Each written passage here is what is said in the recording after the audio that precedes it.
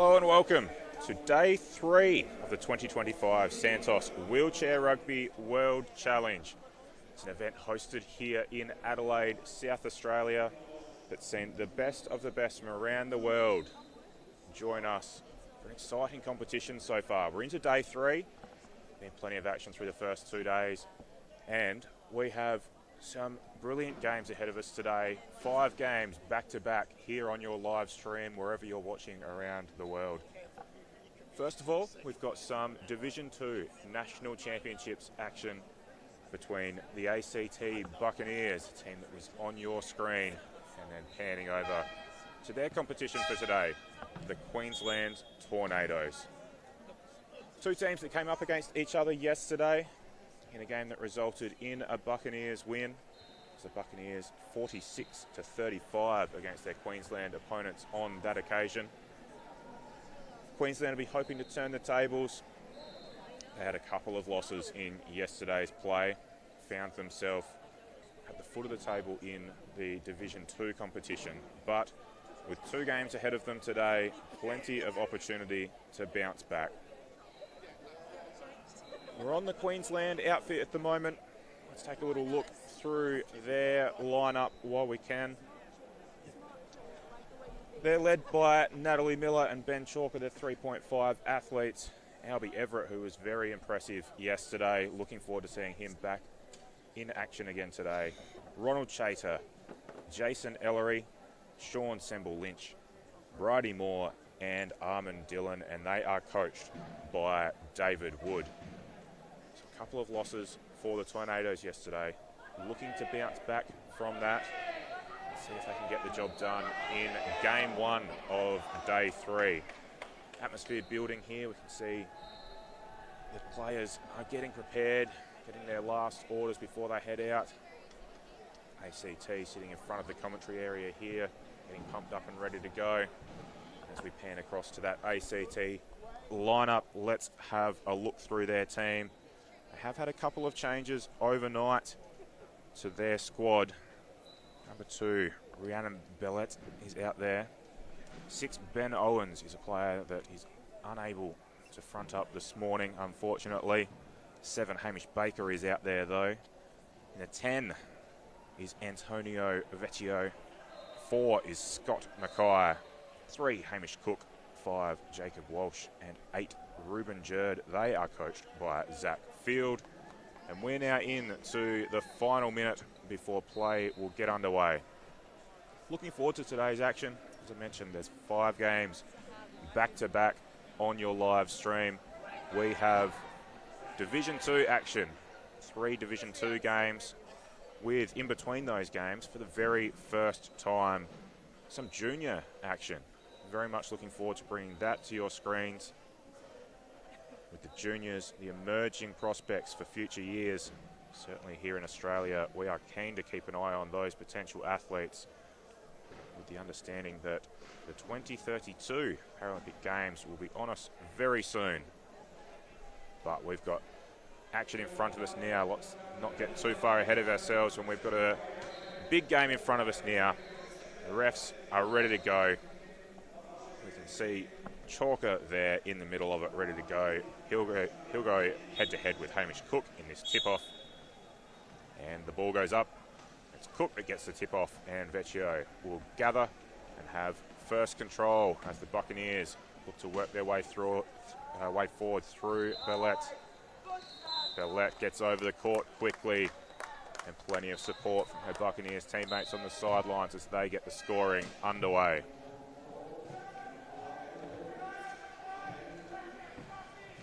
Queensland tinkered with their lineups quite a bit yesterday.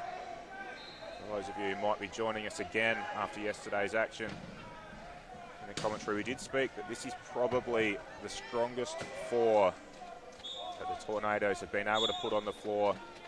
They've played around through some different combinations out there at different times, but this is the lineup that has worked best for them, and they start with it today.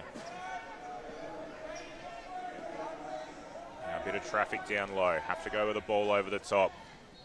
Comes off, Let with some pace, cuts in front of Chater and manages to get through. tries early on going with possession. Both teams able to handle the ball, avoid any turnovers. Ellery makes his way down the court, and he was trapped off screen to the left of screen.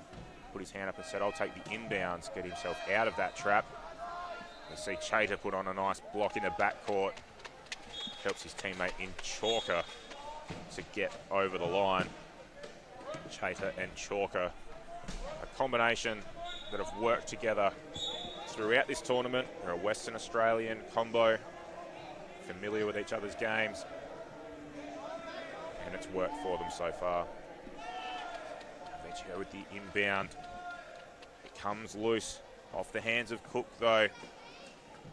Chalker gets a hold of it. Vecchio does well to stop him on the line. Loose ball again. Look for the pass over the top to Ellery. Bounced off a few sets of wheels. Wasn't sure which way to award it, but eventually decides it's come off Buccaneers, and it'll be a Queensland ball. Nice pass. Nice cut from Chater. Gave himself some space and then cut towards that key area. Ellery was able to find him with the bounce pass. Now here's Baker. Young man that was impressive yesterday. This time he finds himself in some traffic. Chalker gets a hold of it. Jump ball is called and the possession arrow says it will go the way of Queensland.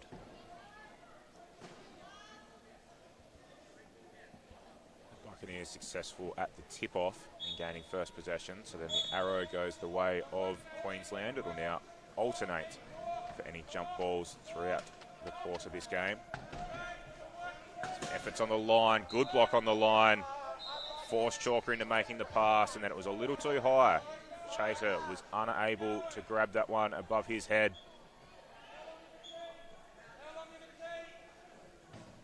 And the turnover comes about.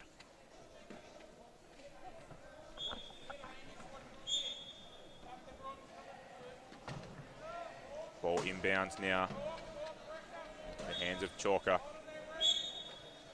And can hear some air coming out of those tyres, and there's going to be a technical timeout for some repairs to be made. There'll be a brief pause in action.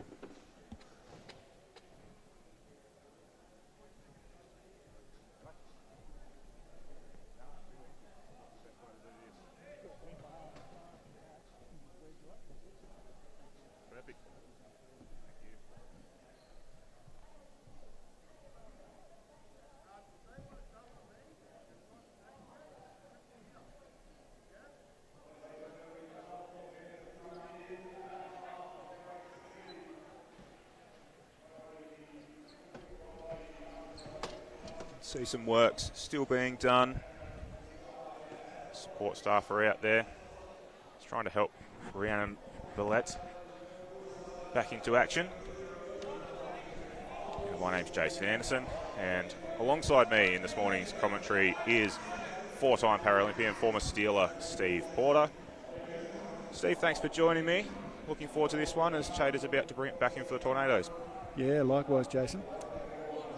Should be a relatively tight game by all accounts, but yeah, we'll see whether some of these teams have taken a few learnings in from the last day or two and into their game plans today. Yeah, Queensland have taken some learnings from yesterday, I think. This four that they've got on the court seemed to be their most consistent, most dangerous four when they had them out there. Albie Everett's a player I mentioned earlier that was really impressive, but his classification made it a little bit difficult to get their best four on the court at times, so he starts off today. And now, there's another young man that was impressive yesterday, Baker, 7 for the Buccaneers.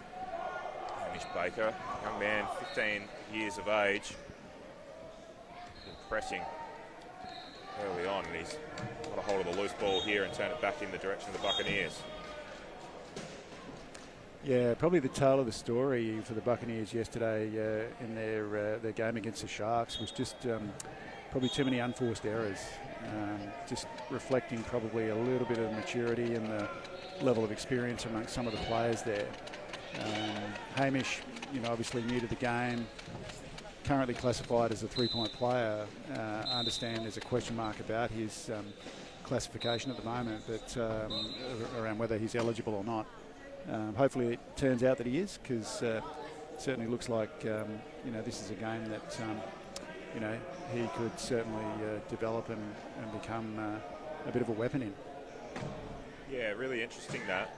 And you're right, the youthful exuberance of the Buccaneers between himself and the other high pointer on the court currently, and Rhiannon Billette. Combined age that's less than my own and less than your own, Steve. So it is a youthful couple of high pointers out there for them. Yeah, 18 years old, I think. There, Rihanna, she's still doing year 12, as I understand it. But again, certainly got some great competitiveness and developing some great skills in that chair. So I think only good things to come for her as well. Yeah, and these young athletes learning their way in this sport. Trialled a few different sports. Rhiannon is very talented athletically. Track and field athlete. Baker, talented tennis player from my understanding as well. So they try a few things out. Hopefully, as you mentioned, Baker's classification is something that allows him to continue with the sport into the future, because he is showing some promising signs. At the moment though, they're going to need a bit of a lift from those couple of high pointers. You can see them on your screen there. Currently trail 6-4 in early stages of this one. The Tornadoes, after their loss to the Buccaneers yesterday, looking to turn things around, and they've started in the right manner. Yeah, the scoreboard probably doesn't reflect the competition at this stage, even though it's very early on in the game. Again, a couple of unforced errors, I think, just haven't helped the Buccaneers' cause. And I was, saying yesterday in one of the games, it's the great teams, the good teams, are the ones that are able to, just reduce or minimise those number of unforced errors. If you can do that, then you're going to be competitive. And again, we see another potentially unforced error there from the Buccaneers, but probably had a little bit more time than she thought, Rihanna, but another turnover. With that rule in the backcourt, limited amount of time to bring it over halfway, that it can create a perceived pressure at times that's perhaps not quite there. I think you're right, she did have a little bit more time than she thought on that occasion, but felt some pressure to try and move the ball quickly. Here's Vecchio. Yeah, probably the most consistent player on the team. I think Jason Antonio's got a lot of experience, even on the peripheral of the Steelers program back in the day. As a 2-point player playing in a defensive chair, he's pretty damaging, especially when he gets up and running. So, yeah, you can kind of look to him, I think, to be probably one of the main contributor on that Buccaneers team in this game. Yeah, important to have that experience out there on the court. A couple of players that are newer to the sport and learning their way through. You see now that Zach Field giving some instructions to his young man in Baker. Across as well is Hamish Cook. A little listen in for that. Yeah, important to have that experience out there, help guide these younger athletes. In contrast, a little bit more experience out there, or experienced heads at least, the Queensland team. Chalker and Chater, two in particular. And Chalker looks like he's forced a turnover there, gets a hold of it and finds Ellery. Ellery with good speed. It's a little contact from Billette, but not enough to put him off, and keeps getting through. Again, a bit of just that lack of experience here, Jason. I mean, Hamish, he was in the front court, and we would always there's probably there's a number of golden rules in rugby, but one is that once you get into that front court, there's generally no need to rush a pass. You've still got generally you should have at least 32 seconds still left on that score clock.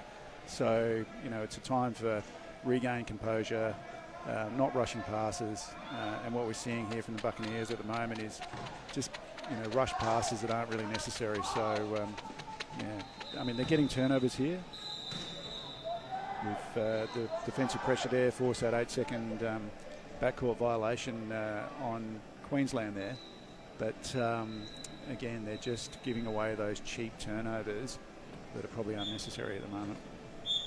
Yeah, 40-second shot clock they've got to work with.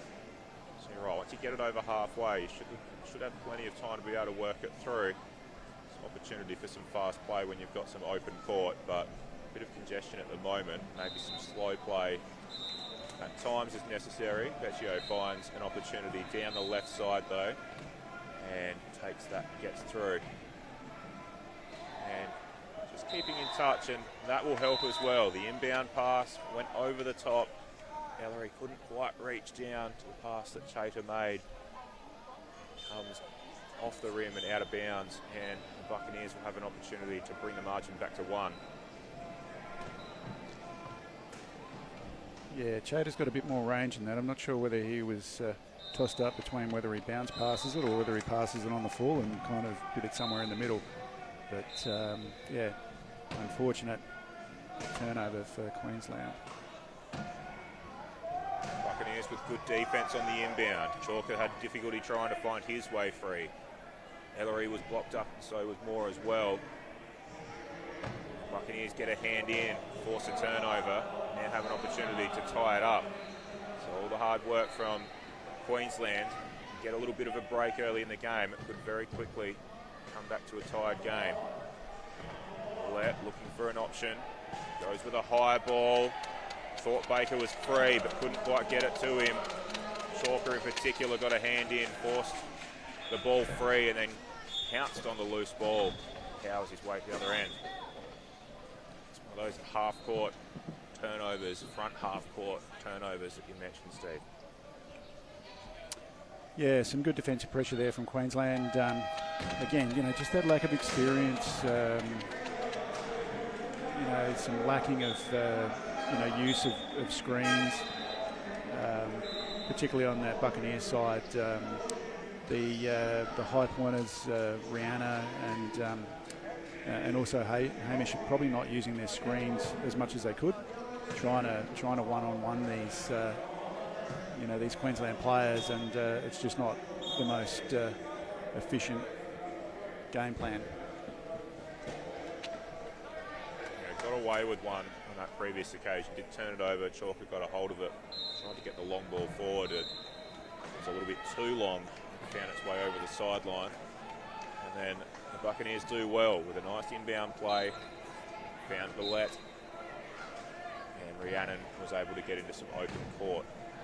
We have seen a change in the Cyclones lineup. Albie Everett, mentioned him earlier. He was impressive at points in yesterday's play, and that's an impressive pass. Lobs it over the top from deep in his own court. Finds Chalker, who's then one-on-one with Baker. Not for long though, Vecchio came in. Disturbed things a little bit too. And now all the cavalry arrive.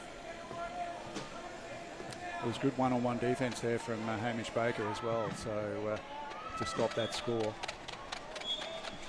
And a nice pass from Chalker. Finds Everett. He finds his way over. Down pass comes into Baker. He's got company with Chalker. They have been one-on-one quite a bit early in this game. Baker trying to get there. Chalker does well. Gets past him though. Baker with good agility. Yeah, that was good control there. Hamish showing a bit of trunk strength there. Able to turn really quickly and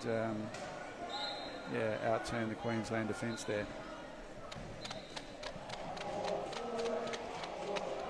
With a nice inbound pass. Works a little 1-2 with Chalker as he got blocked up. Big contact on Everett. Doesn't disturb him though. He takes a bounce. Very long arms, Everett. When he took that bounce, he was able to just touch it straight down. And then keeps working it forward and gets it over the line. Mentioned that Everett has checked into the game. When you into the game with him was Sean Semble-Lynch and also Armin Dillon, so it's a very different mix out there. Made a few changes across the course of the last minute or two. Buccaneers, in contrast, still with their original starting four.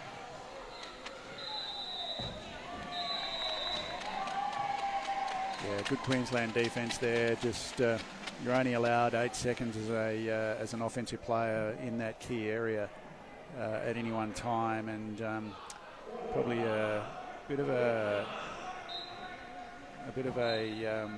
again, an unnecessary turnover there, particularly from Antonio, but they get it back and have another opportunity to score.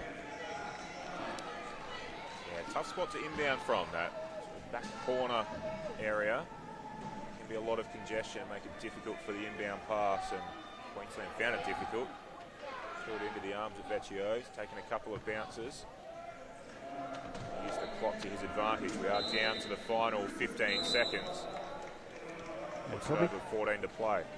Probably could have used a few more seconds there off that clock. To Jason, there's another golden rule in wheelchair rugby is score last. Every quarter, score last, particularly with alternate possession, because you can turn that into a 2-point play if you manage to succeed. And it looks like they will. Yeah, it seemed like 14 was going to be enough time for Queensland to be able to bring it back down the other end and get the last score for themselves, but just a little bit too slow bringing it up, I think, and just missed the timer at the end of that quarter.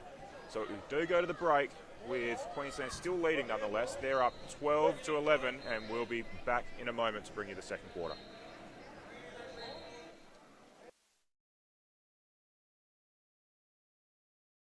Life's busy, so eating well should be easy. That's why I love Light and Easy. With a huge range of ready-to-eat healthy meals from around $8.50 each, there's no prep, no stress, just great food that keeps me going. And if you're an NDIS participant with meal prep and delivery in your plan, you may only need to pay 30% of the cost for your meals. And with so many flexible, affordable options every single week and no locking contracts, I can order what I want, when I want it. Healthy living made easy? Yeah, that's Light and Easy.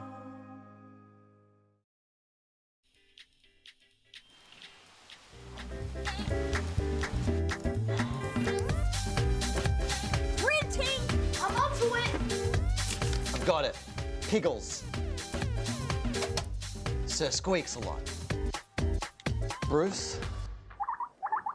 Bruce.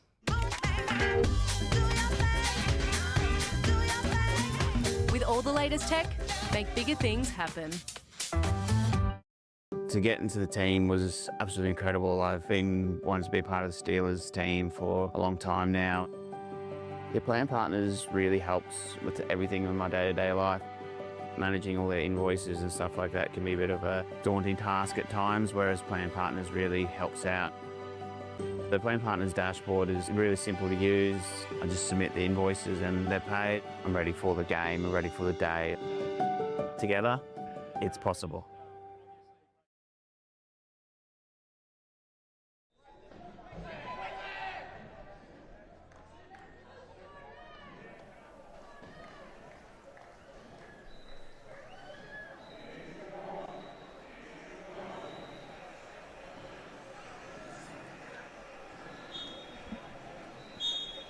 Back with the second quarter action now. Straight into it. Vecchio tossing the ball in to Baker. Ellery getting a hand on the ball. Baker manages to get free. The pass over the top though. Vecchio couldn't get a handle.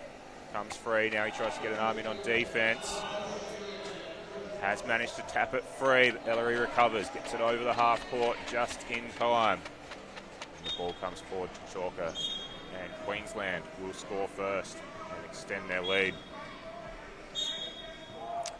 Yeah, unfortunately, Buccaneers there just squandering that opportunity to go out another point. They did everything right in the end of that first quarter. They scored last, but unfortunately they weren't able to make that first score in this quarter to really capitalise on that position. But a great pass there from Rihanna down to Hamish Baker as well just then. Yeah, nice. Long pass down court out in front of Baker, who was able to reel it in. going one-on-one with Ellery towards the try line. Ellery, a player yesterday that for a two-pointer showed some great speed at various points. Was able to use it offensively and defensively at times, but Baker was too quick, too much of an advantage on that last play. Now the Buccaneers have forced a turnover. They've had the inbound, ball comes loose, but they managed to recover. They'll keep possession, at least momentarily, but then it comes out. Chater and Chalker both putting the pressure on. It's Chater that gained possession of it, then a little lob pass over the top to Chalker. Yeah, Antonio there with 5.5 points on him was unfortunately not able to get that out of there. And then Ellery does well. One-on-one against Billette, was able to knock the ball free, and Queensland will have another opportunity now. Through Ellery and then Chalker. Vecchio does well, stops his progress. Then to Ellery. Cook thought he might have been able to stop him, might have been able to push him into that corner post, but not quite. Ellery was able to sneak through. Did get through, but then just needs a few little running repairs, so calls for some assistance. Yeah, it was a good try there from Hamish Cook. He got the pick bar in there, and unfortunately just wasn't quite able to hold him back. Talk us through those pick bars on the front and how you're able to use those and stop the momentum. What's the technique that you're looking for to really use that the best way you can? Basically, Jason is dig that pick bar in wherever you can get it. Yes, it's an easy tactic then. You can see though the design of the chairs has evolved extensively over the last 20 years, but you can see there's some very rounded chairs with what we call kind of fender bars or wings. They're generally the offensive chairs. And those chairs are there to try to stop the defensive chairs, which are the ones with those pick bars or those cages on the front of them, from trying to stop them. And conversely, the defensive chairs are there to try to stop the offensive chairs. So back in the day, it was a situation before the rules evolved that pick bars were getting higher to try and get over the tops of the wings, and then wings were getting higher to try to stop the pick bars from getting over the wings. And we wound up seeing, wings right up by, over the centre of the wheel, which was, and pick bars, and it was starting to get quite dangerous. So the International Wheelchair Rugby Federation, with their infinite wisdom, decided to bring in some rules, and they've capped the height of the basically the pick bars to 200 mil. The furthest extending point of every chair can't be above 11 centimetres. So the front of the chair that extends the most on every chair, whether it be offensive or defensive, can't be above 11 centimetres.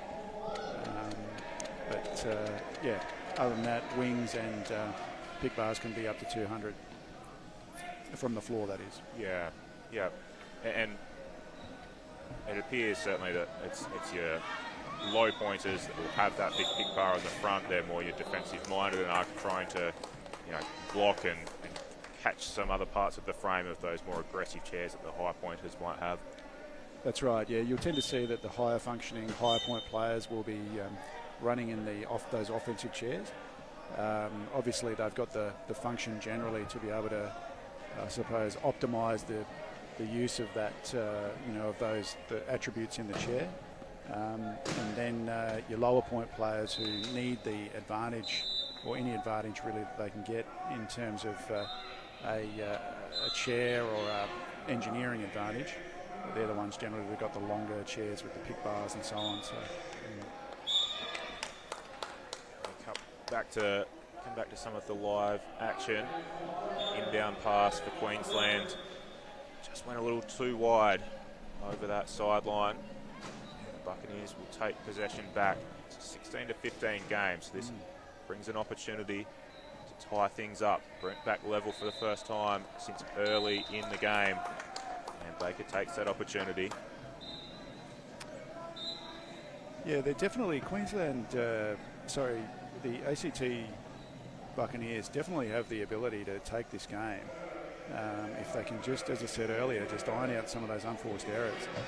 I mean, here,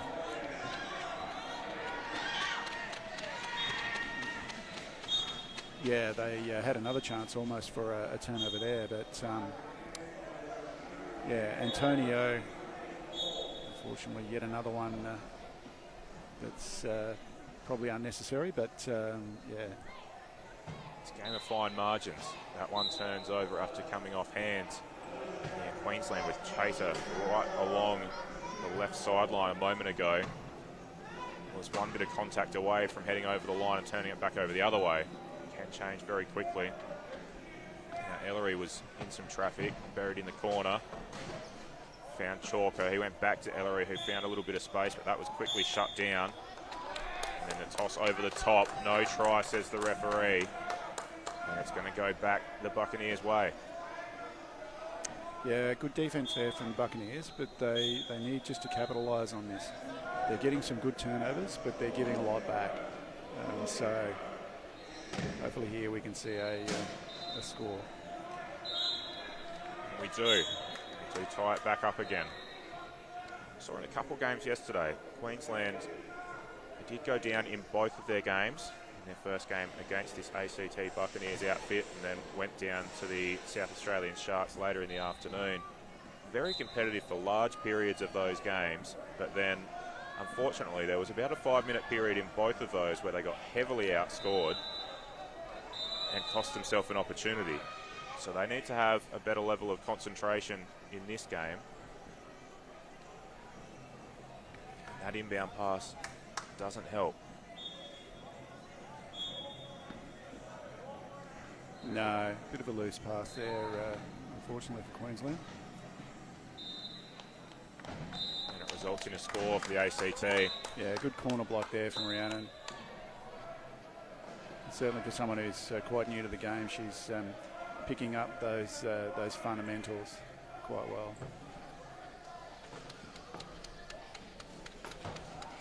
Yeah, you can see her put that block on in the last play to help Baker get over, but then quickly turned her attention to defence, was barking out some orders. And a good level of leadership out there as well for a player of her age. As the Queensland team came down and scored, back to 18 apiece now. And then a timeout called. Both coaching staff will be looking to give some instructions. Zach Field for the ACT Buccaneers is their coach. Making a few changes. Players just working their way through these rotations that will be coming up. Bit of a different mix that they'll probably throw out onto the court. Yeah, Zach Field been around for many years with the New South Wales team, and also more recently with the ACT, so yeah, got a lot of experience, and you know, I'm sure these Div 2 players will benefit from that. Seems to be pointing them in the right direction at the moment. Yeah, playing well. A few of those unforced errors in the first quarter. They seem to have reduced those from their game in this term. Have an opportunity to hit the lead if they can work their way down the court. Both teams have made quite a few changes, so it's a new look for both lineups. Dangerous pass over the top. Tio gets it. Time is winding down. Needs to motor to get over. Tosses it forward. Gets it forward just in the nick of time. Baker gets it. Well-timed pass. Clock was running down.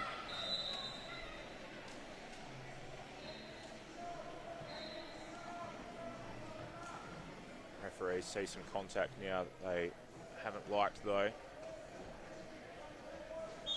Yeah, first contact warning there by the look of it. Long inbound pass. Vecchio does well. Picks it off. Read that play really well and then was able to handle. Get over the line, and suddenly the Buccaneers have a 2-point gap. And then Semble Lynch goes to Miller off the inbound. Miller unable to handle, and that's 2 consecutive turnovers off the inbound pass. Defensively, Buccaneers have set up well and made it difficult for those inbounds, but still nonetheless have that inbound opportunity. The error is somewhat unforced, and particularly on that one. I think the pass to Miller was fairly clear, but wasn't able to get the handle. Time is called. Yeah, I think a good timeout usage there for Queensland. The ascendancy was definitely with ACT Buccaneers for the last couple of minutes. Again, we're seeing just a lot of rush passes, a lot of passes coming people's way that aren't necessarily ready for them. We're also seeing a lot of crowdedness, if that's a word, on the baseline. We'll go with it. You often see that when you've got a low point inbounder that doesn't necessarily have the range. You'll see that the offensive team are crowding the baseline, and that makes it a lot easier for defensively to put the pressure on. So I'd like to see probably both teams just spread the court a little bit more, just to open things up. So. Now here is some crowd down in the key. Able to knock the ball free and force a turnover in their direction this time.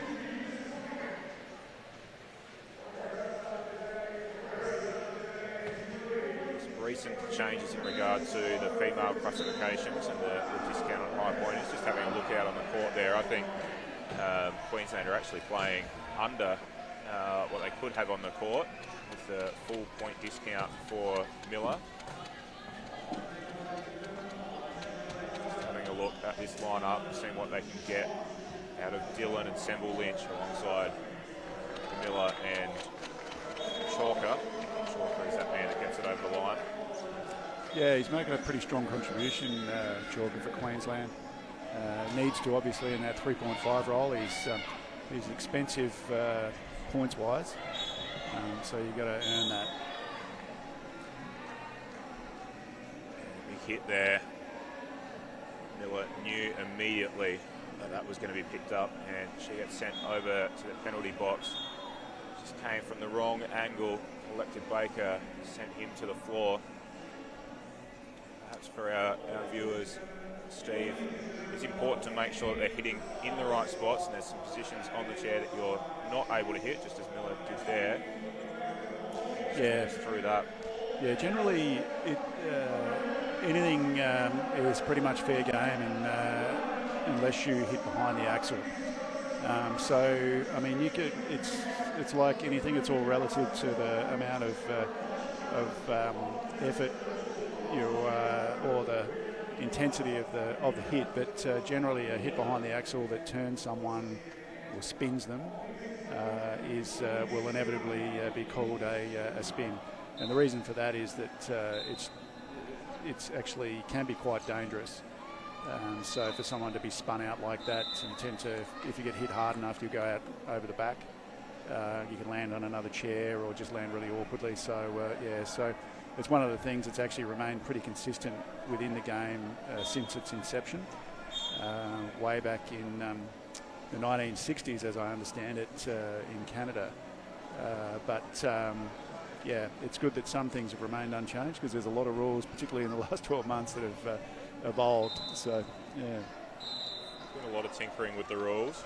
The game looks a little different than it did at these same championships 12 months ago.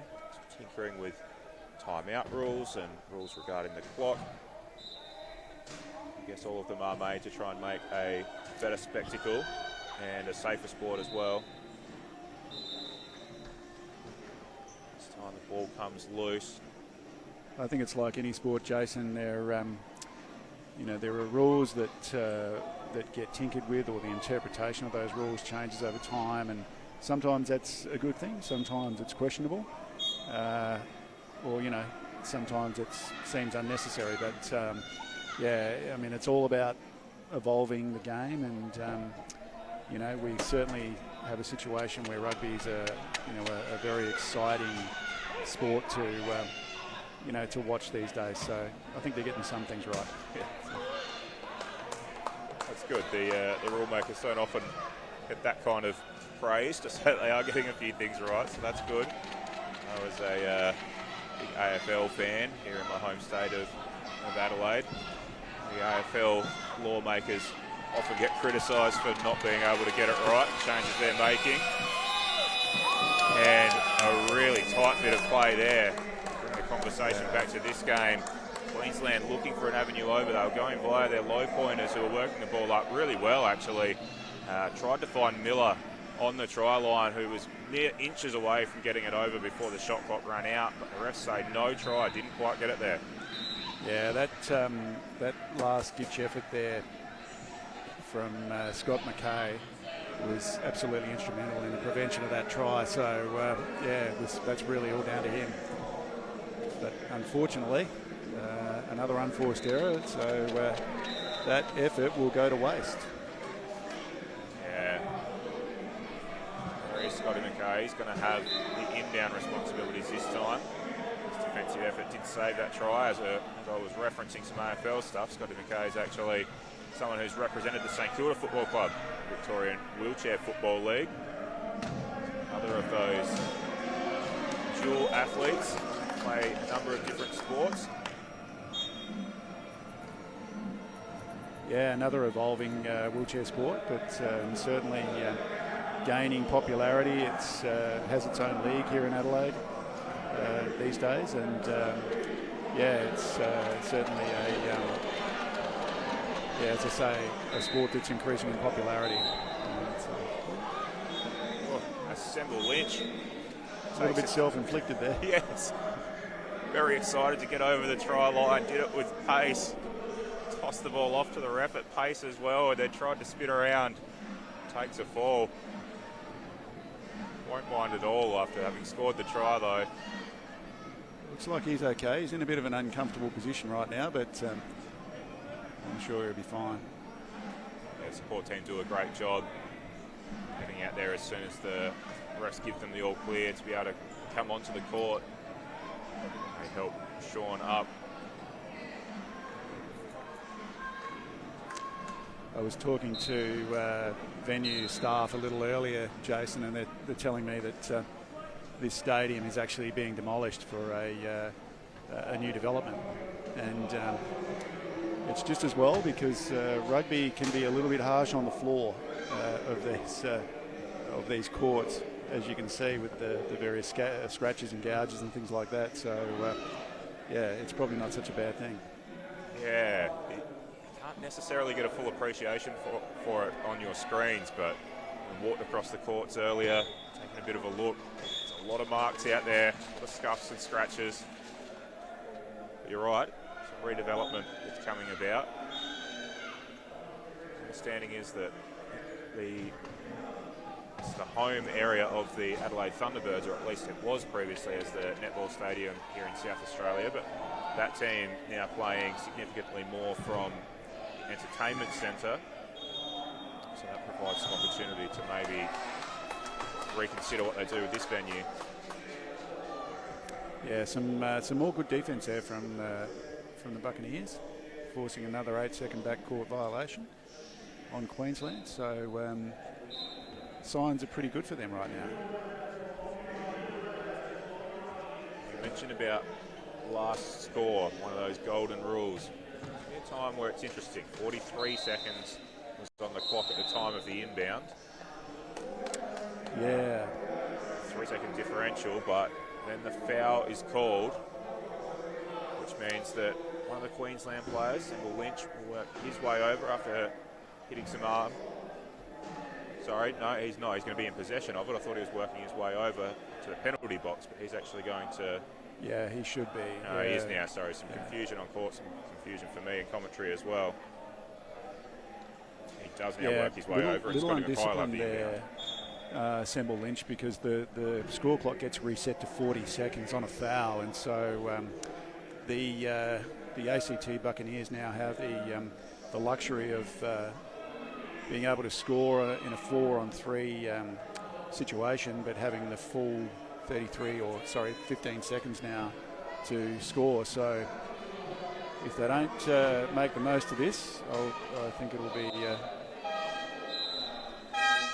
disappointing, but they have, so that's great. Most of it, yeah. 6 seconds left on the clock. Again, Antonio could have left a little less on the clock there. Should have wasted pretty much every second of that, but it's just a bit of an opportunity now for Queensland, if they got a long enough pass, to try and score within this 6 seconds. It's one of those new rules. Timeout brings them down the floor. Not going to bring them down the floor enough. Chalker finds himself here inches away from crossing, but the defence was good. Blocked him out, meant that he couldn't get there. Buccaneers did get that final score of the quarter in the end, final score of the half as well, and the Buccaneers lead 25-21. We'll be back soon to give you some more thoughts on the first half, and then we'll take you to second half action. We'll see you soon.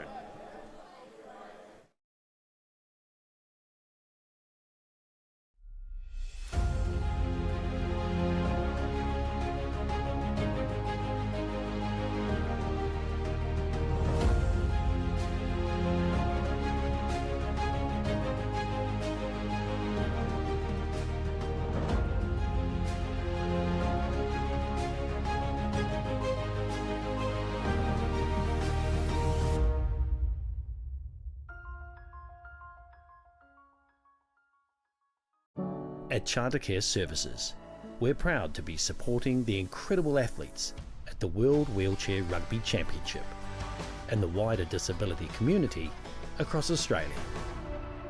Whether it's the right mobility aid, safe transport, or an experience on the water, we make accessibility easy.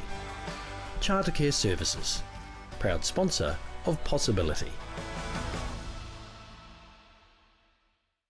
At Degnan, we don't just build infrastructure, we build possibilities. We work collaboratively to bring excellence, innovation and diversity, delivering projects that connect people and shape the future.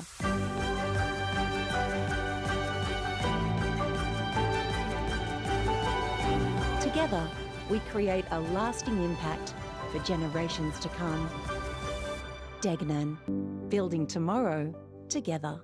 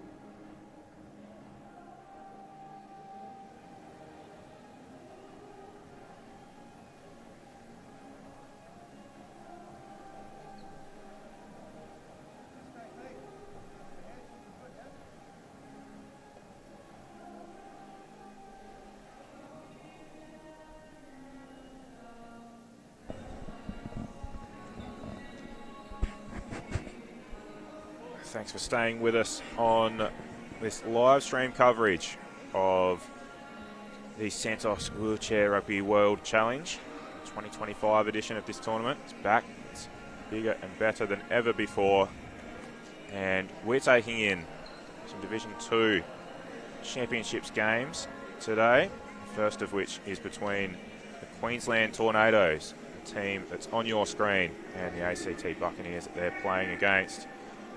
Tornadoes just chatting through some strategy for the second half. They find themselves with a 4-point deficit through the first half. They lost both of their games in day one as well, so they need to turn that around if they want to try and make it through to a gold medal game tomorrow. At this point, it looks like the South Australian Sharks might be the team to beat in Division 2. They were victorious on both occasions that they took to the court yesterday. So this is the game. Queensland probably need to get a victory over the ACT Buccaneers if they want to try and force their way into that game.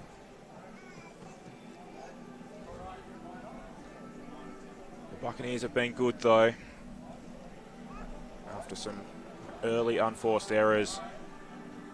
Bit of youthful exuberance in their game through the first quarter. They have settled it down since then. Might be able to hear through the effects mics. This Buccaneers team is pumped up and ready to go for the second half. Some experienced campaigners in their teams during that half-time break talking to their team about keeping control of the ball, maintaining possession. They don't need to rush. And that's exactly what they did through the second term. Forced the issue a little bit in the first, turned it over and took a 1-point deficit into the first break, but turned that around with some better control in the second quarter as we come back to live play. Ellery with the inbound to Albie Everett. Old Chater gives it back to Ellery. Good bit of defence from Jacob Walsh, who managed to lock up Ellery. Ellery then goes to Symbol Lynch and finds his way over. He's gone over a couple of times in this match now. Inbound pass comes to Rhiannon Bellette. Ambitious long ball. Ball boggles free. She nearly had the opportunity to grab it again, but Chater was the one who got to it first and then offloads to Ellery. And Queensland get another one, open their account in the second half and trim that margin back. It's the start that Queensland needed. Yeah, some good defensive pressure there, and because they had the inbound at the half-time break, it was they were able to capitalise on that 2-point play. So not the start that the Buccaneers would have liked, but they've been travelling okay for the last over that second quarter. So we'll see whether they can maintain their impact over this third quarter. Scotty Mackay doing his best work on some defensive effort there against Chater. Ball boggled free for a moment, but Chater managed to regain it. Toss it forward. There's Everett. Uses those long arms, reach down, touch it on the floor. To make sure they're touching it down within every 8 seconds. Holding it for longer than that will result in a travel call. Everett does well, touched it down a couple of times in that play and then finds his way over. Now a bit of congestion down low. Forces an inbound pass that probably wasn't there. Quick pick off and straight back over the line.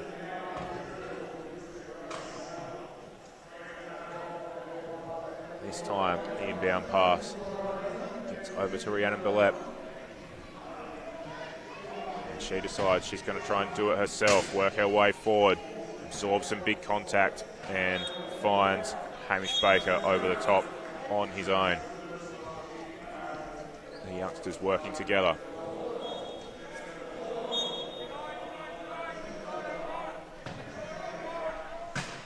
Ellery initially looking for a long ball, might be forced to take it, does take it. Symbol Lynch does well, up high, good gather and then toss back to Ellery. It's a dangerous inbound pass, but it's come off. Ellery's going to go all the way. It's good defense on the inbound from the Buccaneers. Forced a pass. Queensland was good enough to make it work.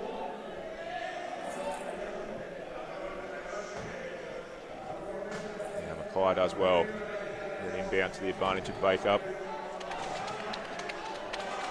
But then a turnover comes. Ball in dispute now.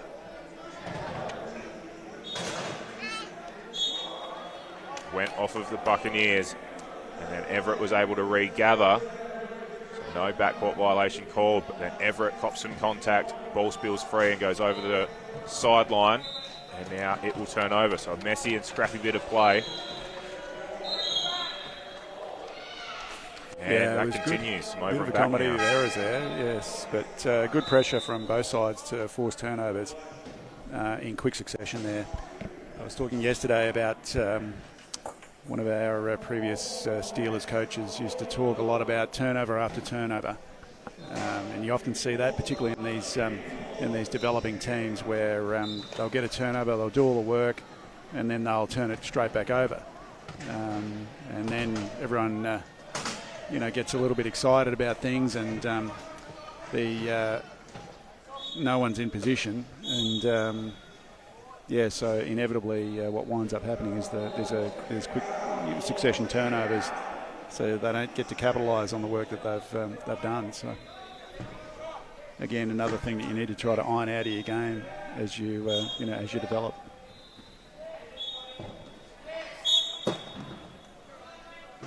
And unfortunate on the inbound pass, Ellery. Everett reached up high to draw it back in, but couldn't. Spilt free over the backcourt. And now the Buccaneers have an opportunity, and they make it look pretty easy. Yeah, they're capitalising a little bit more on some of the, some of the wins that they're getting out there defensively, which is good. Oh, big contact in the middle of the court. Antonio Vecchio goes to the floor after contact with Ellery. Team come up and they'll help him up as he manoeuvres himself into position.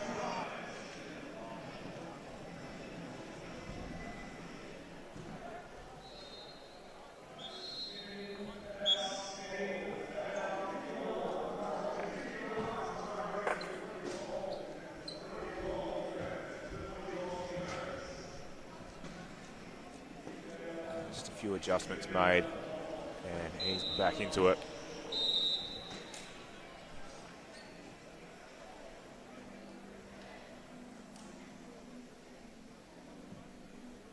So some manoeuvring and some positioning. Somebody from Queensland's going to have to head over to that sideline and actually inbound the ball. Ellery decides, I'll take it. Gets there now. This is it back in to Everett. And the sunlight coming through the roof here at this SA Netball Stadium.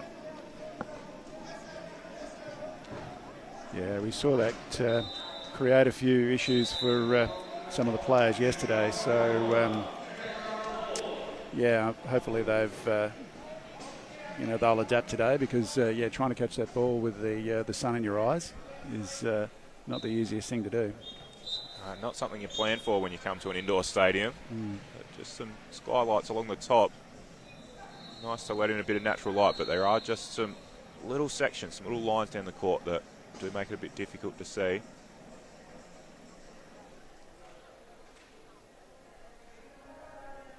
As we've got a timeout called. Dave Wood brings his team over, has a chat.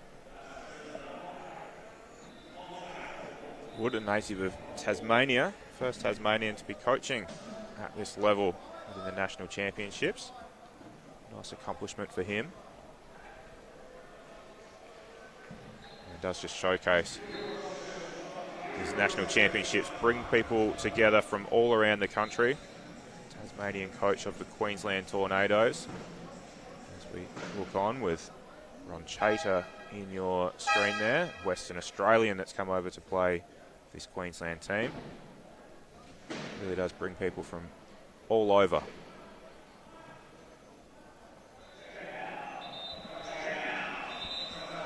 Miller gets some strapping before getting back out into it. And a bit slow coming back out onto the court, Queensland. So the Buccaneers have an opportunity to catch them on the fly. But Semble Lynch did well. Managed to slow down Rhiannon Billette. Great pass there from Rhiannon. So, and a great grab there from Hamish Baker as well. There's a bit of heat on that pass. Every player that pretty much that plays wheelchair rugby has got an impairment in their hands or their upper limbs, and that means that passes that may look fairly easy to catch for for your average person can be quite difficult. So some of these players and the passes that they pull down with the function that they have is it's quite impressive. So. Yeah, that dexterity is difficult for some of these athletes to get a hold of the ball. Got a hold of the match ball yesterday at one point, and the hands are still a bit sticky from grabs onto it. I would refer to it as grippo from Aussie rules background, but sort of grippy substance that finds its way onto the ball. Gives a little bit of assistance. Yeah, grip goo is used. It's pine tar. It's a little bit like, as you say, that the grippo that they use in Aussie rules or handball grip that they use in European handball. It's great stuff for the game, but it's not great if you get it in your hair. Yeah. I'll tell you that much. It takes some getting out, I'd imagine. Might just need to shave the locks off to get rid of it at times. Like getting a chewy in your hair. Yes. Yeah, Vecchio with a quick inbound to Baker and then straight back to Vecchio. Works his way forward, does well to get past Miller. And then works his way all the way through to the end.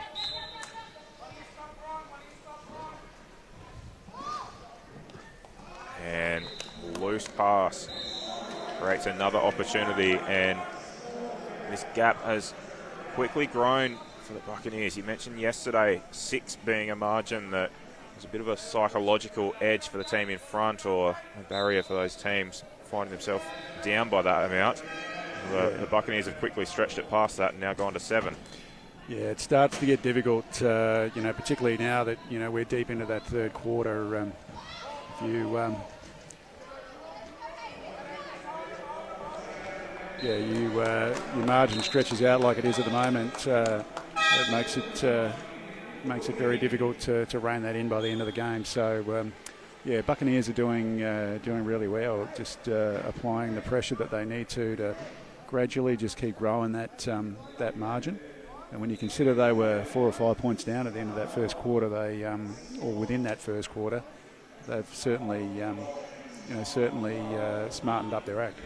Yeah, I referenced it earlier that the Tornadoes have just had a tendency through all 3 of their games now to have a 5-minute lapse or so where they've given away a lot of scoring opportunities and created a real hole for themselves. They've been otherwise competitive throughout. I think if you look at 3 quarters of their first game, 3 quarters of their second game, and probably end up being 3 quarters of this game, they're pretty much neck and neck with their opponents, but they've just conceded too much in one period of down play. And yesterday it was one of the early quarters against the Buccaneers where they gave them a gap that they couldn't reel in. This time, very competitive and in fact in front for large periods early. But this third quarter has been the one that's caused them some issues. Yeah. They call it the premiership quarter in Aussie rules, isn't that right? That's right. That's right. It's the one that counts. And for the Buccaneers, it's really counted for them. They've been able to put on a very handy break. It'll be difficult for Queensland to come back. This man's going to be important if they're going to have any hope of doing it. Chalker to Chater, and then forward to Ellery. It was a nice bit of play, just needed that final connection to come together. Couldn't quite get there. Yeah, they had it all happening, but again, an unforced error there just results in a little bit further pain for Queensland.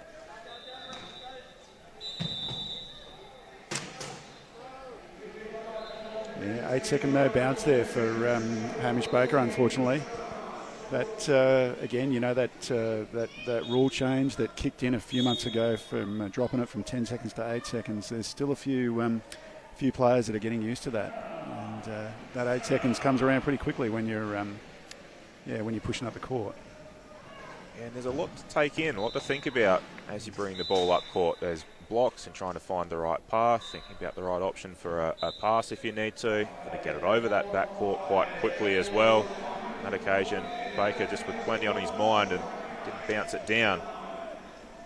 Queensland managed to capitalise from that turnover, get over the line, but it quickly comes back the other way, and the ACT just scoring more freely. Does look easier for them at the moment.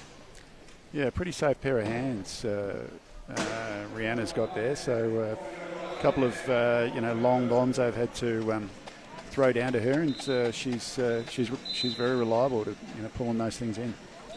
It's what you need when you've got someone going long like that in that seagull type role. as we call it in wheelchair rugby. So, yeah. Yeah, she's been impressive so far. It's down long again to the left of screen. Just spreads that defence a little bit more. Gio gets it over halfway, just in the nick of time. Refs were having a good look at the shot clock and at whether he was able to cross the halfway line. Did get it there. And then a nice little bounce pass back to Baker. Ball gets knocked free by Ellery. Baker recovers. Shot clock counting down. Support team on the sidelines counting it down as well, and Chater did well to block it up. Baker couldn't get over the line before that clock hit 0. Yeah, good defence there by Queensland. Another thing we talked about yesterday a little bit in a couple of the games is what you also see in some of these developing or Div 2 teams is a lot of reaching. You won't necessarily see that in the higher level or the international competition. It's as I said, I had a coach once that would say to me that a man can't run with his feet off the ground, and in other words, keep your hands on your wheels. That's because if you miss that ball, then chances are the offensive player is going to get away. So keep your hands on your wheels. So a couple of teams will give one or two players a license to reach, but generally, as a rule, it's just not a thing that happens, because if you get called for a foul, then one of your defensive players is going to the bin, and that just makes it a whole lot easier for the offence to score. So, yeah. It does seem like there'd be a natural tendency when the ball gets knocked free, perhaps you've had possession and it gets taken away, that your natural instincts to take over and you just want to snatch it back again as quickly as you can, but you'd have to avoid that because the risk of taking arms and finding yourself in the penalty box is right there, like you say. Yeah, absolutely. Again, you do all that work to get a turnover, and you lose it, and you reach back in there. Not only have you lost it again, but you're a man down as well for a minute.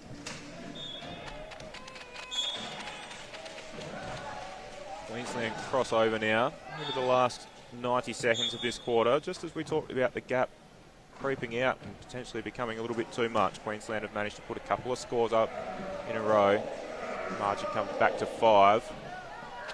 And they have another opportunity now. Ball comes loose.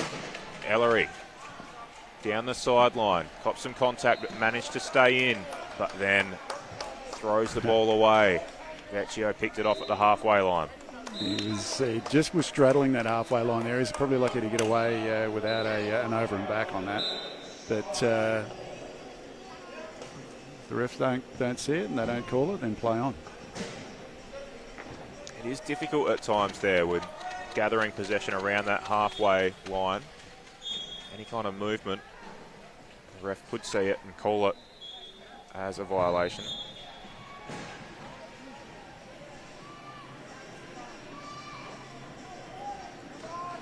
Here he is with a bit more space to work in this time though. Gets over the halfway line without any difficulties. Yeah, Antonio really needed to be able to do that because they were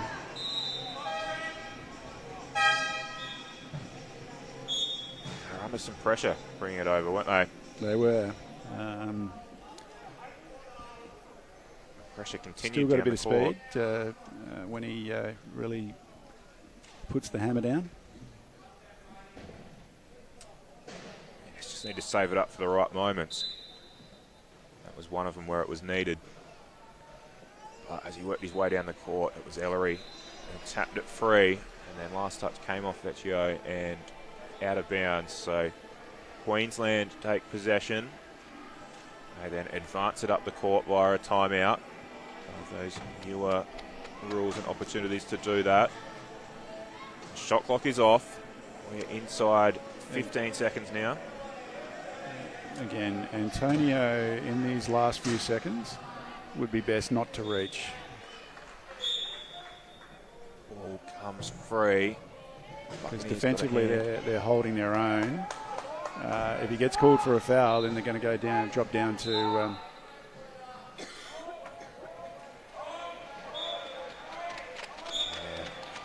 The inbound pass was clever. It's really the work off the ball before the pass itself that created the opportunity. So they had 6 seconds to work with, the Tornadoes. Ellery put himself in the right position. The blockers stopped the defence from being able to stop him. The inbound pass came and he goes over the line. And then the clock winds down and it is a 4-point margin. Queensland trimmed it back up again and we still very much have a game on here. So stay with us. Join us in a few moments where we'll be back with the final term in this clash between the Queensland Tornadoes and the ACT Buccaneers.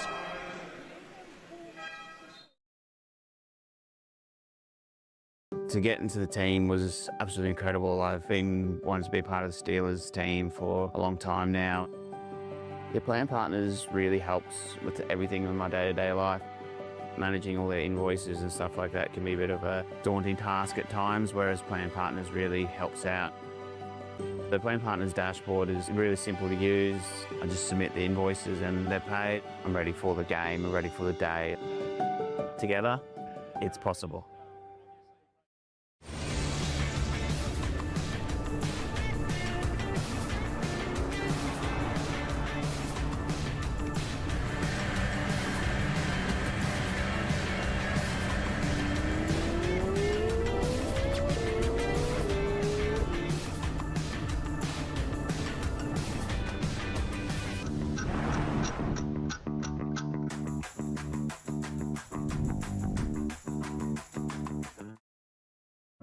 Suncorp is giving every home in Australia a voice. Even former league champion Jonathan Thurston's place. Who you calling former? Hi, it's good to finally chat. A home like me is a high risk for storms. Suncorp Haven lets you hear from your home about its weather risks and how you can help make it stronger. I better stop putting off this yard work. Listen to your home now. Search Suncorp Haven.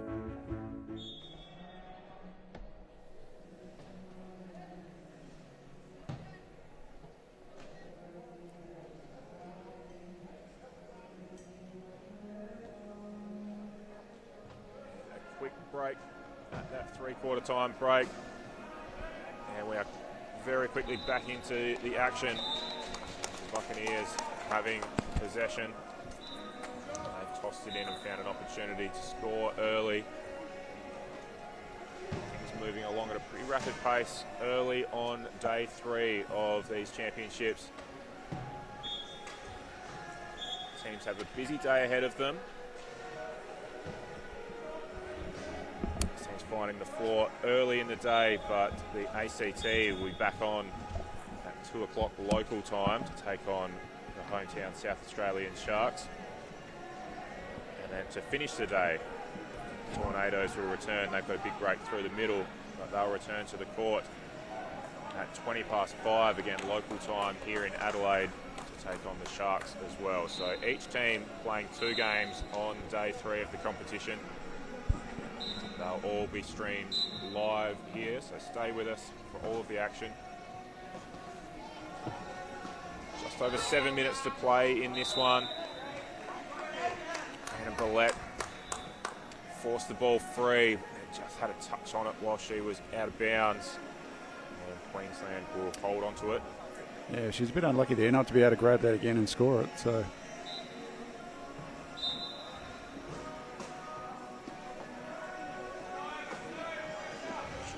Perhaps with an opportunity to get down quickly.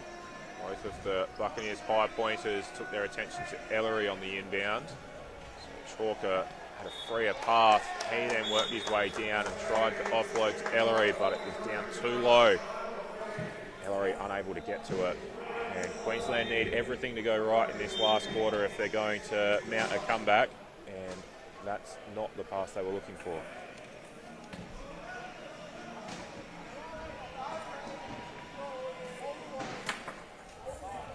That's a luxury to have a long ball like that tossed over the top. Backcourt timer counting down on Baker after the Buccaneers had been caught in their back half. Tossed the underarm pass just into space. Up court. Billette, better speed, able to get onto it first. And made it look easy. Yeah, that key defence there, not as effective as the Buccaneers would have liked it to be.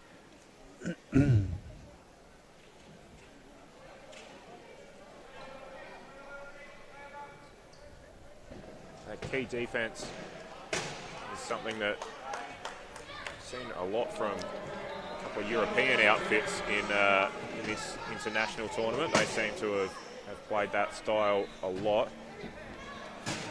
At this level, I've seen the press up the court a little bit more often. On this occasion, that press works. They came up the court, put the pressure on. Queensland weren't able to cross the halfway line in time. Perhaps the result of the key defence on the previous occasion. They said, no, let's set up the court a little bit further this time, put the pressure on, and it's worked perfectly. Yeah, good result there for Buccaneers. So, again, hopefully they can capitalise on that.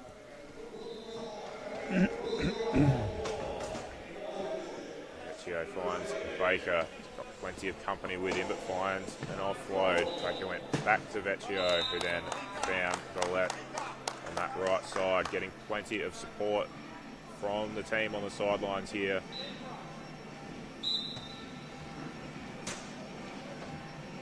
Chater with the inbound pass. Ref moving that arm, counting down the time for the inbound. Chater gets it in time, goes to Chalker, and then straight back, and the pass was straight into the back of Vecchio. Not at all what Chater would have been pickup. intending. Great pickup by... Let's got the ball free.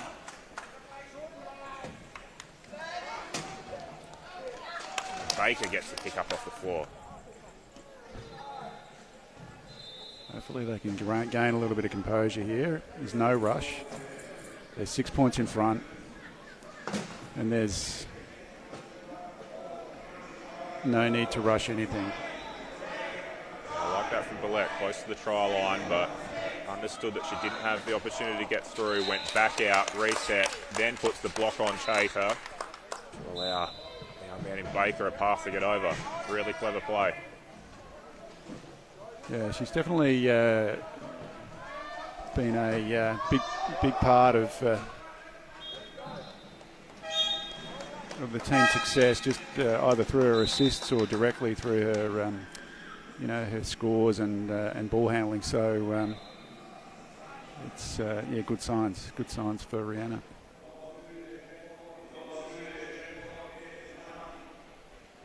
And defensively again. Really sound from the Buccaneers. Forced an error. Chalker had to try and thump it forward. Didn't work. And Queensland will take a bit of a different look now. Chalker heads over for a rest. Everett comes into the game. Semble Lynch comes into the game as well. Buccaneers stick with their same four. This is the four they started with and have spent the majority of the time on the court. It's a four that's working for them. An 8-point lead at the moment. Ellery brings it down. Crosses over the top to Everett.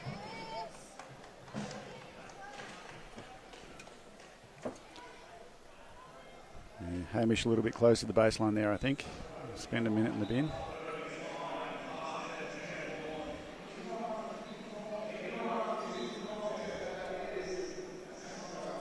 Checks with the ref off screen. Is that me? Confirms definitely is. And Baker finds his way over to the side.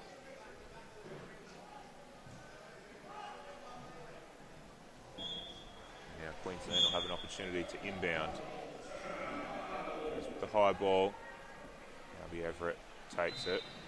And that's about as simple as it's ever going to get.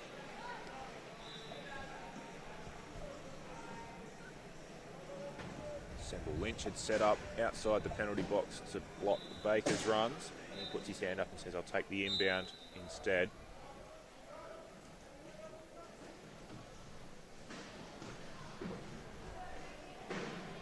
Brings it in quickly to Hamish Cook. And passes it back. Semble Lynch gets some hands in there for the Tornadoes, but... He knows he's got to get rid of it. That's right. Yeah.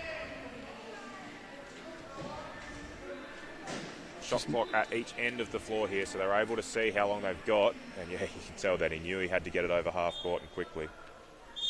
Fortunately, Rihanna wasn't able to get free to be a little bit more of an option for that pass down the court.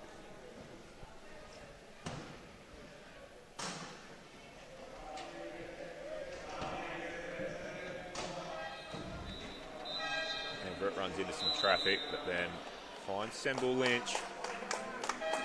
But no try.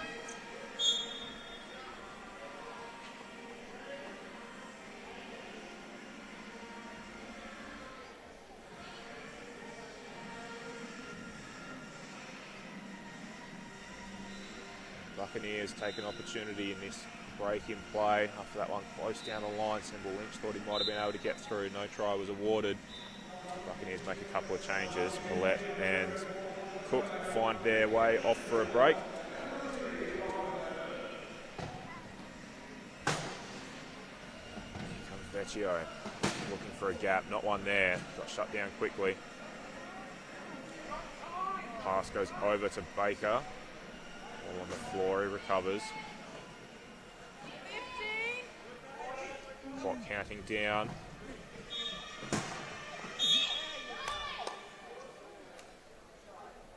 And a penalty try is awarded on that one. A bit of brute force on that occasion. As the shot clock came down, there was a gap there, and he went for it. Now the inbound pass gets knocked free. Walsh.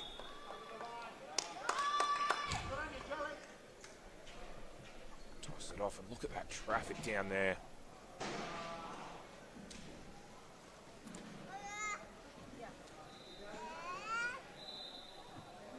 Torres found Ellery behind the line defending there.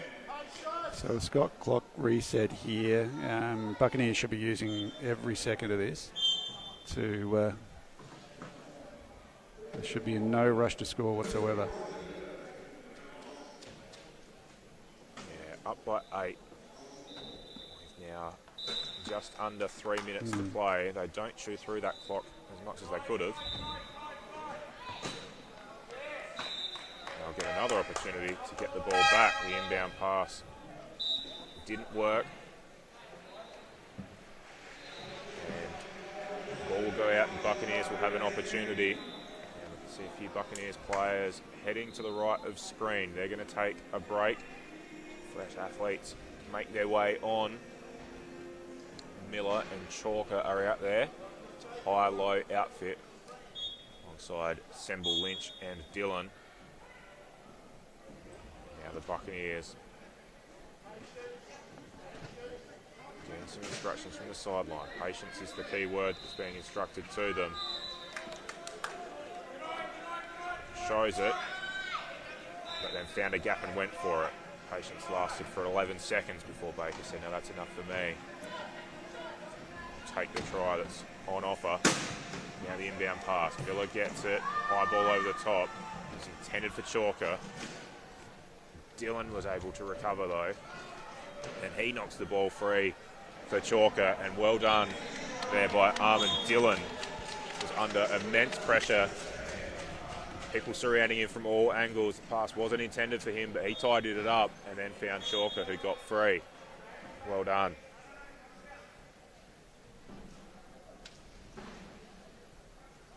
Vecchio quickly back the other way. Spinning on a dime.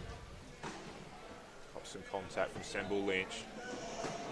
Touches it down. Finds an opportunity to get through. Baker's the one that created the path, put the block on.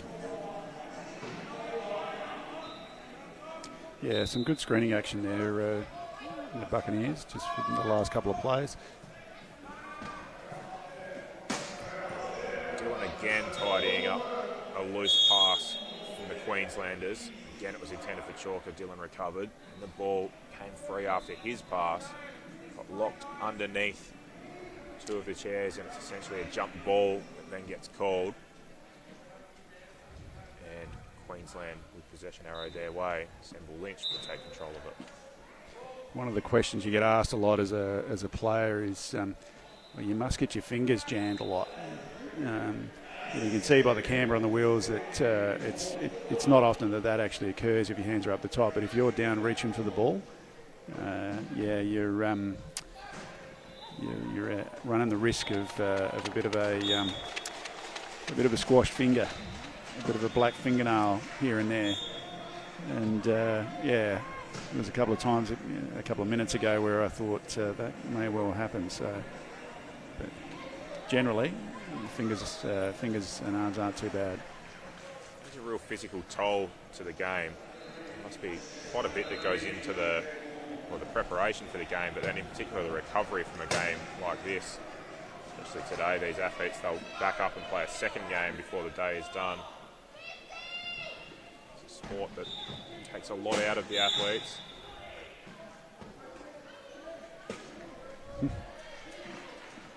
Hamish just, unfortunately, just venturing out of court there, I think. Just a little lapse in concentration, a bit of contact might have forced the issue as well.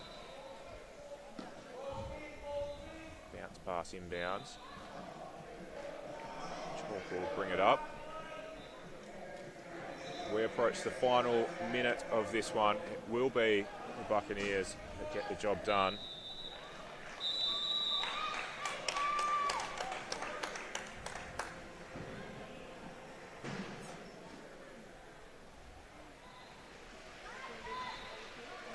Job done defensively there as well. Getting a stop late in the game. The score when these teams met yesterday was 46-35. The Buccaneers have put up a fairly similar score. Tornadoes an extra couple that they didn't get yesterday. Haven't trimmed the gap enough.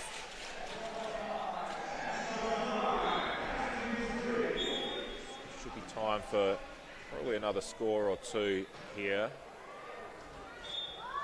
The inbound pass from high. Couldn't get all the way over the top. Chalker got a touch on it and then back out of bounds. Buccaneers would take two. Opportunity to bring it in. Vecchio throws it into Baker. Comes off his shoulder and out of bounds. So scrappy players. The players start to fatigue in the final minute of this one.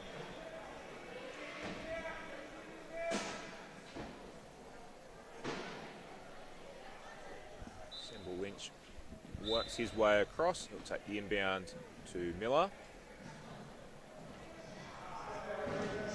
Shot clock and game clock very even here, but won't be a factor anymore. Turnover comes. Vecchio takes it. Shot clock goes off. Buccaneers will bring it up to court. Vecchio tosses long. Baker takes it. Slowed down a fraction. Support team is calling for him to perhaps take a little bit more time off the clock, given 16 seconds to Queensland to be able to get it back. Chalker moves quickly down the court, and it does look like he's going to be able to get one back the other way. He gets one with 4.3 left on the clock. Timeout called.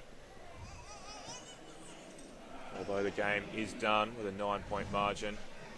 Buccaneers still want to play it right out.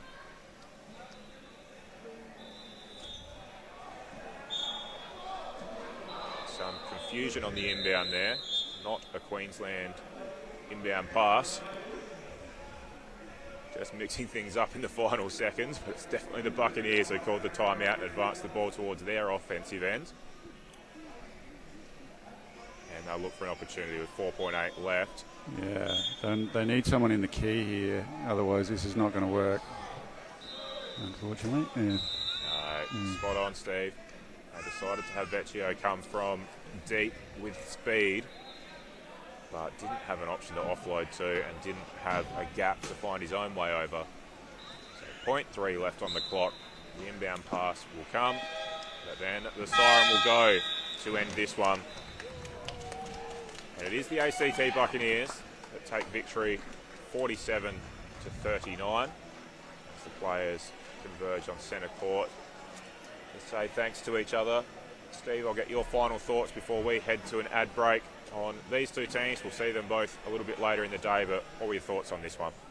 Oh, look, it was a good performance, I think, by ACT Buccaneers there in the end. They certainly, as the competition's, going forward, they're progressively ironing out some of those unforced errors, and so we're starting to see some slightly cleaner rugby.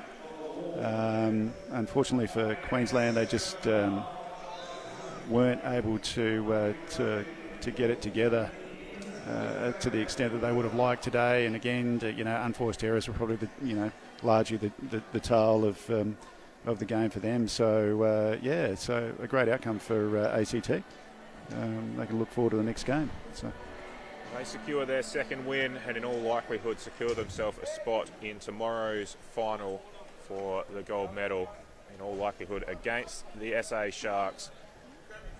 That's the end of this one. We're looking forward in only a few moments from now of catching some junior action, so stay with us. That will be exciting to see some of the emerging players in this sport. In this game, it's the Buccaneers 47-39 against the Queensland Tornadoes, and we will be back shortly to bring you the very next game. Stay with us.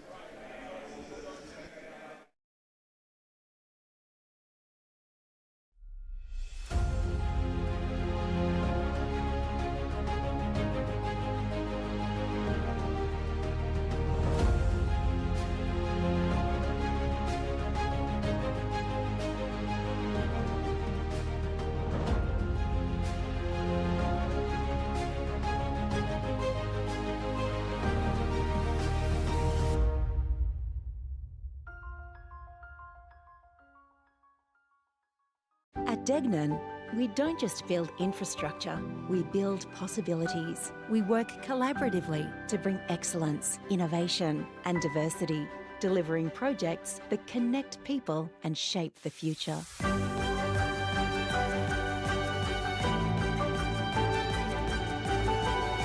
Together, we create a lasting impact for generations to come. Degnan, building tomorrow together. Life's busy, so eating well should be easy. That's why I love Light and Easy. With a huge range of ready-to-eat healthy meals from around $8.50 each, there's no prep, no stress, just great food that keeps me going. And if you're an NDIS participant with meal prep and delivery in your plan, you may only need to pay 30% of the cost for your meals. And with so many flexible, affordable options every single week and no locking contracts, I can order what I want when I want it. Healthy living made easy? Yeah, that's Light and Easy.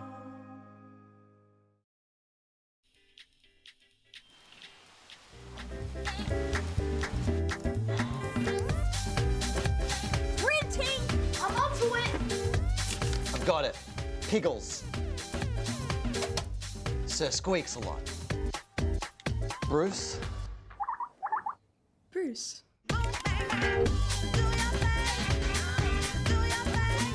With all the latest tech, make bigger things happen. To get into the team was absolutely incredible. I've been wanting to be part of the Steelers team for a long time now. Your plan partners really helps with everything in my day-to-day life. Managing all their invoices and stuff like that can be a bit of a daunting task at times, whereas Plan Partners really helps out. The Plan Partners dashboard is really simple to use. I just submit the invoices and they're paid. I'm ready for the game, I'm ready for the day. Together, it's possible.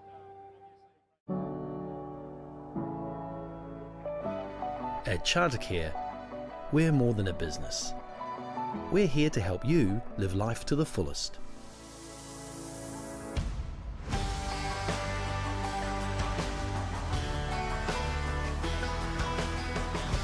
Whether it's the right mobility aid, safe transport, or an experience on the water, we make accessibility easy.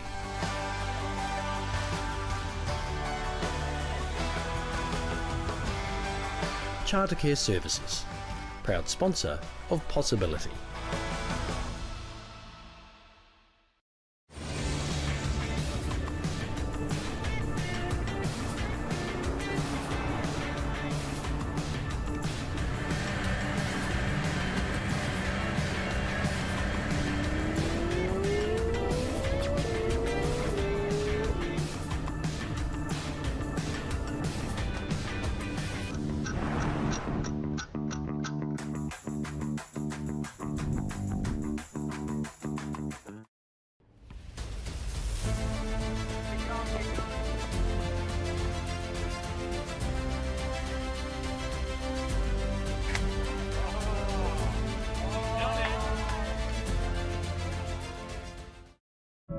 Suncorp is giving every home in Australia a voice.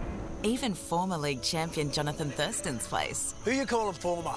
Hi, it's good to finally chat. A home like me is a high risk for storms. Suncorp Haven lets you hear from your home about its weather risks and how you can help make it stronger. I better stop putting off this yard work. Listen to your home now. Search Suncorp Haven.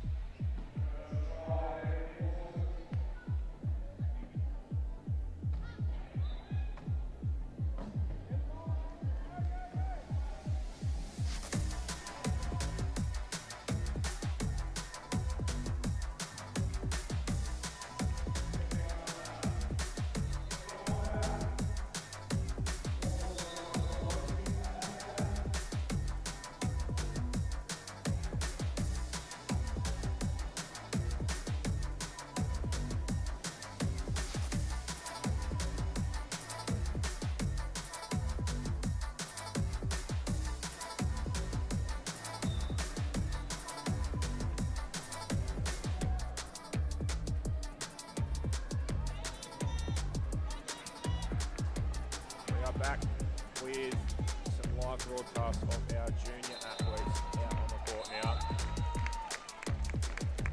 This is a brilliant addition to the 2025 tournament.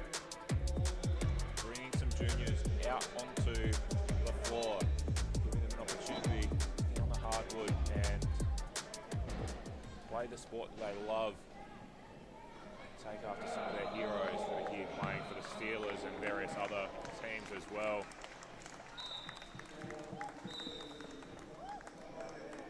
My name's Jason Anderson. I'll take you through the action for these junior games. They'll come out onto the floor 3 times throughout the tournament. This is the first time they've been able to get out there. It's a bit of an exhibition for the fans around. We can see it's attracting quite a bit of interest. There's friends and family and interested onlookers gathered around. A large part of the seating and grandstand is behind where our camera work is being taken from.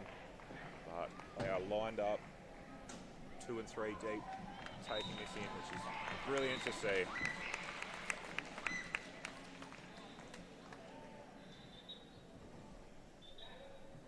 While the scores are up on the board this game, much more about the opportunity for these young athletes to have a go at the sport.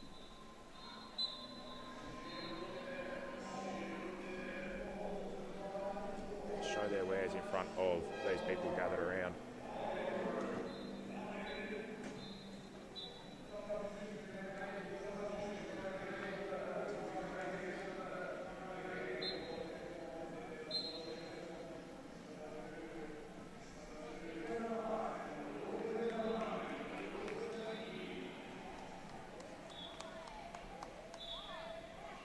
The squads for these teams.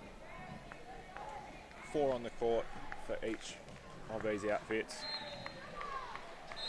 Within the green team, they carry a team of just 4. Riley, Jackson, Lincoln and Mia, the young athletes out on the court at the moment. For the gold outfit, they do have 1 spare, so they'll rotate a few changes through the court. Braxton, Daston, Samuel, Jackson and Tex. They're 5 athletes.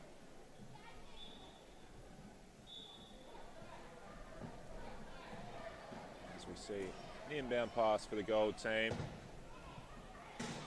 Ball spills free. And gets after it.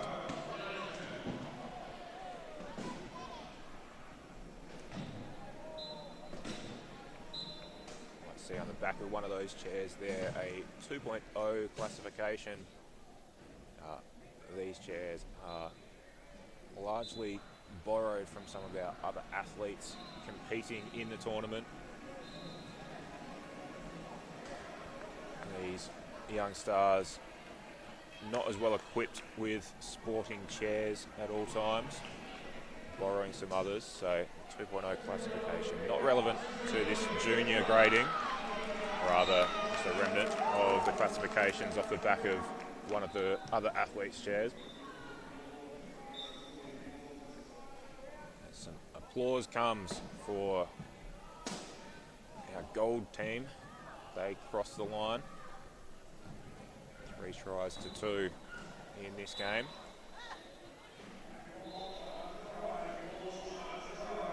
As some of the athletes have a bit of a laugh as the ball gets trapped underneath a chair. Some assistance comes and helps free the ball. Clock continues to run in this one, not playing with the same stoppages as our senior athletes.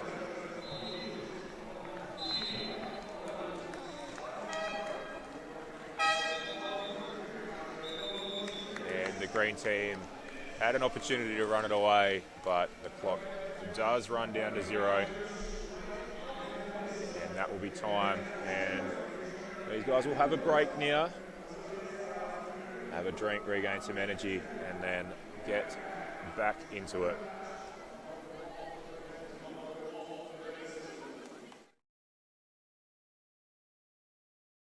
Life's busy, so eating well should be easy. That's why I love Light and Easy. With a huge range of ready-to-eat healthy meals from around $8.50 each, there's no prep, no stress, just great food that keeps me going. And if you're an NDIS participant with meal prep and delivery in your plan, you may only need to pay 30% of the cost for your meals. And with so many flexible, affordable options every single week and no locking contracts, I can order what I want when I want it.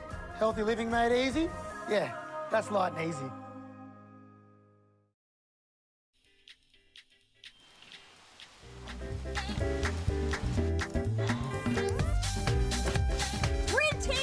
I'm onto it! I've got it. Piggles. Sir Squeaks a lot. Bruce.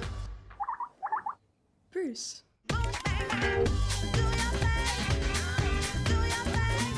With all the latest tech, make bigger things happen.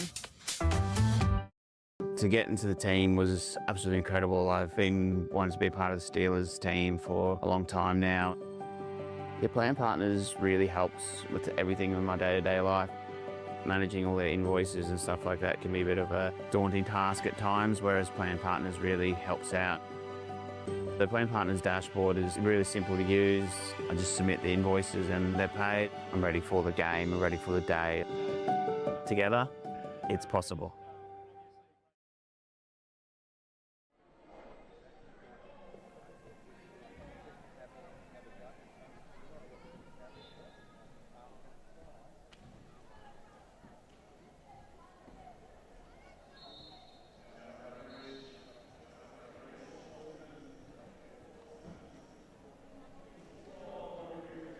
Back into this juniors competition between our junior green and junior gold outfits. 6 seconds up on the clock as we get back into it. Nice inbound pass. The green team have an opportunity to break free. Nice bit of play off the inbound. 10 seconds to find their way over the line. Green team with a nice little play off of the quarter time break.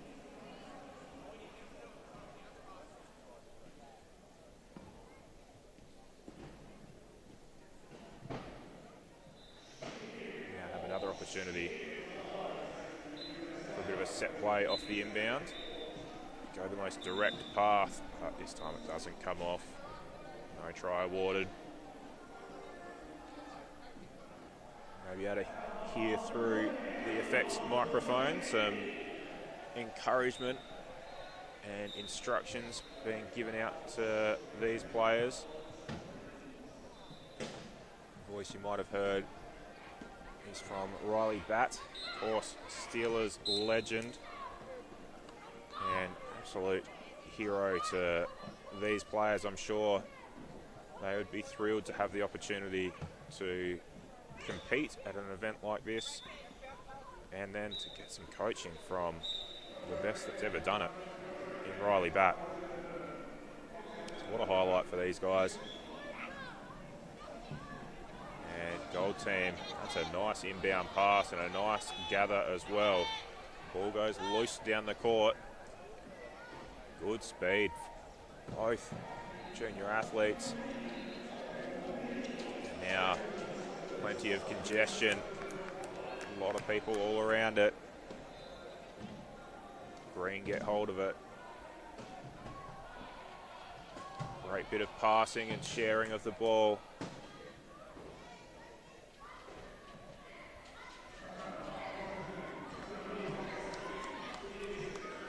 Well done by the green team and get over the line.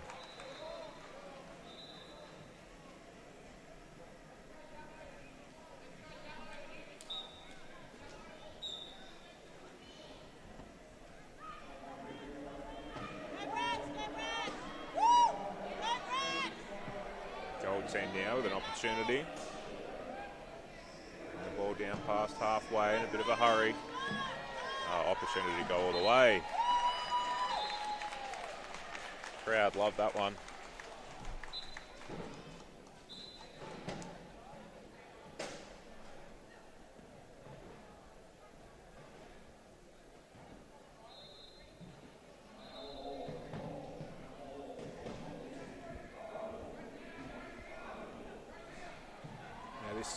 2025 Wheelchair Rugby World Challenge does mark the first time that a juniors competition has been held. Not just held at this tournament, but held in Australia at all, the competition of this standard. Now, many of these young athletes are really eager to showcase the skills that they've been developing over the years, and some others experiencing the excitement of wheelchair rugby for the very first time. So you will see a bit of a mix of play out there from some others that have watched the sport and been around the sport for long periods of time and have a really good understanding, and then others that are much newer to it. They'll receive a bit more guidance and coaching. Seeing the referees giving a few little pointers out there as well and helping the juniors along, which has been fantastic of them. And obviously you're going to be really well guided and supported with the likes of Riley Batt coaching these teams. Athletes to be eligible within this sport need to be between the ages of 6 and 14.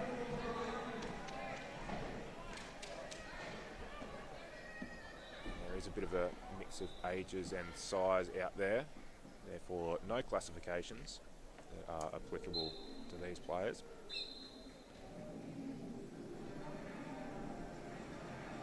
It's brought athletes from all over the country, all different places, states and territories, to find their way over here to beautiful Adelaide in South Australia, the host of this event.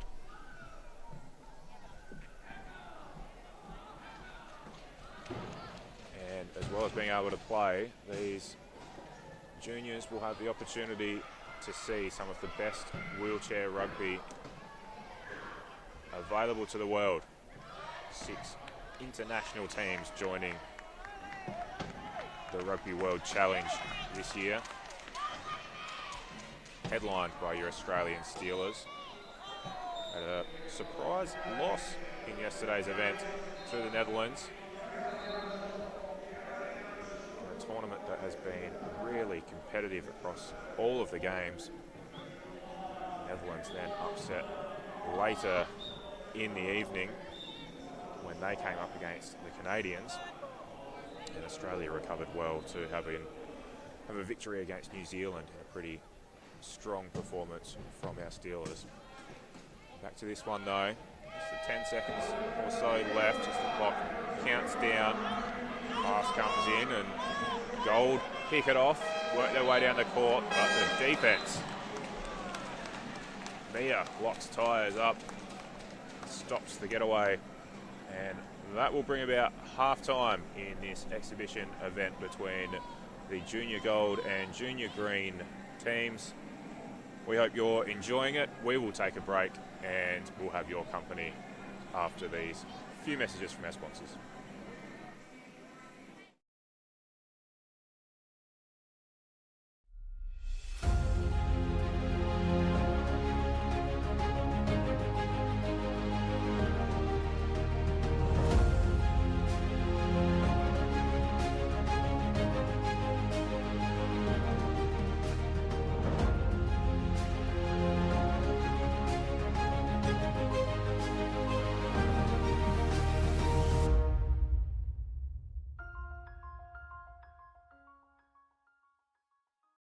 At Chartercare Services, we're proud to be supporting the incredible athletes at the World Wheelchair Rugby Championship and the wider disability community across Australia. Whether it's the right mobility aid, safe transport, or an experience on the water, we make accessibility easy. Chartercare Services, proud sponsor of Possibility.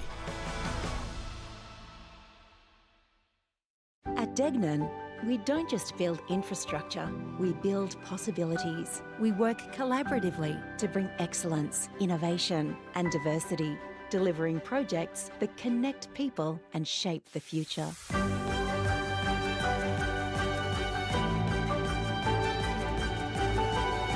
Together, we create a lasting impact for generations to come. Degnan, building tomorrow together.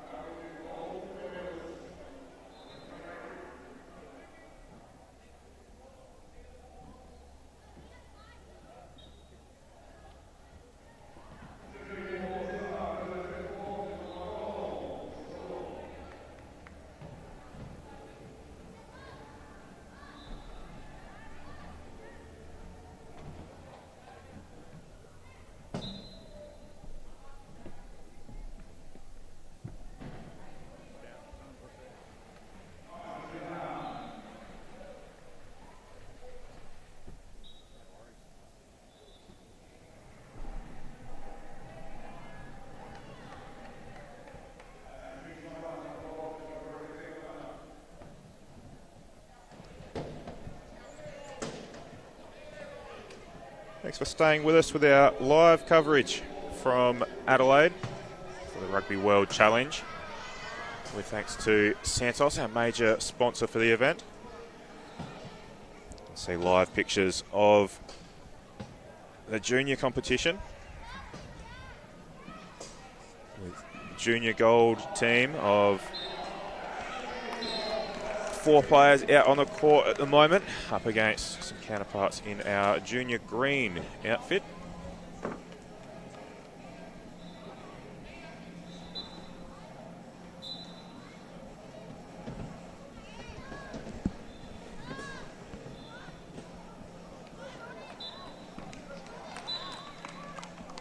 Some early tries to begin the second half.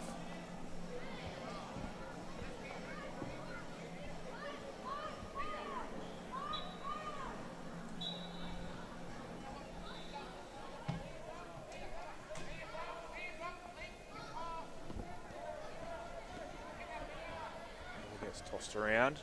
As the camera pans around there, we can see a number of international athletes warming up in the background and also taking a keen interest in the background on what's happening in this one.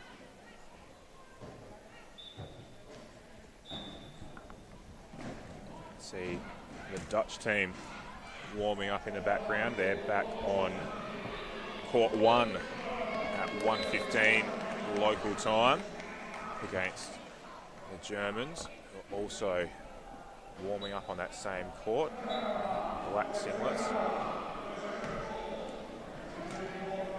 In this game, as I mentioned, more scoring in this quarter. Young athletes becoming more familiar with the game, learning with every touch of the ball out on court, and just seeing them able to score and share the ball amongst their teammates a little more freely than they were able to before.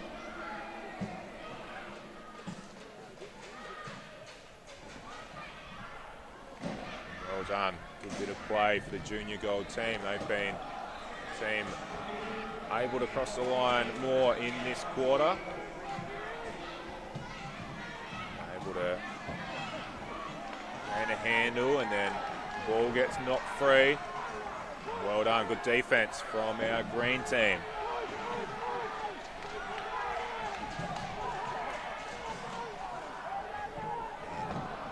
Tangle of tyres.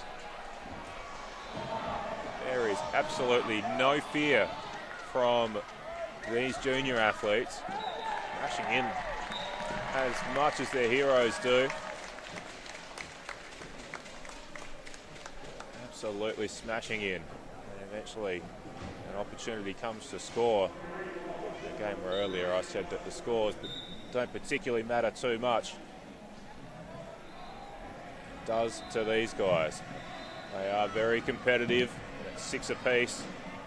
They'll be looking to create some separation, and one of these teams will come away victorious, and no doubt they'll take some pride out of that.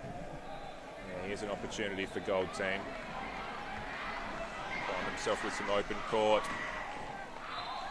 Chase down. And from young Mia, couldn't get there in time.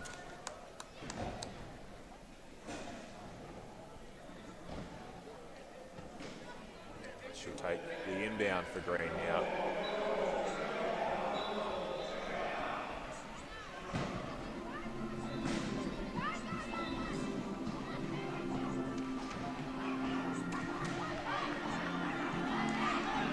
Goal team again with an opportunity. Nice bit of play to share the ball around.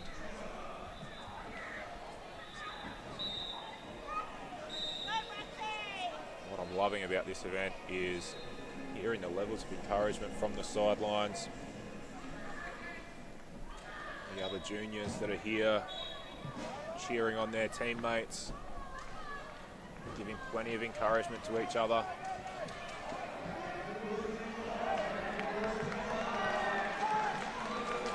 The family, the friends, the officials, and just neutral fans that are taking a huge interest in this and giving these young guys a huge level of support. We have 20 seconds to go in this third quarter. Time likely to run down, making it difficult for these teams to score again. To regain a handle though, they're well aware of the clock. They toss the ball forward quite quickly. Great pick up. But unfortunately, time does wind down. So that draws a close to 3/4 of our junior competition. We hope you're enjoying it. We'll take a quick break again and be back with the last quarter to see which one of these teams might be able to finish in front.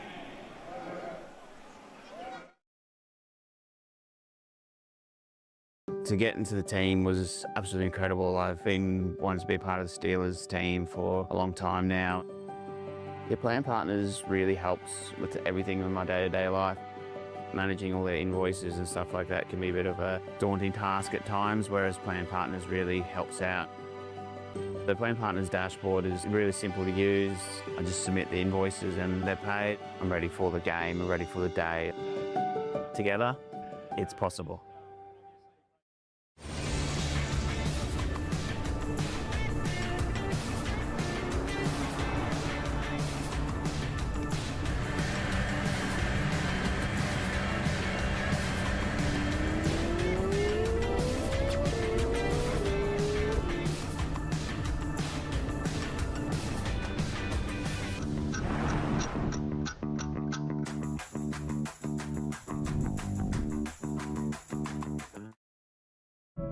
Suncorp is giving every home in Australia a voice. Even former league champion Jonathan Thurston's place. Who you calling former? Hi, it's good to finally chat. A home like me is a high risk for storms. Suncorp Haven lets you hear from your home about its weather risks and how you can help make it stronger. I better stop putting off this yard work. Listen to your home now. Search Suncorp Haven.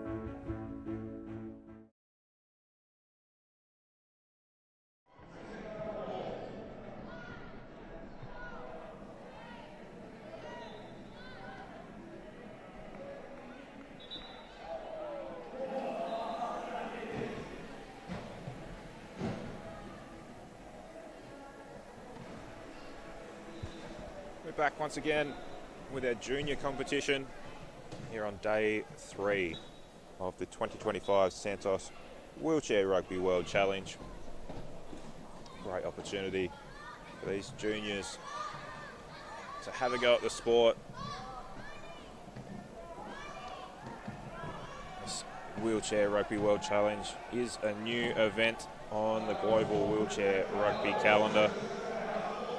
It's seen the hometown Australian Steelers return to home hardwood for the first time since 2018, and bringing over with them to fill out a roster of world-class teams in the World Challenge is Canada, Germany, New Zealand, Brazil and the Netherlands.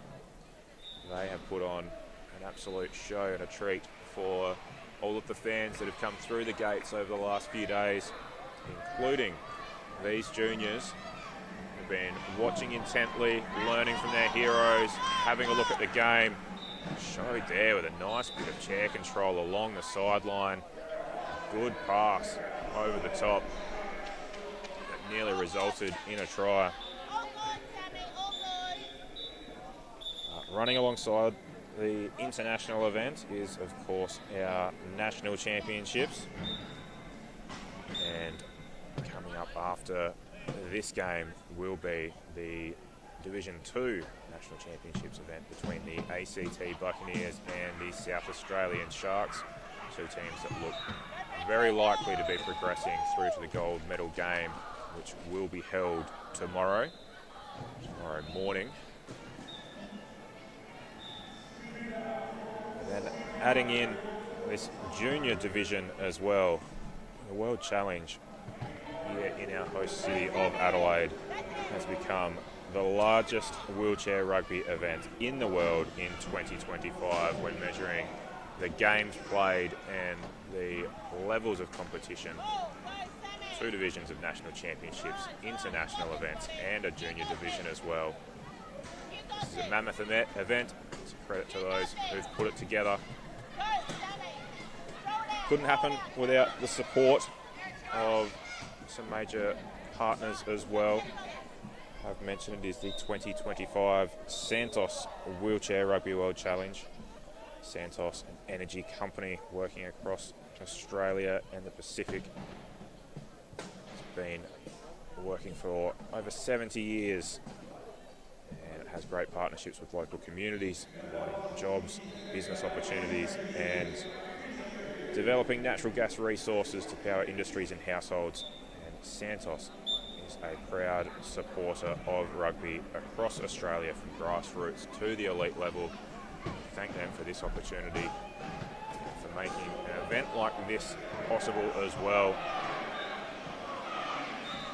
You'll be able to see on the back of these jerseys for the juniors a couple of the partners that are particularly active in helping our junior pathways.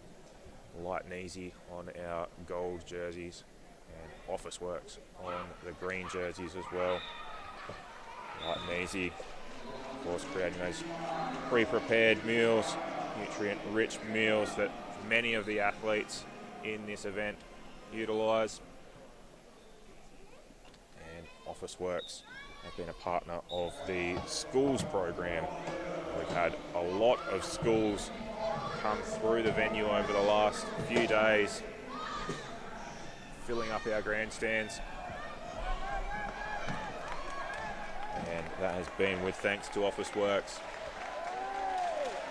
But Turn attention to the action in front of us, and green team managed to get over the line.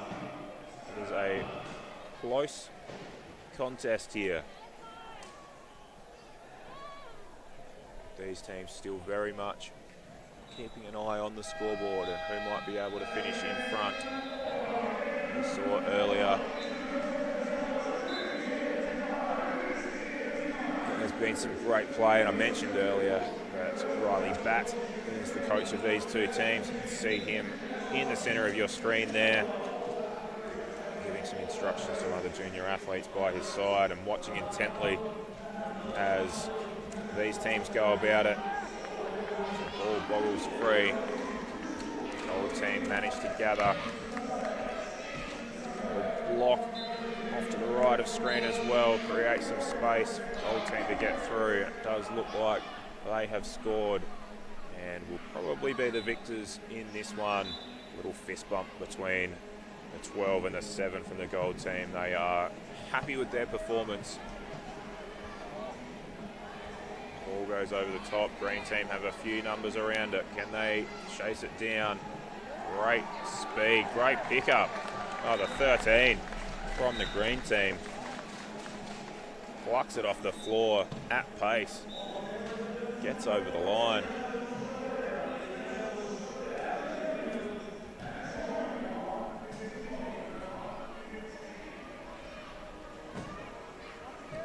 It has been a really entertaining hit out between these junior teams. It's the first of 3 times that they're going to feature on court and on our screens.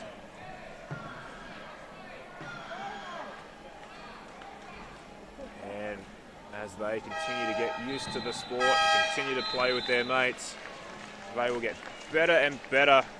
And I'm very much looking forward to seeing what they can bring through their next couple of games.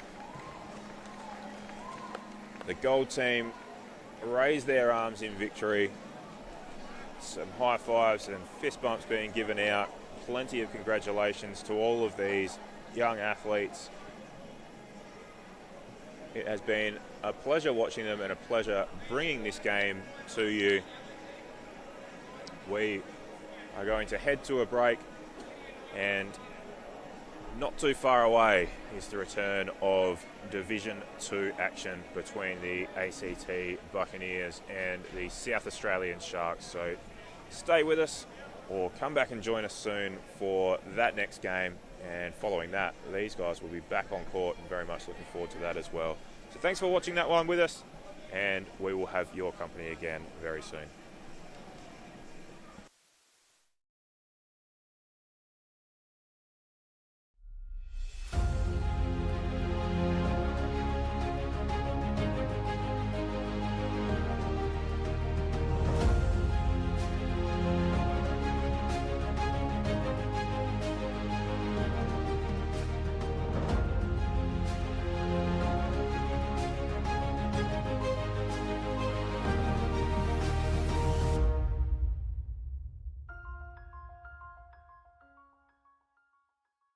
At Degnan, we don't just build infrastructure, we build possibilities. We work collaboratively to bring excellence, innovation and diversity, delivering projects that connect people and shape the future.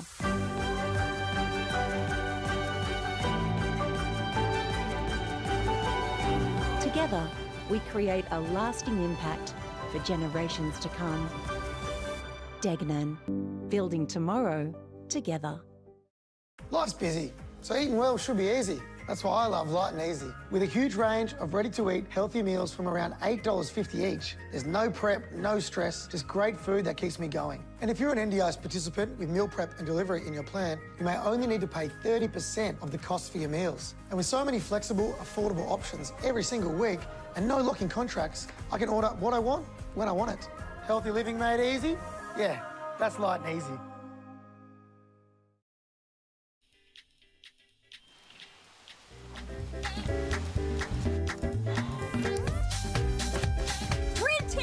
I'm up to it. I've got it. Piggles. Sir Squeaks a lot. Bruce? Bruce.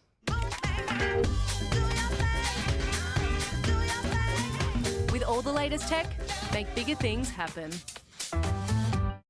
To get into the team was absolutely incredible. I've been wanting to be a part of the Steelers team for a long time now. Your plan partners really helps with everything in my day-to-day life. Managing all their invoices and stuff like that can be a bit of a daunting task at times, whereas plan partners really helps out. The plan partners dashboard is really simple to use. I just submit the invoices and they're paid. I'm ready for the game, I'm ready for the day. Together, it's possible.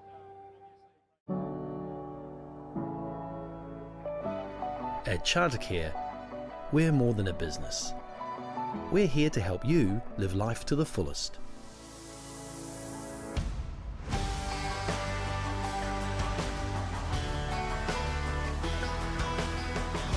Whether it's the right mobility aid, safe transport, or an experience on the water, we make accessibility easy.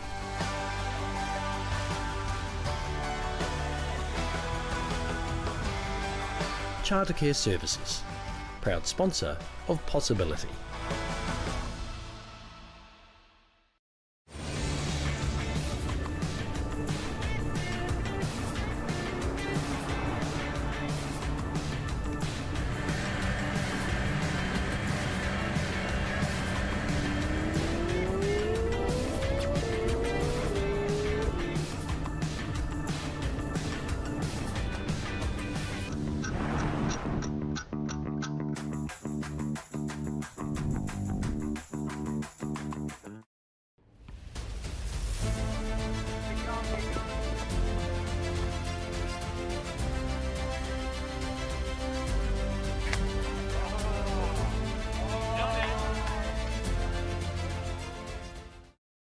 Suncorp is giving every home in Australia a voice. Even former league champion Jonathan Thurston's place. Who you calling former? Hi, it's good to finally chat. A home like me is a high risk for storms. Suncorp Haven lets you hear from your home about its weather risks and how you can help make it stronger. I better stop putting off this yard work. Listen to your home now. Search Suncorp Haven.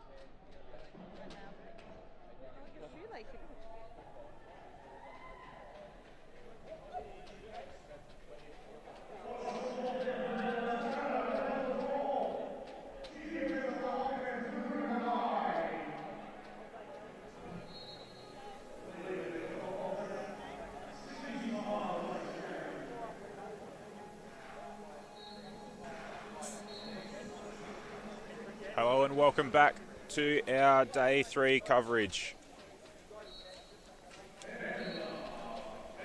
We have our coverage here of the South Australian Sharks, team that's on your screen, up against the Queensland Tornadoes. Division 2 action in our National Championships of 2025. South Australian Sharks are on your screen. They're in the black singlets in this competition. And we'll have a look through their roster that they've got available to them.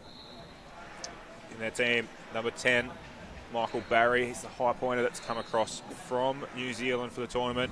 9, Jatama Chinisari. 2, Zach Robertson. 1, Jet Johnson. 4, Caleb Crowden. 11, Gus Fowler.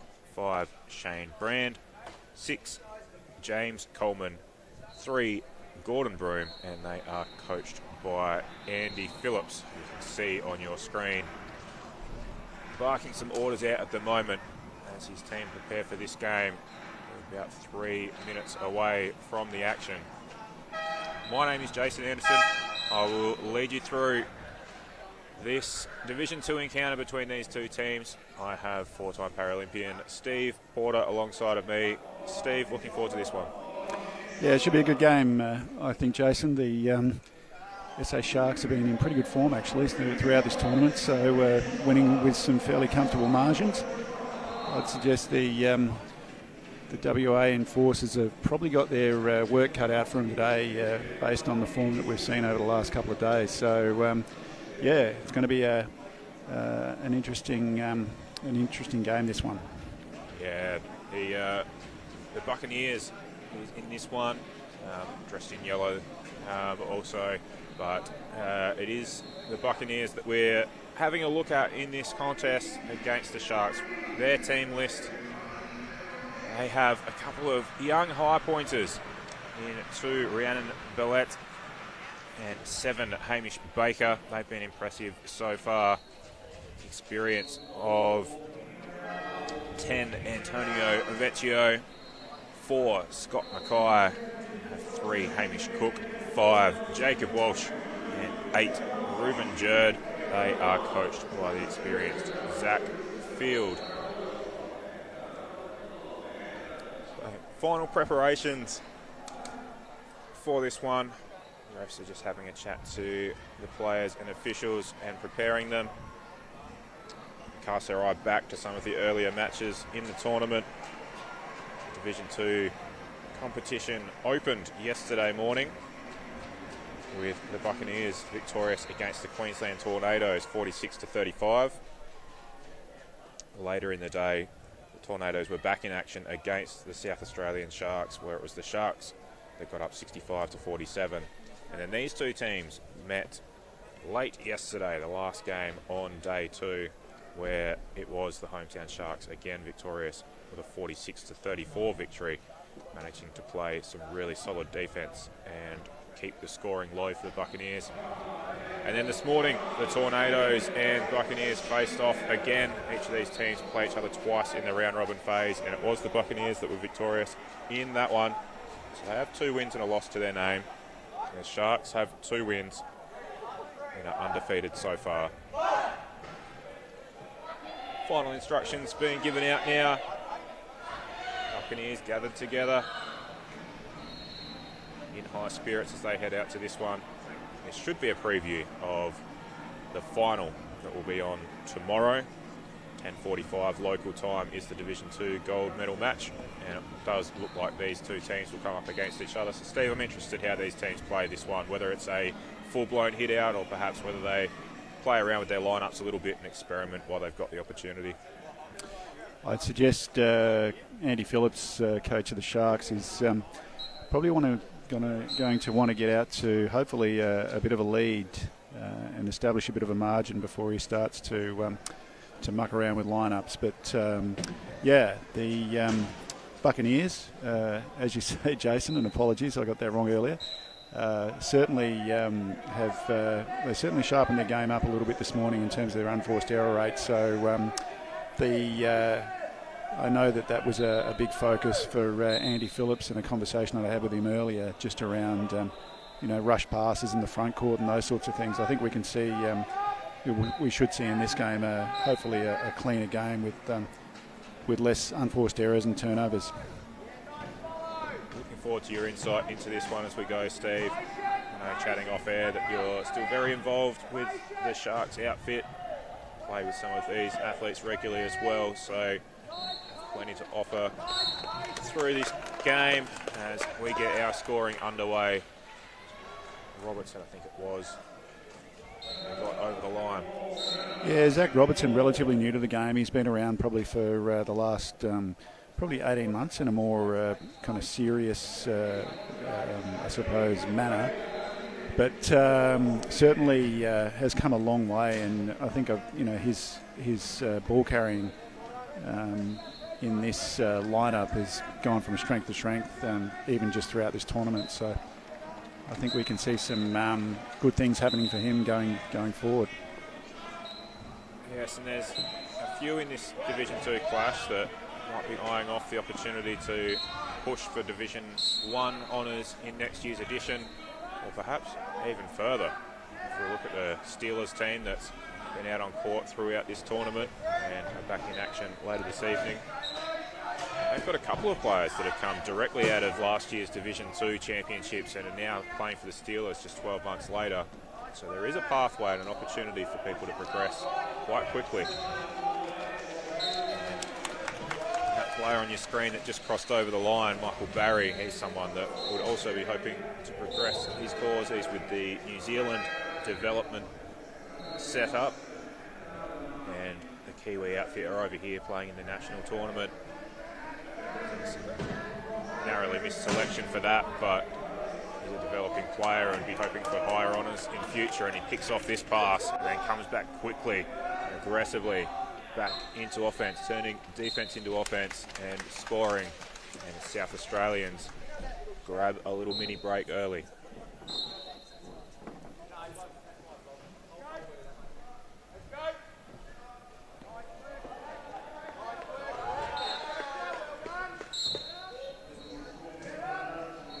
Some nice pressure on the inbound. Yeah, we can see some very deliberate overplay on Hamish Baker there defensively, just to trying to keep it out of that, hopefully or preferably out of the hands of the player with his function.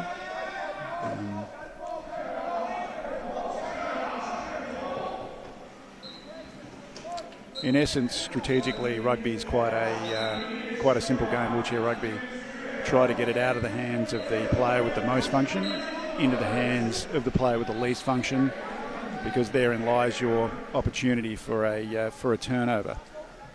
So you'll see a lot of double teaming on the high point players. In this case, number 7, Hamish Barker, who's a three-pointer or considered to be a high point player. You'll see him with a lot of defensive attention, which is aimed at hopefully keeping the ball out of his hands. Often see those one-on-ones with the high point players going against each other, but then so too times where it's a 2-on-1 and perhaps those low pointers have a high pointer surrounded and trying to block them out.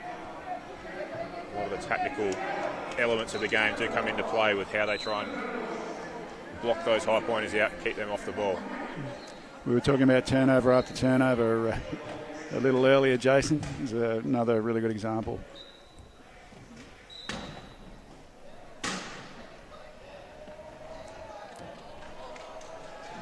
Stretch by Robertson there, just to collect it, we'll go over the line. Yeah, Zach is probably a textbook two-pointer if it weren't for his trunk strength. And you can see there a good example of where he was able to lean right back and grab that ball. And that's really what differentiates him from a two-pointer and makes him a 2.5. So,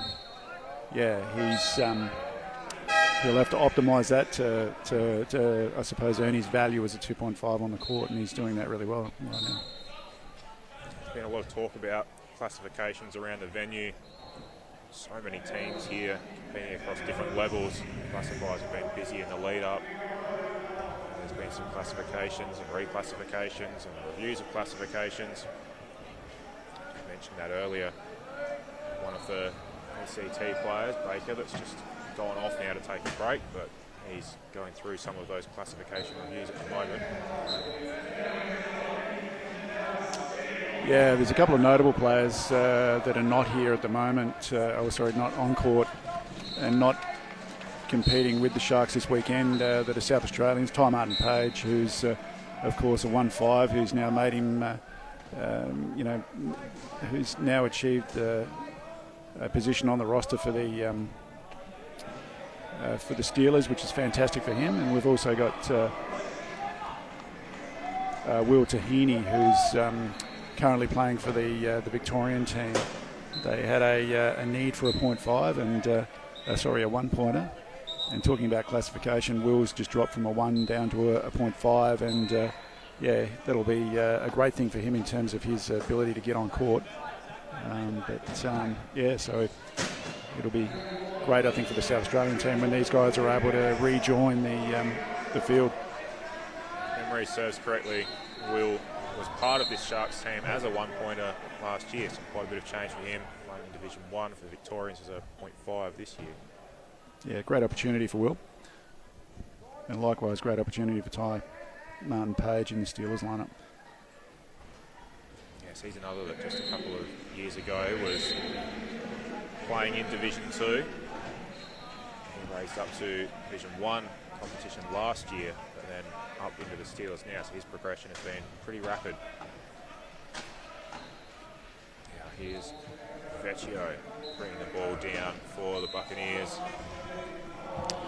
Yeah, both Antonio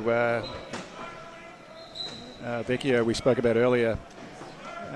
He certainly brings a lot of experience to the team, and as we've talked about, he's got a bit of speed about him too when he winds up. I would expect that he's going to make a strong contribution here to this team today.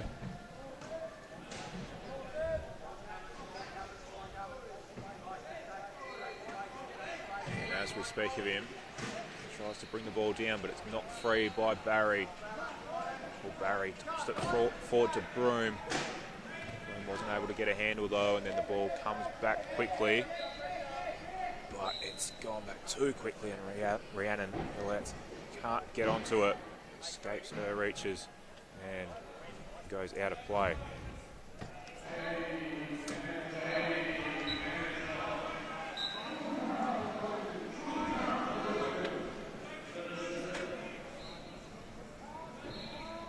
Sharks have an opportunity, leading 6-4 in the early stages.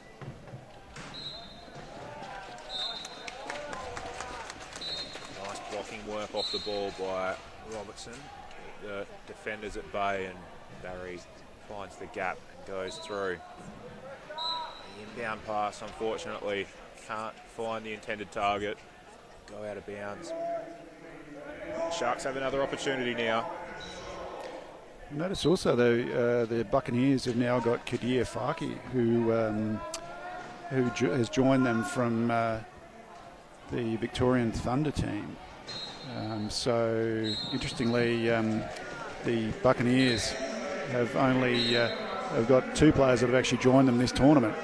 Kadir himself, as well, comes with quite a depth of experience and quite a lot of speed as well when he winds up. So. Been around for a long time, on the peripheral of certainly the Victorian state teams and national team as well. Both Kadir and Antonio not on the original team sheets in the roster for the Buccaneers. Antonio came into the Buccaneers team at the beginning though, just before the first game. Some adjustments were made to their roster and added him in, but Kadir hasn't featured until this point, so to bring him in, there he is, the Devil, turning on a dime, trying to look for an option now, goes to Vecchio. So those two are very welcome additions to this team. Give them a nice balanced lineup when they're looking for it. That's those mid-pointers. Also, Kadir and Antonio quite used to working together as well over a number of years in that Victorian lineup. So.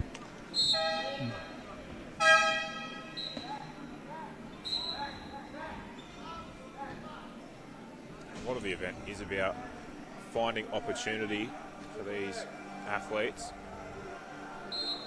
rather than sitting on an extended interchange in Division 1, but finding an opportunity in Division 2 instead, even if that doesn't always align with state ties. But important to try and create an opportunity for everyone to get a run, but so too to find the right balance of lineups. If you're too heavy in your high or mid pointers, then you might need some help finding a low pointer from somewhere else, or vice versa. So these type of adjustments do happen quite a bit. As a quick inbound pass, bullet pass was made, and Barry wasn't able to get the handle, so now has to turn his attention to defence. Luthaki with the ball, not much space to work with. Barry keeps the arm up. He does. He runs the risk of being called for a foul, though. That's the opportunity cost there, and if that happens, then he'll go to the bin. And particularly when they're getting high up, teams are getting high up in the score count. In the score clock. The reach is probably not a great strategy. If you get called for a foul, it not only resets the clock to 40, but it's a 4-on-3 advantage for the opposition. So just a little bit more discipline and things like that are probably the difference between what you might see in some of these Division 2 teams and also the as compared to the those Division 1 teams in international lineups as well. Yes, can be a little over-eager at times. Kadir just getting a bit of a fingernail on that as it went off his lap, so it'll be an SA ball.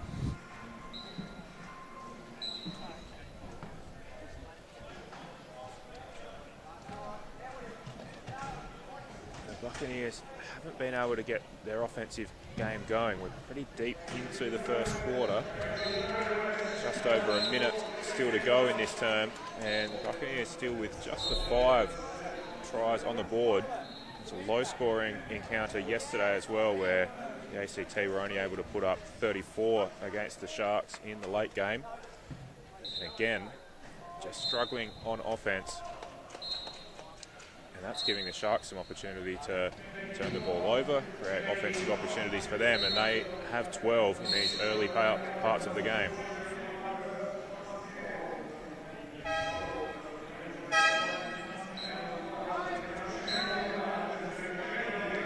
Some substitutions made.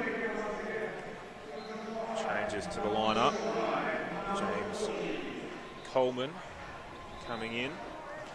Yeah, solid player, James. He's been around for probably 5 or 6 years now, maybe a little bit more. But he's definitely a dependable 1.5 player. Plays his role really well. He's generally a pretty solid set of hands on a long pass and those sorts of things as well. So. Yeah, he's, as we can see there. Yes, right on cue.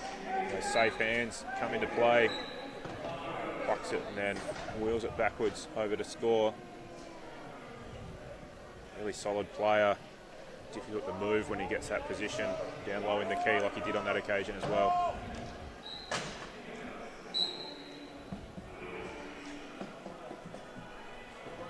And again, Buccaneers having some difficulties on offense. That time trying to bring the ball up and get it over their halfway line in time. Clock ran out. Yeah, it was great defensive coverage there by the Sharks. And the Sharks had the opportunity to run the clock right down to 0, but decide that they'll take the try that's on offer. Jadama Chinesari is the scorer.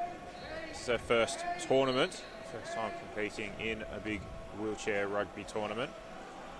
Interesting prospect to keep an eye on for the future. Saw an opportunity to get the score and took it. So now it will be the Buccaneers. Still stuck on 5, picking up a big lead early. They've They've got 15 seconds to work their way through and see if they can make something work.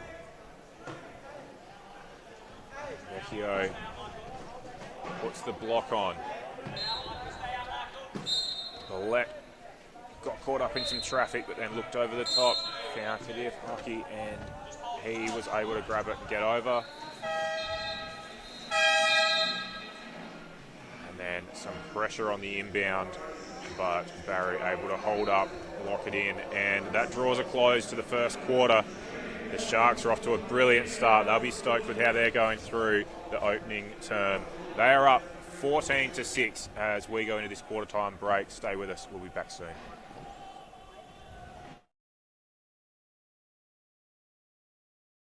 Life's busy, so eating well should be easy. That's why I love Light and Easy. With a huge range of ready-to-eat healthy meals from around $8.50 each, there's no prep, no stress, just great food that keeps me going. And if you're an NDIS participant with meal prep and delivery in your plan, you may only need to pay 30% of the cost for your meals. And with so many flexible, affordable options every single week and no locking contracts, I can order what I want when I want it. Healthy living made easy? Yeah, that's Light and Easy.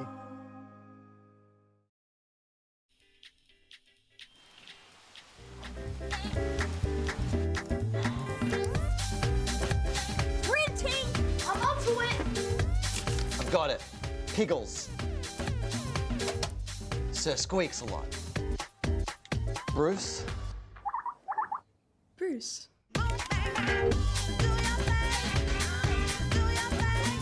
With all the latest tech, make bigger things happen.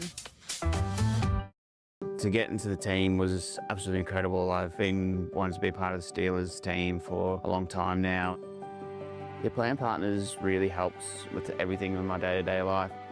Managing all their invoices and stuff like that can be a bit of a daunting task at times, whereas plan partners really helps out. The plan partners dashboard is really simple to use.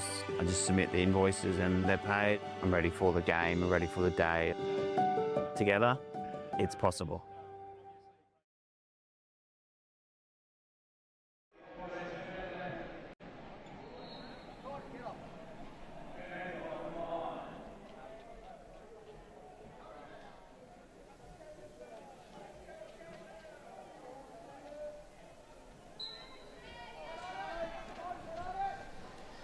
Back with second quarter action. This clash between the ACT Buccaneers, who currently possess the ball and are working their way forward and over the line. They are crashing against the South Australian Sharks. Hometown team and the hometown supporters would be very happy with what they're seeing from their local products through the first quarter. The first 8 minutes was pretty dominant for the Sharks and took an 8-point lead into the break. But ACT starting with some more intensity in this quarter. Got an early try, nearly had a stop on defence. Oh, that's a good reach, good speed, and then a bit of contact after the play. Yeah, it was a great grab there by Caleb. And bit of an occupational hazard when you play this game. If you go over the line next to someone like that, that's always a possibility you're going to wind up on the floor, but you know, worth it, I guess. It's worth it. Yeah. That was a good reach, good bit of speed to get there. Caleb Crowd and the scorer at full speed when trying to track that one down. And Rhiannon Millett, after that contact, is forced over into the penalty box. So the Buccaneers have the inbound, but they are down one player. They have to try and work their way through in a 3v4, and the difficulty of that becomes too much. They toss the ball forward. Does come last touch off the Sharks though, so the Buccaneers will retain possession. Yeah, Jet did a good job there on Hamish. Just sticking by him, sticking really close, but unfortunately that ball went off the front of his pick bar and out of court. So the ACT Buccaneers will maintain possession. Good defensive work here. You can see on your screen 2 Sharks surrounding both Buccaneers players. That's the difficulty of having 3 versus 4 on your offensive end is there was just no available target on the inbound. Really loose there from Kadir. They're going to wind up with 2 people in the bin now. Another golden rule that we spoke about earlier, Jason. Someone's in the bin, no reaching at all, not anywhere. Because if you wind up with another foul, you wind up with this situation. And if you wind up with a penalty goal, you also have a situation where your player in the bin stays in the bin. Yet to see that in the action that we've seen so far. This will be very interesting for the Buccaneers here. Hamish Baker, the timing on that. Doesn't come off though. A very fortunate timing, 60 seconds in the box had elapsed. A bit unlucky there because that was fortunate timing for Rihanna to come out of the box there, but unfortunately wasn't able to reel in that pass. Difficult when it's a 2v4. They get 1 back on the court, and Billette joins back in to a 3v4. Timeout called. Sharks having a little discussion. Andy Phillips giving some instructions. And the 4 head back onto the court. Gus Fowler out there. Inside Shane Brand. Jet Johnson. And then this man with the ball, Caleb Crowden. That's your 4 for the SA Sharks. Yeah, Caleb's got a strong push once he gets up and going. Just got to make sure that he keeps that ball safe. Pressure came from Kadir, who's come out of the penalty box. So we are back to a 4-on-4. Kadir lucky him not to be getting called for a few more fouls as well.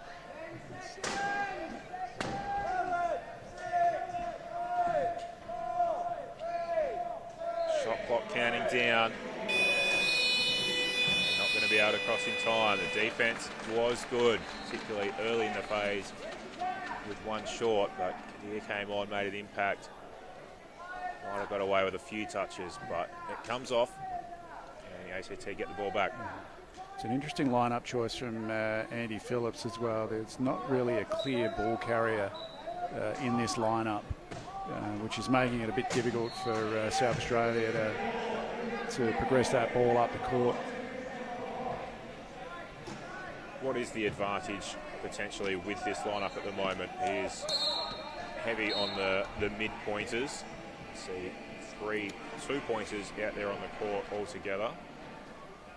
Yeah, you've got 3 picking chairs there with mid-point players, with your lowest point player being a 1.5. So defensively, these guys should do quite well.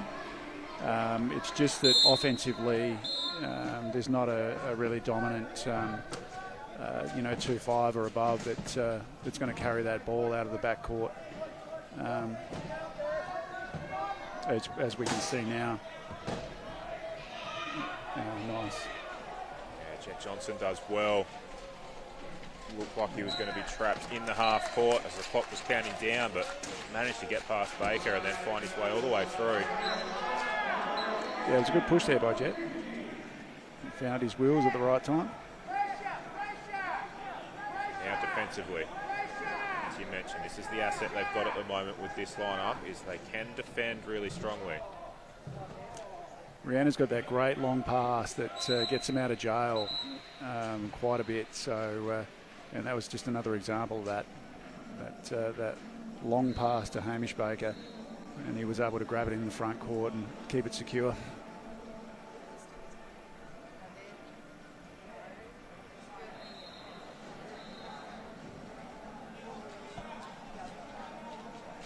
Referees just discussing their call. Explain to the players what the call is. We'll go all the way back to the backcourt. Buccaneers to inbound.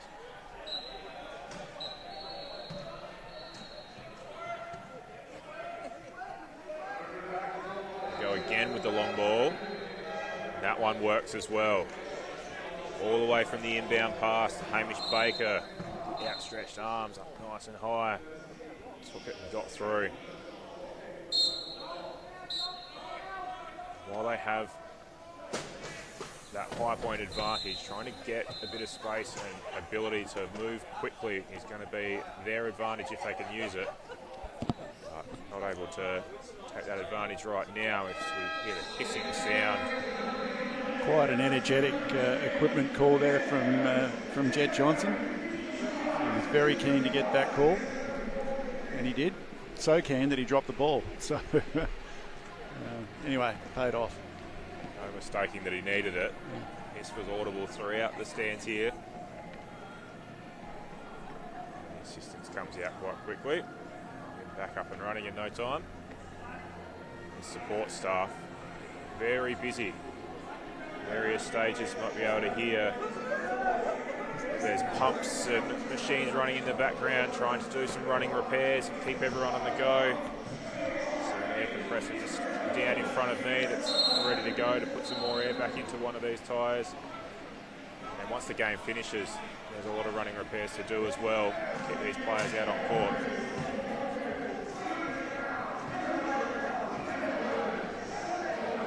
Sharks have got it over the halfway line. Johnson provides a block off the play. Crowden gets over. Yeah, Caleb with a bit of confidence now. He, he's pushing quite well. A player like Caleb relish this type of opportunity. You mentioned that there's no clear ball carrier out there. Would he see this as an opportunity to get a lot of ball in his hands and carry more than he might otherwise do? Yeah, I mean, he's traditionally more of a blocker, and the type of chair that he's in obviously lends itself to that role more so than an offensive role. So yeah, he, most players do relish the opportunity to carry the ball and score a little bit more. There's no doubt about it.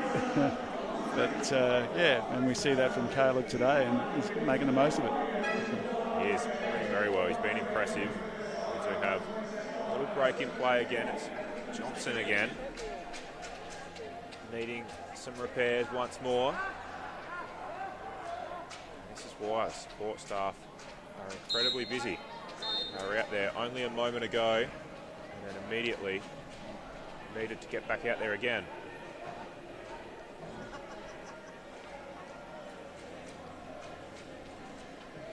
Sharks take the opportunity to make some changes while they can. While we have that break, Johnson having been all fixed up, will make his way off for a rest now. Gus Fowler also comes off. Broom enters the game, and Chinasari as well.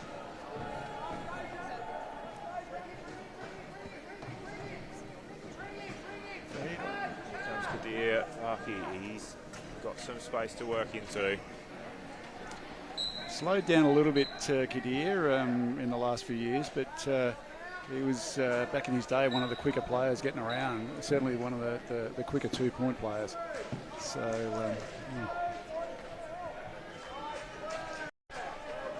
There's a 2v2 in Aki getting there. Stop Crowden. Showed some of that speed, hasn't lost it completely. That was nice. Defensive pressure is good, but the attacking play is better. Crowden after the initial contact, got the back, found a gap down the left side and got himself open. Yeah, there's a lot of passing going on there, which is not ideal, not in a game where you've got impairment in the hands of most players. So, yeah, if I was Andy Phillips, I'd want to see a little bit more blocking and a little bit less passing. Yeah, here's a long pass. Buccaneers taking the most direct route if they can. Yeah, we see there an 8-second inbound violation there. Some good defence from the Sharks, not enabling the Buccaneers to get that ball in the 8-second limit. And narrowly missed the opportunity. You can see some disappointment on Baker's face as he collected the ball after the long pass, but it was too slow. Nasari there with the lob ball over the top. And again, Crowden been very busy. Yes, good hands there. And again, we see a little bit of trunk there, enabling him to reel that ball in.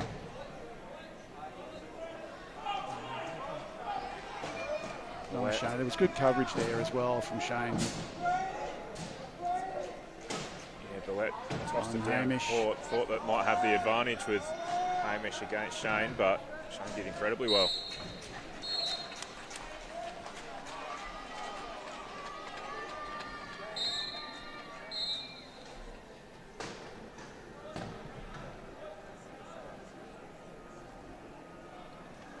Here's Baker. And this one should come off. Rhiannon gets a clean catch over the line. It's 21-10.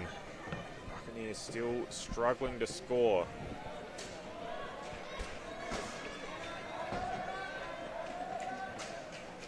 Adam with an ambitious ball over the top. Can Nasari get there? No, not quite. Just out of reach. The pass asked a lot of her. Tried her best, but couldn't get there.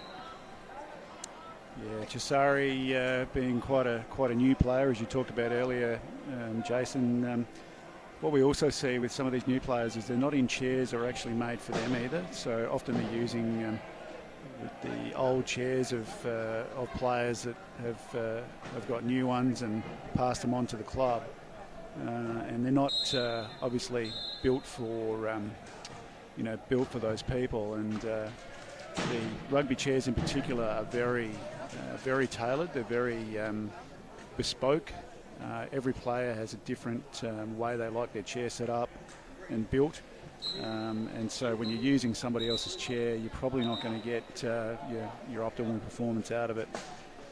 So yeah, it'd be interesting to see how Chisari would go in a chair that was built for her, a lighter kind of titanium chair that they're using these days.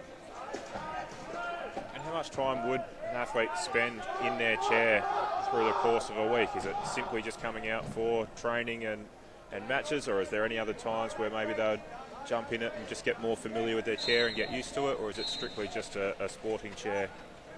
Look, it's generally training, it's playing, it's if you're playing at Steelers type level, you'd be spending probably upwards of probably 10 to 15 hours in a chair a week, and it's all of the above, Jason. It's getting used to the chair. The more you can become at one with your rugby chair, with your sports chair, in fact for just about any sport, the better your performance is going to be. And it's definitely the case with rugby. The less function that you have, that's a great pass too from Chisari. But the less function that you have, the more you need your chair set up absolutely right for you.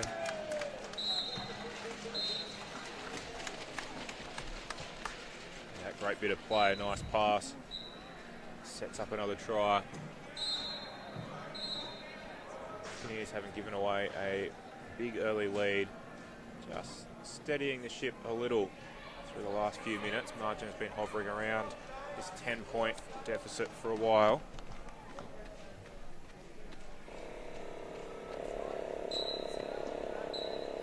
Kadir gets over the line once more.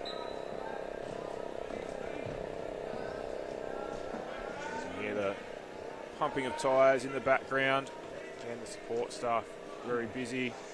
Good patience there from Shane Band. Whoop. Getting that pass into Chisari, but unfortunately turned it over. Attention quickly turns to defence. 1-2 between Baker and Mackay, and then over the top here, over once more. Back-to-back tries for him.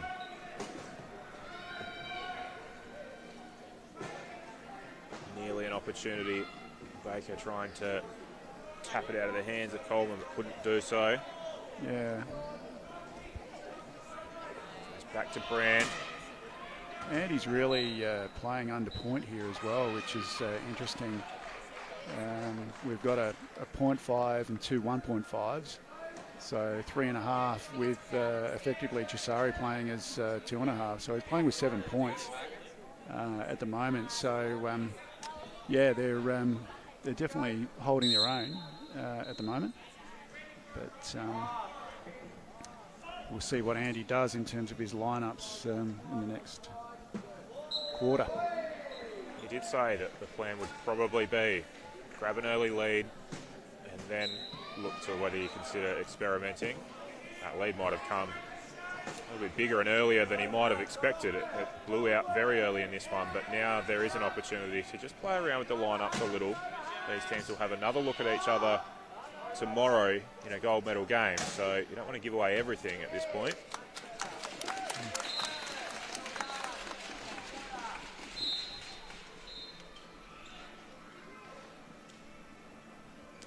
Good to see Chisari getting a couple of scores.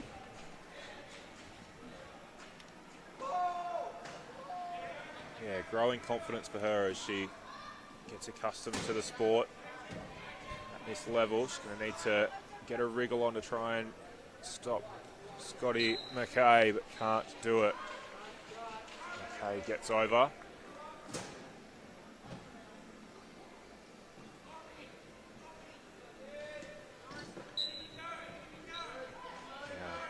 Brandy with an inbound again.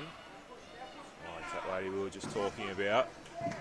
Along the sideline, ducks back in to make sure that she's not forced over the side. Bounce pass just out of the reach of Shane. Shane Brand couldn't get a hold of that one. It does trickle out of bounds. It's 4.1 to play. The ball going out of bounds in the ACT back half. They call timeout and will advance the ball. Briefly, the players were going to toss the ball back in from that back half, but it is a newer rule change that allows them to advance it. That timeout call. Kadir does have a massive chest pass when he wants to fire it, but hasn't used it on this occasion. That play wasn't going to get it done. They had to get it in closer to the key before time ran out. That will draw a close to the first half. Interesting second quarter as the Sharks experimented with a few lineups. The Buccaneers managed to claw back after the lead blowing out to double figures earlier in the quarter. And that is halftime with a lead of 7 for the hometown Sharks. They're up 23-16 as we take a break, and we'll be back after this.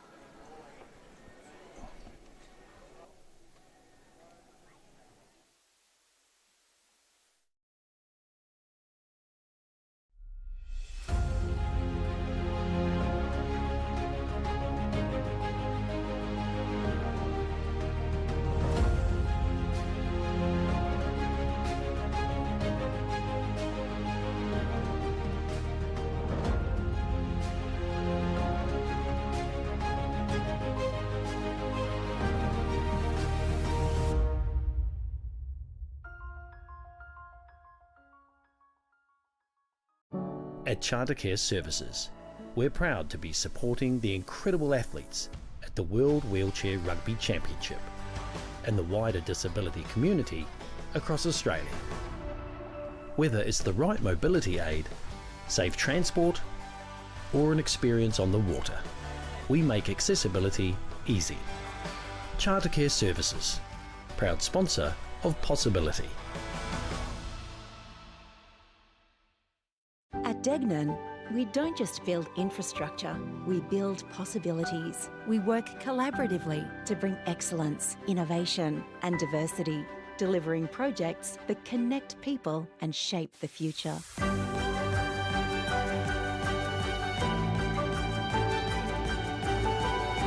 Together, we create a lasting impact for generations to come. Degnan, building tomorrow together.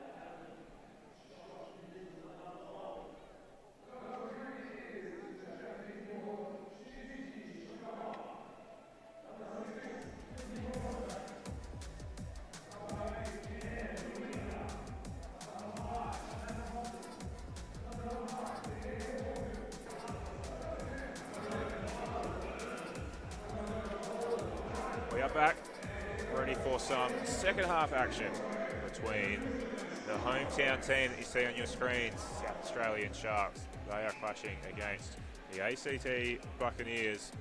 Sharks currently up 23-16.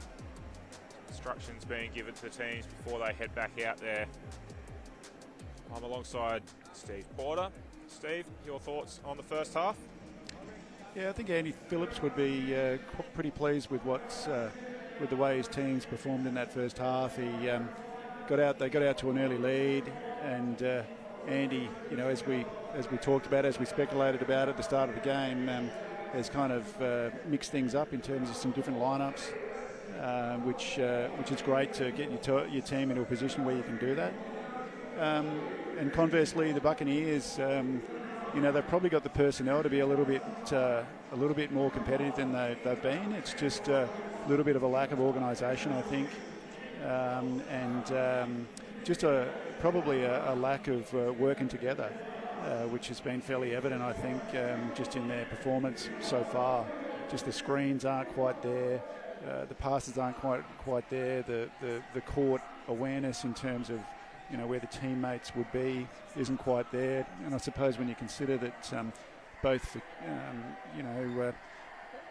two of the 2-point players in Kadir and also in Antonio have only joined the team literally in the last day or even today, you can see why that might be the case.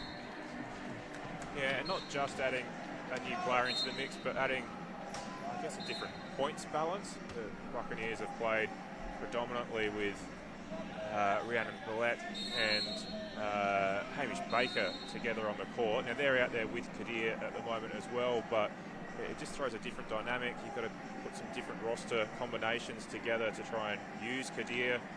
Times where they've had Kadir and Antonio on the floor, it's meant that they haven't been able to have Baker or Billette on at the same time.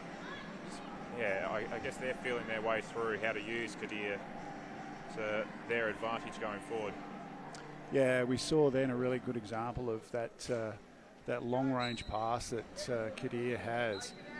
Unfortunately, it didn't quite hit the mark, and it was had a little bit too much on it and got away from Rihanna.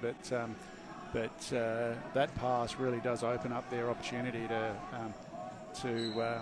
spread that defence and spread the court, and hopefully get it out of backcourt a little bit easier. But yeah, on that occasion, didn't quite work. That being a strength of Kadir's. Keep an eye on it here from the inbound pass. It does go long, but that one didn't come off. That was straight into Nick Barry. Might get another opportunity at it. We've also spoken about Rhiannon Billette having a nice long pass. So they've got a couple of weapons that they might be able to use in these situations. There's another long ball. Can Baker get onto it? That time he can. That was timed perfectly. Yeah, so you can see the Buccaneers have really spread right out in anticipation that Kadir's going to fire that one out there, and came off on that occasion. Yes, there are almost all of them wheeling away from the inbounder. Nobody coming up at him. Worked out there with the long ball. Barry comes back the other way. The Sharks sneaks through, but then Kadir with a very quick inbound. Rhiannon Billette with a good stretch. Gets a hold of it. Just going to need to power forward. Grant came. Oh, he's done well. Puts a stop to the play. It's a great chase by Shane to chase Rhiannon down like that. It did look like she was going to have a clear path. Shane did well to lock her up. And she got caught down in the key for a little too long. And he's forced a turnover. The Sharks are going to have to adjust their defence a little bit because if they're going to utilise that long-range pass that Kadir's got, they're going to have to adjust their defence accordingly. Here is Kadir. Needs to bounce it down on the floor, does now.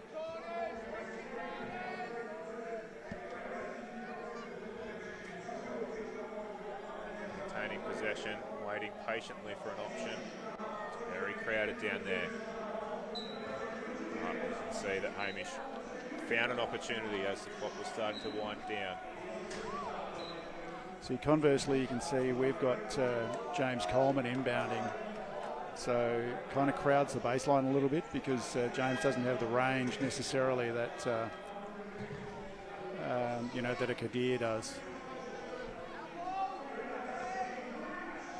I was waiting for it to happen, Steve. I didn't know if it'd be you or me, but we came out in reference to the South Australians, just showing our allegiances. Nicole, both of us South Australians probably have a little bit of interest in these South Australians getting up. We do, absolutely. You're pretty active in this Sharks outfit, so I am, and I still am. It's a game that's a bit hard to get out of your system, even at my age. But I do play with most of these guys every week, so I know them. I know them quite well and their capabilities. Fantastic insight to have, and good use of the clock there from the Sharks. Just waiting for the shot clock to wind all the way down. Heard the buzzer go off, but Barry was able to get over in time. Now here's another of those long balls. So a very clear change in strategy this quarter. Each of the inbounds has been going long. Now when it's worked, it's looked brilliant, but there have been a few that have been picked off or knocked out of bounds. That ball looked like it came off the head of one of the players. I'm not sure whether it did or not, but the referee's call of 8-second violation there is an interesting one if that was the case, because that clock should have started at that point. But anyway, it's been interpreted that way, so we'll play on. And a little break in play creates an opportunity for a few changes to be made.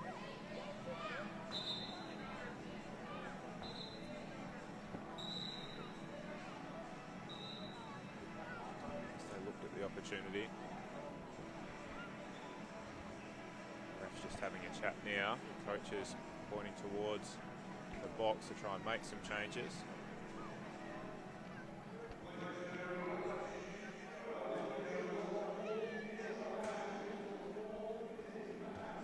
Ref's still in discussion. Eventually they're in agreement.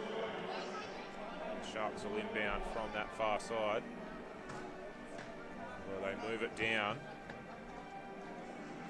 to the corner because of that 8-second violation on the inbound. So that's the positioning for the free to be taken.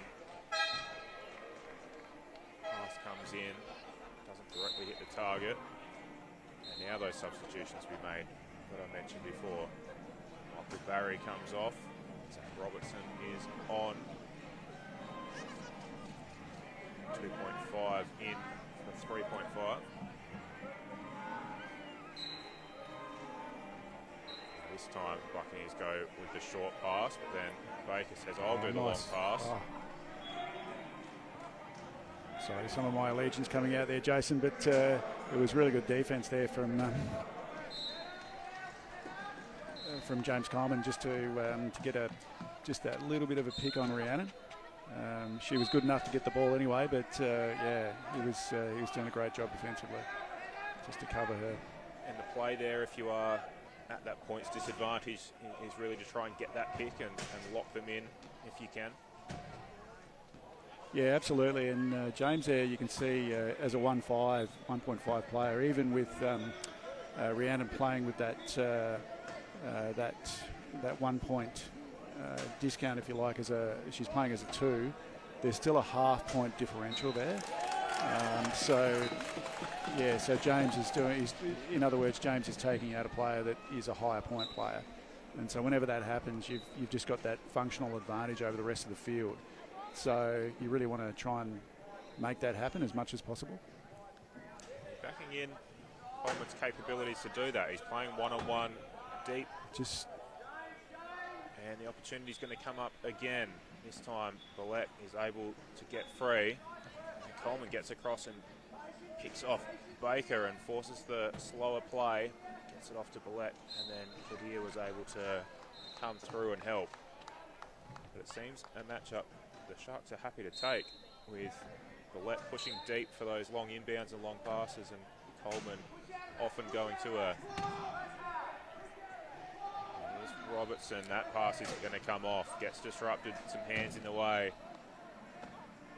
Yeah, Zach Robertson can just do with a little bit more screen protection. He's got effectively a 3 and in fact 2 threes. 3-point players that are playing on him, so he does need some help to get off of that baseline. So he's getting a little bit more of that screen help now, but he needs to use it. Yeah, 2 threes out there for the Buccaneers, and Robertson is the high pointer at this point. Oh, I think he might have heard you. Got the bounce down just in time. Also got it over halfway just in time. He just needs to absorb that heat, not do anything rash. Yeah. Still 15 on the shot clock. Time to work through. It's very close to the sideline though. And if Bucky saw the opportunity to hit chair and force Robertson over the line. Yeah, just a little bit of inexperience there from Zach. The floor is still a little bit slippery. So he was able to be pushed over the sideline there. But yeah, just another few months of experience, another few games under his belt, and I bet you he won't make that mistake again. Not unless he's forced to. Yeah, here's Scotty McCollum inbound. Vecchio has come back into the game. The 2-pointer in Vecchio finds his way back in. Gia takes a rest as a result.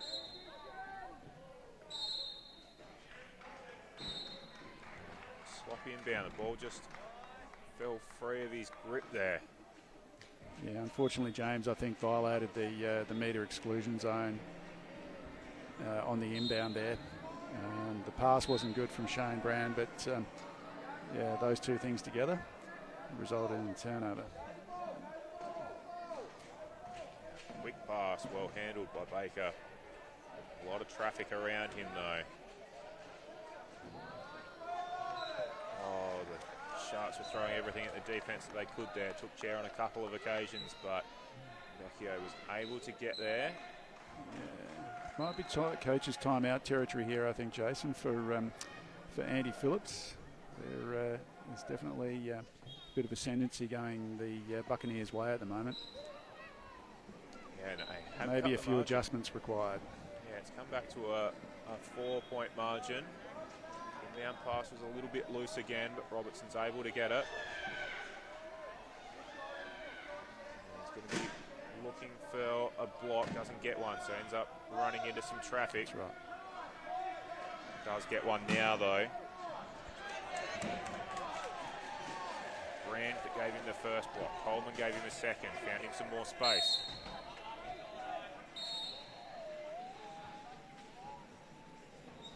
Shot clock was coming down, reached 13. Yeah, pushing foul on Hamish Baker there. Just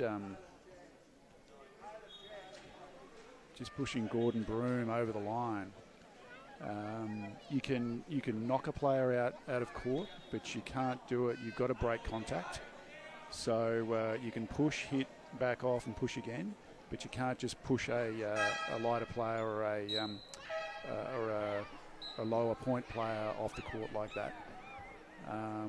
It's a rule that's generally designed to protect lower pointers, but yeah, you don't see it called very often because rugby is such a high contact game. But twice I've seen it called just in this tournament. So obviously the refs have a bit of a brief to be a bit hotter on that at the moment, and probably not a bad thing. Yeah, I'm not sure Baker was all that familiar with it. He wasn't sure on the call and asked a few questions about it. But it was explained to him and well explained by yourself in the commentary as well. So he went to the penalty box and created an opportunity for the Sharks to score easily. And they probably needed that just to regain a bit of ascendancy. Spin the lead out to 5. Now Vecchio brings it up. Leaves a few players in his wake. Gets a block from Hamish Baker in the front court and creates a pass.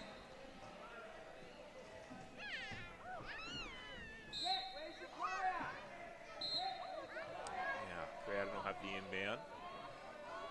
Seen as much of him in the third term after he took on a lot of responsibilities in the first. That's a loose pass. Turns it over. Baker's going to bring it back quickly. Sari tries to make amends. Does manage to slow down his progression.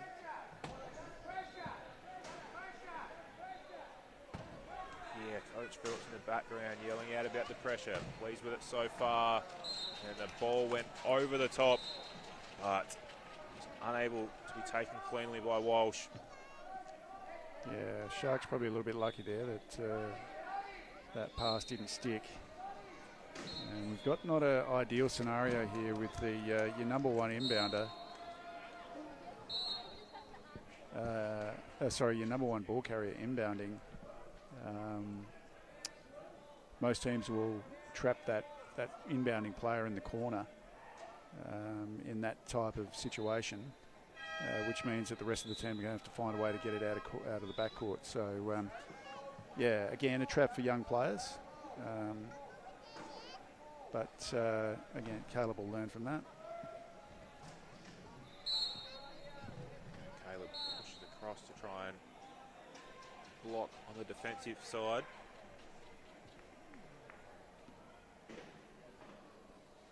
Not sure if he's done so successfully.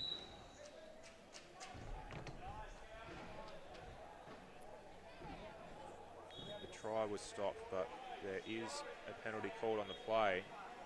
It's Nasari that goes to the penalty box. She'll sit out, and an opportunity for the Buccaneers with not just a 4-on-3 advantage, but a significant points advantage on the floor now too. And what we don't want here is any fouls from the Sharks, so no reaching, no one else going over the baseline. We saw earlier where the Buccaneers had two in the box together. I think this time, have they had one down in the key for too long? Looks like one of the Buccaneers might have gone over the baseline there. But here we can see that trap coming into action. And that looks like it will result in a turnover. Well read, and Vecchio is able to pick it off and then get over. 4-3 advantage, not initially being utilised by the Buccaneers, but it does happen eventually. Now the inbound, Johnson under some pressure. Yeah, Andy Phillips is going to have to adjust here, I think. He's in danger of being overtaken here by the Buccaneers. So we'll see how he responds. Yeah, and the points differential now being reeled in here. Started the day with a plus 30 points differential after two big wins yesterday. And this looked like it might have been following suit with a big win for the Sharks, but well done to the Buccaneers. They've been able to claw their way back into it. And now it looks like being a very close encounter as we approach the final minute of this premiership quarter, the third quarter. Sari gets the ball forward, Johnson onto it, and it's a race to that try line, and Antonio Vecchio does very well to put a stop to that play. Johnson has to go back out. Good composure though. Now Scott Mackay locks him up momentarily. Yeah.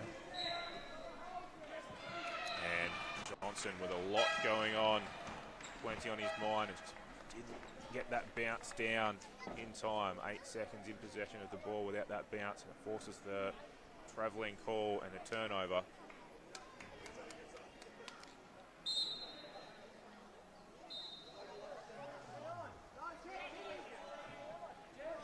Some confusion on the sidelines for the Sharks. Leaves them one short on defence momentarily.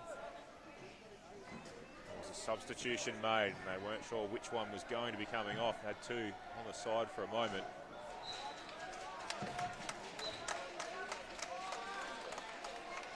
So we'll get back on defence in the end, though. It's great pressure from Caleb there. The defence came late, but it was a try saver when it got there. And now we're into the final seconds of this quarter. Sorry with a good reach, and then attempts a long pass, but doesn't come off. Vecchio picks it off, 15 seconds to play. Shot clock not a factor anymore. There's some blocks from Baker and Scotty Mackay down on the line, and penalty try gets awarded, so that point will count.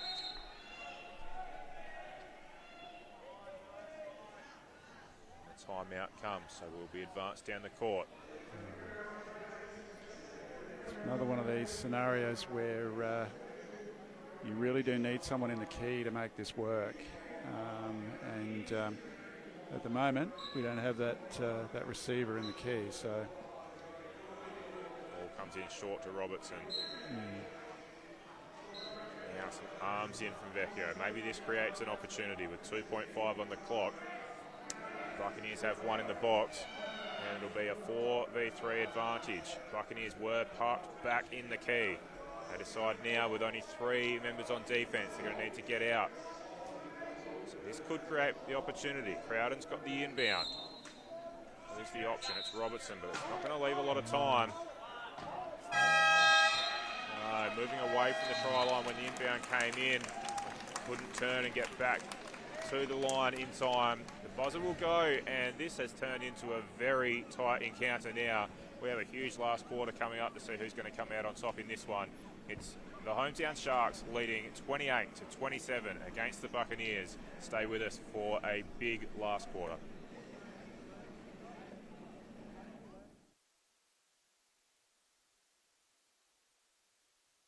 To get into the team was absolutely incredible. I've been wanting to be part of the Steelers team for a long time now. Your plan partners really helps with everything in my day-to-day life. Managing all their invoices and stuff like that can be a bit of a daunting task at times, whereas plan partners really helps out. The plan partners dashboard is really simple to use. I just submit the invoices and they're paid. I'm ready for the game, I'm ready for the day. Together, it's possible.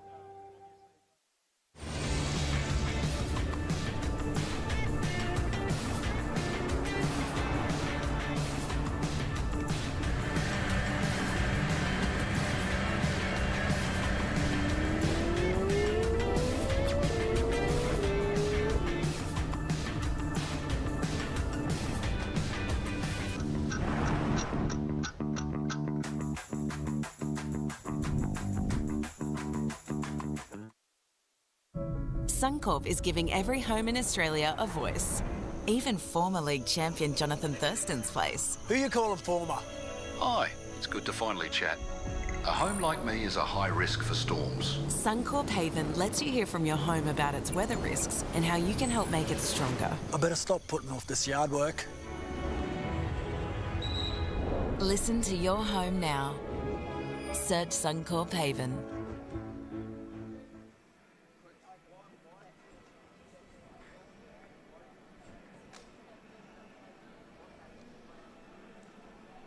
Thanks for staying with us on our live stream coverage of Day 3 of the Santos Wheelchair Rugby World Challenge. Big last quarter coming up between the ACT Buccaneers and the South Australian Sharks. Kai has the inbound. There was an opportunity for the Buccaneers to draw level.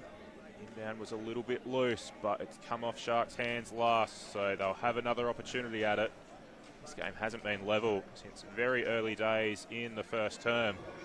So it'll be huge if the Buccaneers can get over to score and tie things up again. But they're not able to. Walsh down on the line was the target.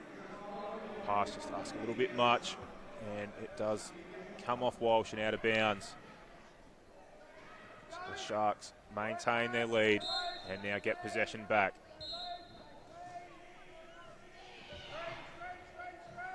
Sharks reverting back to a lineup they used earlier in the game where they were able to break free. It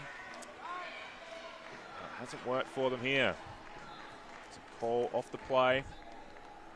Yeah, it looks like James Coleman must have gone out of court or got some sort of advantage as he's tried to get around.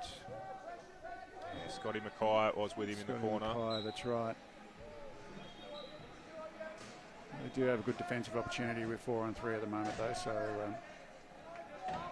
see how they go. Vecchio still in the penalty box from the last term. He's back on now, so the time has run down and he gets the opportunity to re-enter the fray. So it's 4-on-4. Barry gets a nice pass over the top to find Robertson. As I was mentioning, this is the lineup that helped get the lead early in this game, where the Sharks were able to race out to an early lead that stretched into double digits at one point. So they've returned back to their strongest lineup. Good defense, but Vecchio manages to just cross over the halfway line in time and then tosses the ball forward to Baker.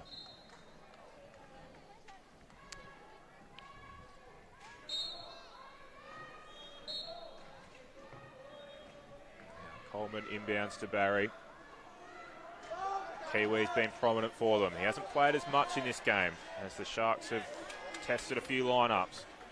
That one tested a stretch of Zach Robertson. He was able to get there, and Barry to Robertson 2 times down the court has resulted in a score for the Sharks. We're going to have to step up the defence here, because a 2-point margin, considering where they came from, is a little scary.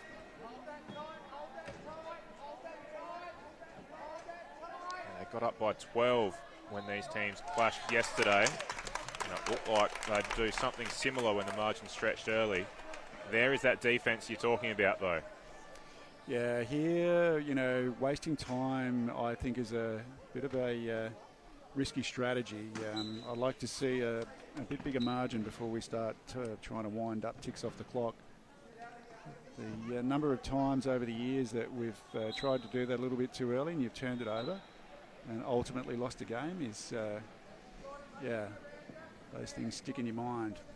It nearly was costly on that occasion as well. Robertson ended up just crossing the line before Baker forced him into the corner post. Baker asked the question of whether he got there in time or not, but the refs did think he had. But it nearly cost them the score.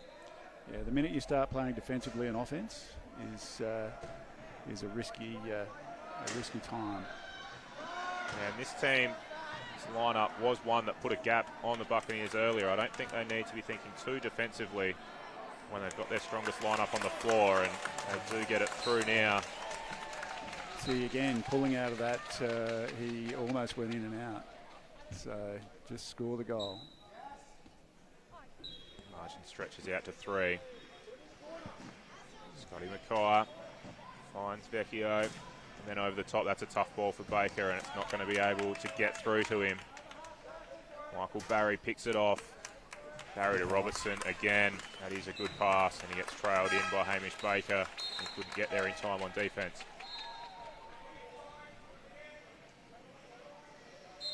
And a timeout is called. Buccaneers want to have a little chat.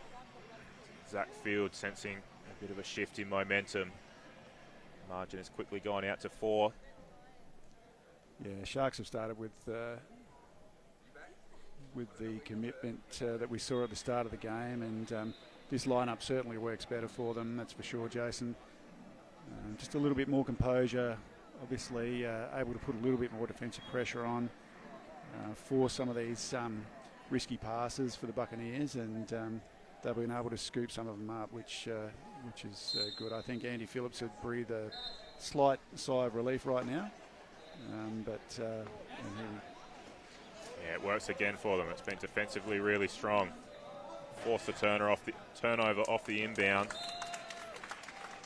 and then Coleman got the pick in on Billette and allowed them to get it easily over. Now here's Vecchio. It's 1-on-1 down the court. Barry chooses to come at the ball carrier. Vecchio could have tossed it over the top to Baker, but decided not to. Yeah, safety on that occasion. Again, a little bit of experience there from Antonio. Suggested a pass is probably going to be a bit riskier than just taking it on the ground. So I'll leave it in my lap and push forward. Yeah, it's an important point. You mentioned it earlier, but the safety of maintaining possession. Each pass comes with an element of risk. So it's not always that they don't necessarily want to pass it off. It's not ball hogging, but rather it is a safer option. That's right. It's probably one of the fundamental differences between rugby and basketball. There's two of them really. One of them is that in basketball it's supposed to only be incidental contact, so so you're supposed to avoid, to the extent you can, hitting other players. Whereas in rugby, other players are your means to stop.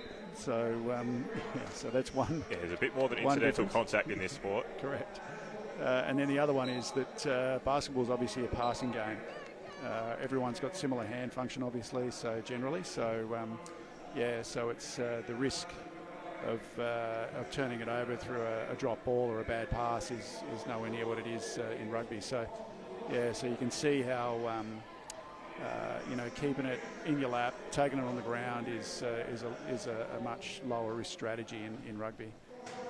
Although these days we do see more passing in the game, just because players have just got better with their capabilities, but certainly not to the extent that you do in basketball. Yeah, you can see an example of it there. So Vecchio forced a turnover, got a hand in on defence, swiped it clear, got a hold of it, and then he's maintained possession all the way through. Got trapped on the try line for a moment, would have been thinking about maybe passing it off, decided no, I'll keep it in my control, I'll try and force my way over. He did, and then coming back the other way, the pass from Gordon unfortunately got picked off for him, and Rhiannon Billette. Yeah, Rhiannon's doing a good job in terms of her defence on Zach Robertson there, just sticking close enough to, again, a pass is not going to be spot on. It's rarely going to be spot on, and so sticking close to a man on defence down the ground is a really good strategy, because you know that there's every chance that you're going to get that turnover. Yeah, with a 2-point game. The Sharks have called timeout. Andy Phillips has a chat to his team. They're all gathered around closely. Meanwhile, the Buccaneers, they're ready. They're out on the court. Kadir and Antonio out there now. So the couple of 2-pointers on the court. They're alongside Scotty Mackay, and Rhiannon Billette is their high pointer. A lot of the ball will go through her, but again, they've got those two long inbounders. But it's South Australia who have the opportunity. Coleman brings it in through Robertson. Everybody in the half court at the moment, so there's some space to work into. He finds it. Michael Barry's going to try and put the block on. Good defence though. Two 2-pointers came at Robertson, but he saw them coming. Able to offload. Barry crosses. Margin is out to 3. The inbound pass. Yeah, touched by Robertson. On to Vecchio. Last touch was Vecchio, so it will be the Sharks. Yeah, good defensive pressure there again from the Sharks. Here's Barry. Deep set defence. Now Kadir comes up. James Coleman puts the block on, takes Kadir out of it. Now a little offload over the top. Zach Robertson will go through backwards. Yeah, doesn't matter if you go through forward, sideways, backwards, as long as you get 2 wheels over the baseline, you've scored. It's one of the risks there with a low point inbounder, as we can see. They just don't have the range to be able to spread that defence. So, Sharks have been able to pick a couple off there. And then the defensive effort from Zach Robertson as Antonio Vecchio brought it over halfway, got some contact and forced the over and back call. Yeah, a little bit unlucky there for Antonio, but great timing from Zach Robertson. He was just able to hit him and get that wheel up in the air, just enough to lift off the ground and then drop back into the backcourt there, forcing that over and back. The margin just starting to stretch out. We're under 3 minutes to play. Michael Barry has it in the centre of the court. Looking for an option. He's got Robertson in front of him. Uses that. He gets trailed in by Rhiannon Billette. few nudges on the back wheel, that doesn't faze him. And it does now look like the Sharks have probably extended a lead. It's going to be too hard for the Buccaneers to reel in. They've certainly got a lot better control over the game now, and that one's going to run away from Rihanna. An 8-second violation in any case. But again, great defence from James Coleman, just staying close. It has been that defence. The Buccaneers have been stuck on 33 for a minute or two now. Haven't been able to score regularly in this final term. They only put up 34 against the South Australians yesterday. By far their lowest score of the day and the lowest score of any of the Division 2 games so far. They're stuck on 33 at the moment. As Michael Barry pushes through, it's a 7-point break. Yeah, it was a good block there from Zach Robertson then. The one thing the Sharks are lacking a little bit is a bit of structure in their key offence.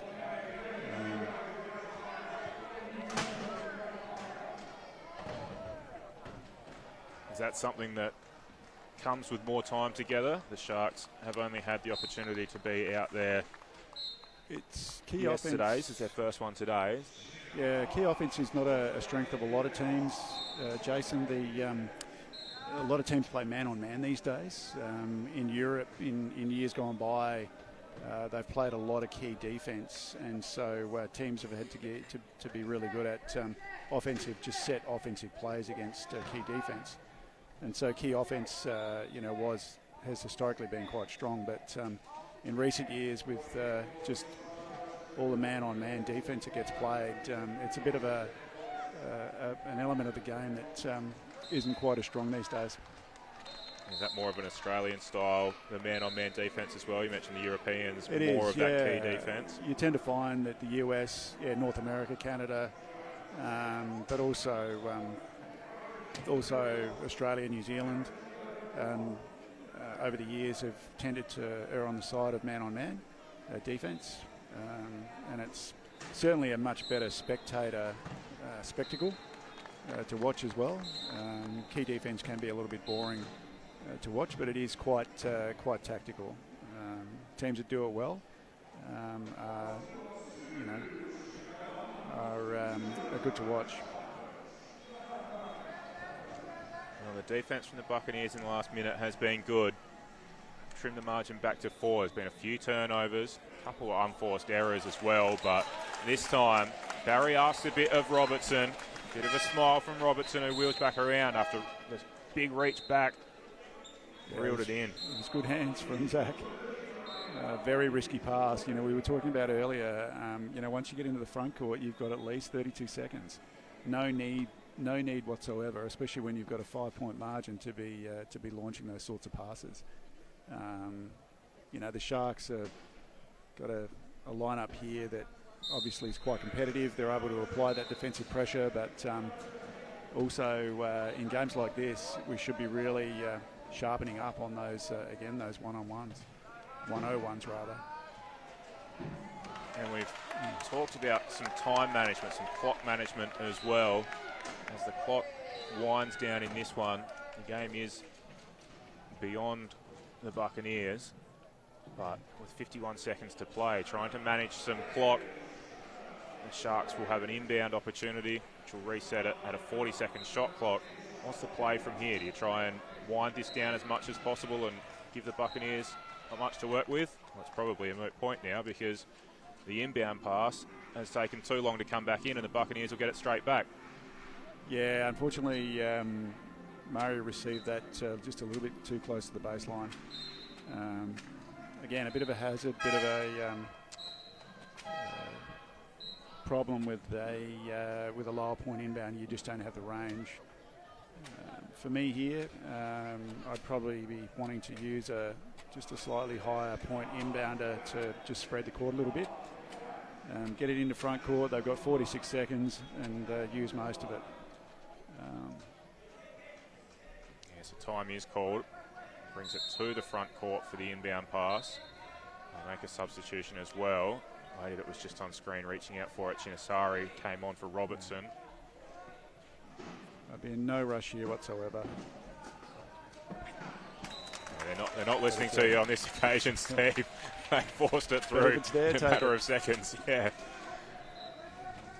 But we are under 40 seconds now, so shot clock is switched off. Buccaneers looking to score. Goal differential still a factor. Big hit in the mid-court. Bit of collateral damage there. Hamish put on a quite a decent hit and unfortunately took out Antonio in the process.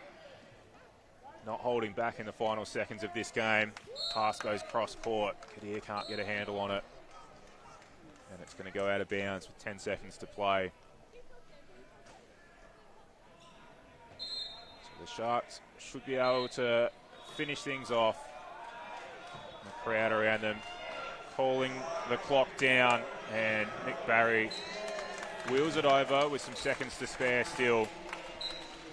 Kadir looked long. We've talked about his long inbound now a couple of times. Looked long to see if there was an option. There wasn't one there. So tosses it to Vecchio, who holds on to it, and that winds down the clock. Brings a close to this game. Game that had some big momentum swings. The Sharks were up by double digits early. It came back and was within one at various points, including in the last term, but the Sharks then pushed clear again to take a 6-point victory. They get up 43-37.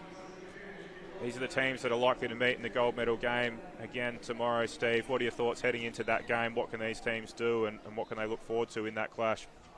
Yeah, look, I think Andy played it well. He used the opportunity to try out a few different lineups just to see what works and what doesn't. So he should have quite a good perspective on where his team's strengths are as they go into the final there. The Buccaneers, I think, have got more to offer.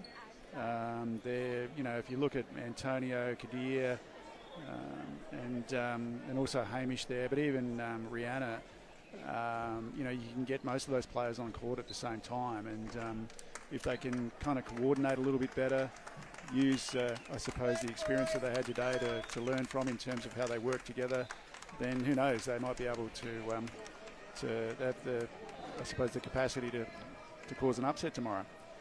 But the way the things are looking at the moment, the Sharks are well and truly in good form.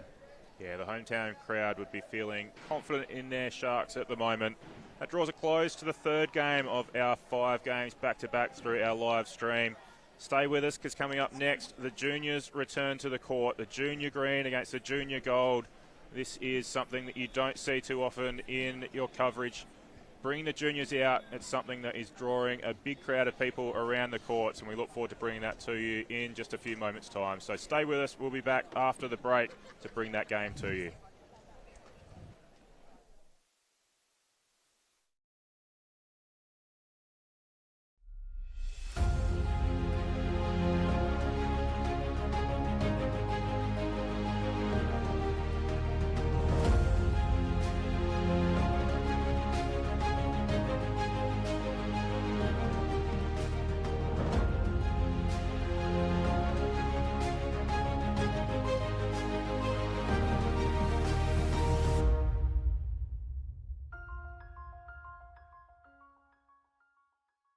At Degnan, we don't just build infrastructure, we build possibilities. We work collaboratively to bring excellence, innovation and diversity, delivering projects that connect people and shape the future.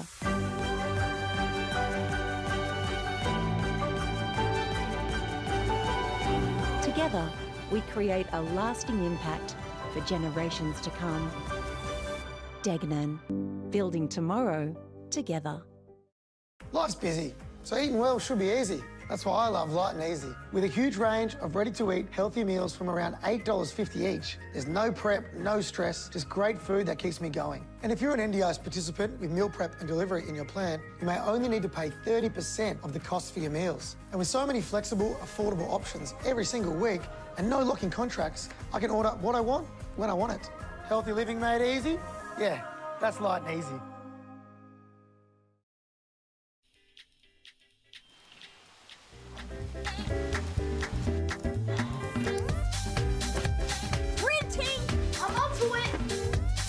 Got it. Piggles. Sir Squeaks a lot. Bruce. Bruce.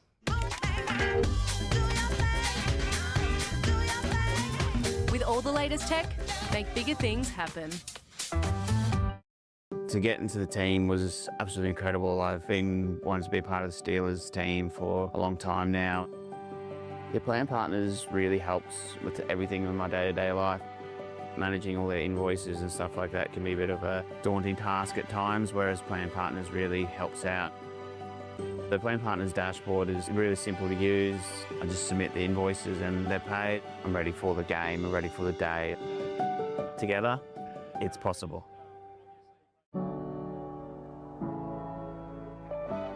At Chartercare, we're more than a business. We're here to help you live life to the fullest.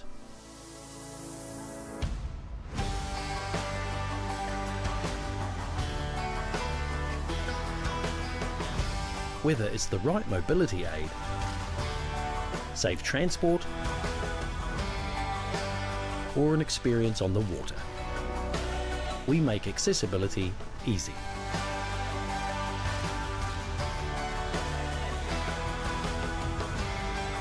Chartercare Services, proud sponsor of Possibility.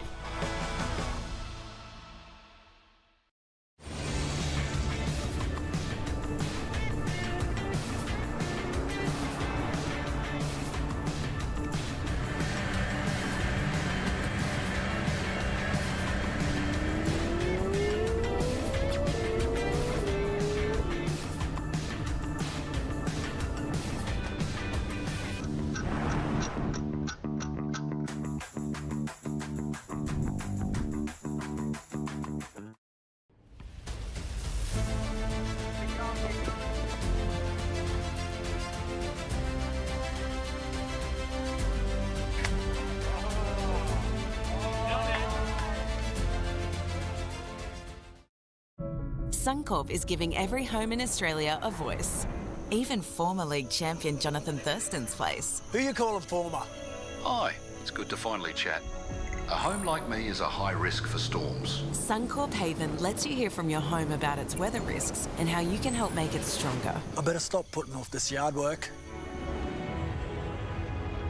Listen to your home now. Search Suncorp Haven.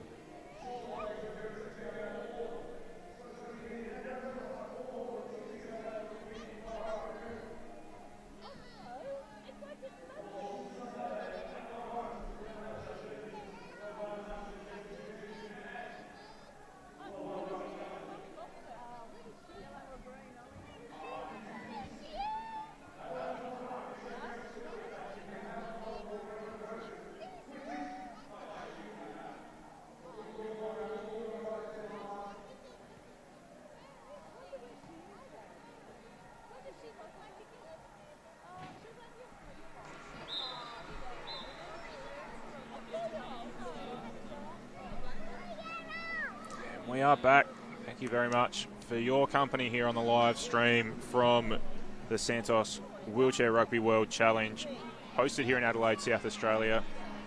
My name's Jason Anderson, and I'm pleased to join you for this very special event of two junior teams coming together in an exhibition competition, Junior Green and Junior Gold, giving the opportunity for some aspiring Steelers of the future to come onto our courts and show their wares.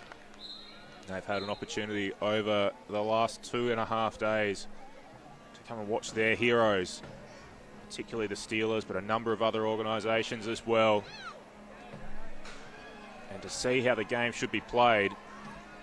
And they are going to try and play it in a similar manner, and we're seeing it here with an early try for the green team, who managed to get a long ball over the top into some space and then a quick roll over the line. Score of 1-1. Of course, in a competition, the results do matter, but I think most important is the opportunity these young athletes have. There's a big crowd that has gathered around, having walked the grounds throughout the day. It's been on everyone's lips talking about this competition, how great it is to provide this exposure. The kids have added so much atmosphere, so much enthusiasm to the venue.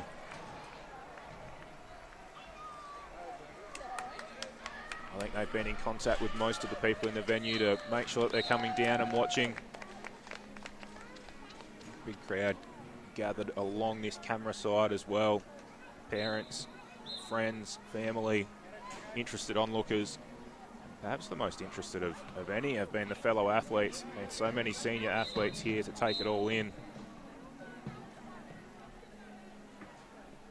Headlined by probably the best player to ever do it in Riley Batt, that's coaching these lineups. An absolute thrill for the junior athletes to have somebody of his calibre and spend the time with them, provide that coaching and help them along. Now here's the green team in possession. Quick defense from the 11 gets in front. Bounce pass. Trying to get back onto it. Oh, how's that for ball control? Picks it up. Cops a hit and gets over the line. That young man gets an enormous cheer from the crowd around him.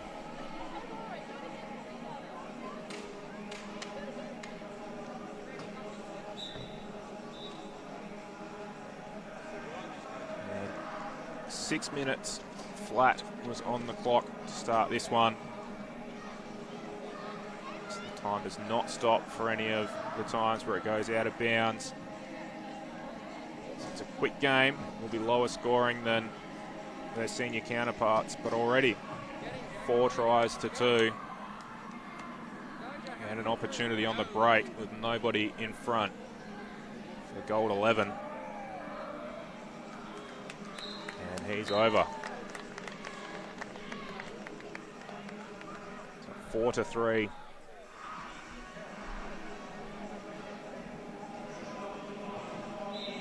Couple of changes being made. Everybody getting a run, which is important.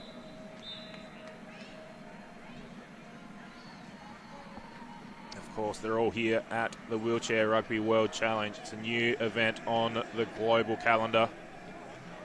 Brings our Australian Steelers to home hardwood for the first time since 2018. The World Champs hosted in Sydney back then. So it's been 7 years since we've seen the Steelers here on home court. These young athletes have the opportunity to see their heroes and mimic them.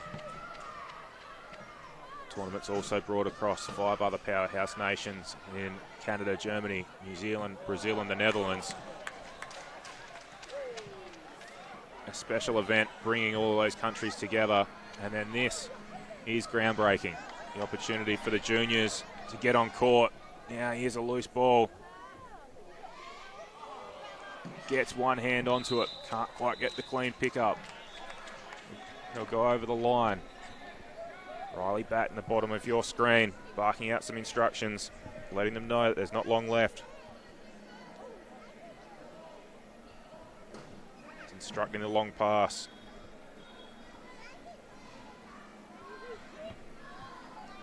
There it is. There's a long ball. It's into some space. The clock's winding down, and the clock will go too quickly for them.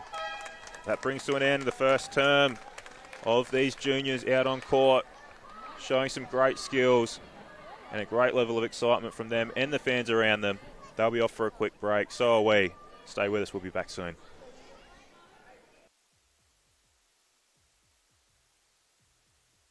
Life's busy, so eating well should be easy. That's why I love Light and Easy. With a huge range of ready-to-eat healthy meals from around $8.50 each, there's no prep, no stress, just great food that keeps me going. And if you're an NDIS participant with meal prep and delivery in your plan, you may only need to pay 30% of the cost for your meals. And with so many flexible, affordable options every single week and no locking contracts, I can order what I want when I want it. Healthy living made easy? Yeah, that's Light and Easy.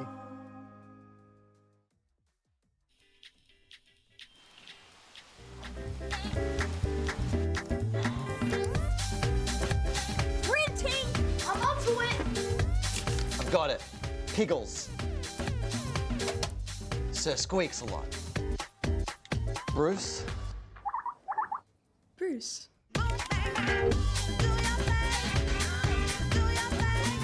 With all the latest tech, make bigger things happen. To get into the team was absolutely incredible. I've been wanting to be part of the Steelers team for a long time now. Your plan partners really helps with everything in my day-to-day life. Managing all their invoices and stuff like that can be a bit of a daunting task at times, whereas plan partners really helps out. The plan partners dashboard is really simple to use. I just submit the invoices and they're paid. I'm ready for the game, I'm ready for the day. Together, it's possible.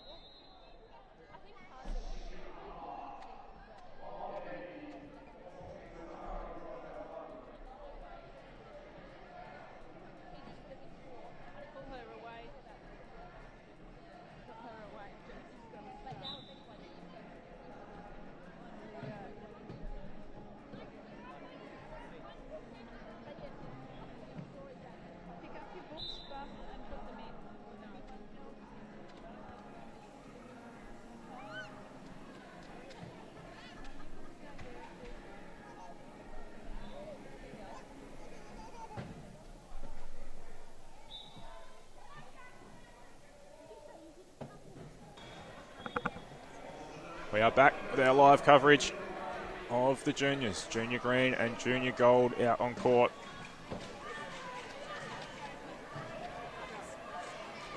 An exciting opportunity for these youngsters. Likes of Riley and Jackson and Lincoln and Mia, amongst others that are out there.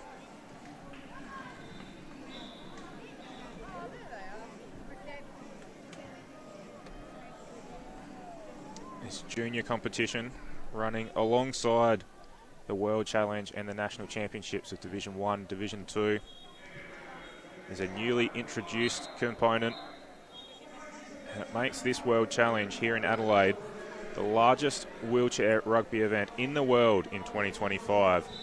We'll measure the number of games played, the number of teams competing. It is a massive global event, and these juniors have an opportunity to participate in it, which is exciting for them. Now, how's the stretch on that? The inbound pass, the bounce pass. The 6 reaches up high, gets a hold of it. And this game's all tied up.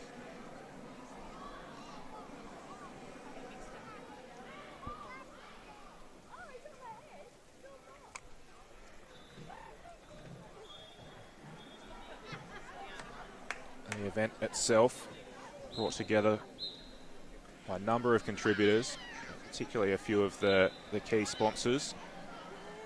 You'll see on the jerseys of many of the players, reference to Santos, is of course our naming rights sponsor, the 2025 Santos Wheelchair Rugby World Challenge.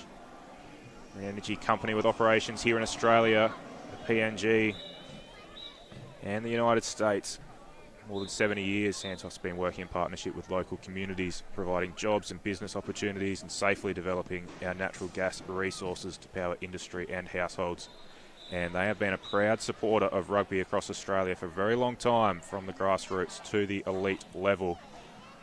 Couldn't be done without their assistance. We thank them very much for allowing this to come together.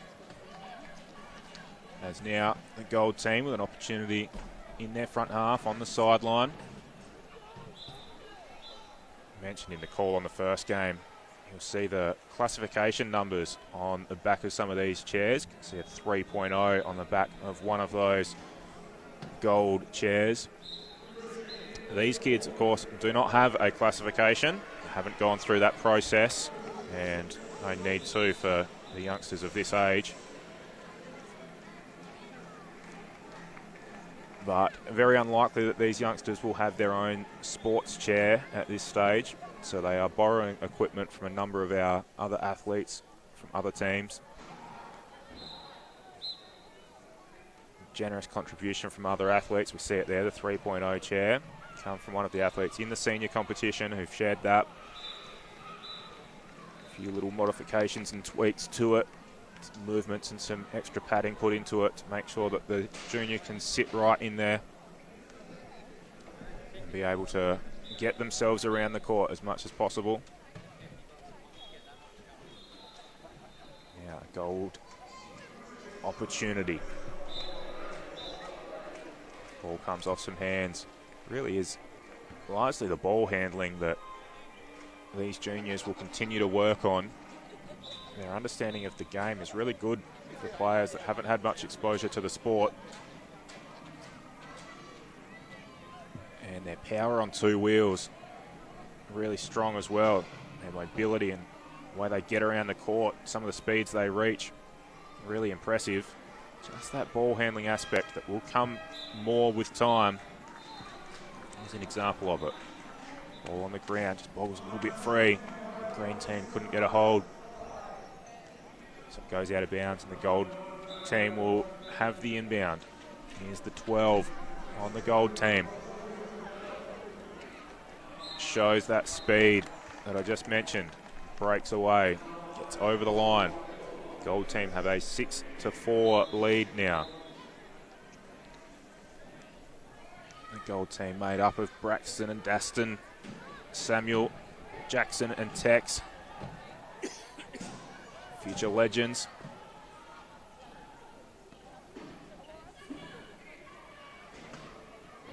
Ball knocked free there. Fearlessness of youth. Absolutely no fear in just cannoning in. Putting in some big shots. Ball boggles out of bounds, and our green team has an opportunity. It's the 13. Got a couple of players down the court. If he can get it over the top, that's a fantastic pass. Great bit of play. The 6 breaks free. Close to the sideline. Manages to keep it in. Handy pass over the top. Incredible play from the green 6. Working in tight spaces, tossed it over the top. The 13 gets a hold. And as the clock runs out, crosses the line to make it a 6-5 game at half time. What a great bit of play to take us into the break. We will take a short break. Stay with us. There'll be more action from these future champions coming up soon.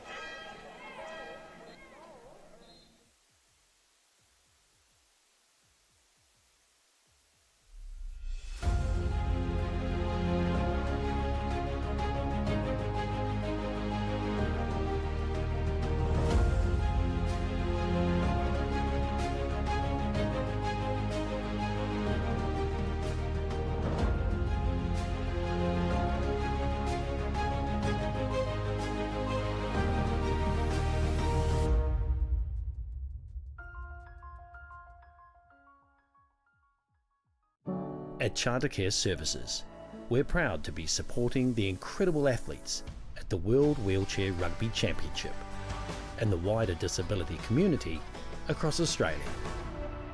Whether it's the right mobility aid, safe transport, or an experience on the water, we make accessibility easy. Charter Care Services, proud sponsor of Possibility.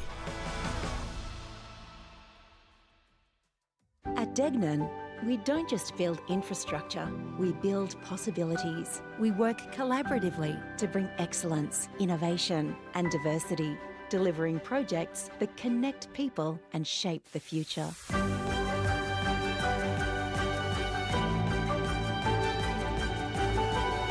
Together, we create a lasting impact for generations to come. Degnan, building tomorrow together.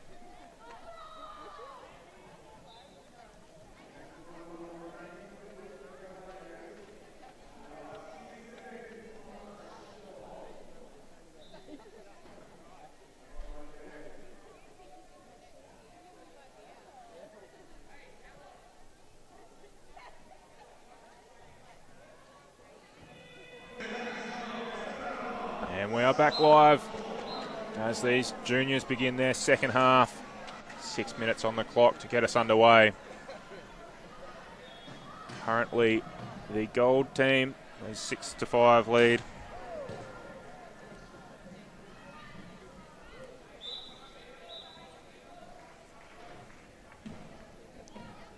These athletes, to be eligible, need to be between the ages of 6 and 14. Most of them towards the higher end of that within this grouping.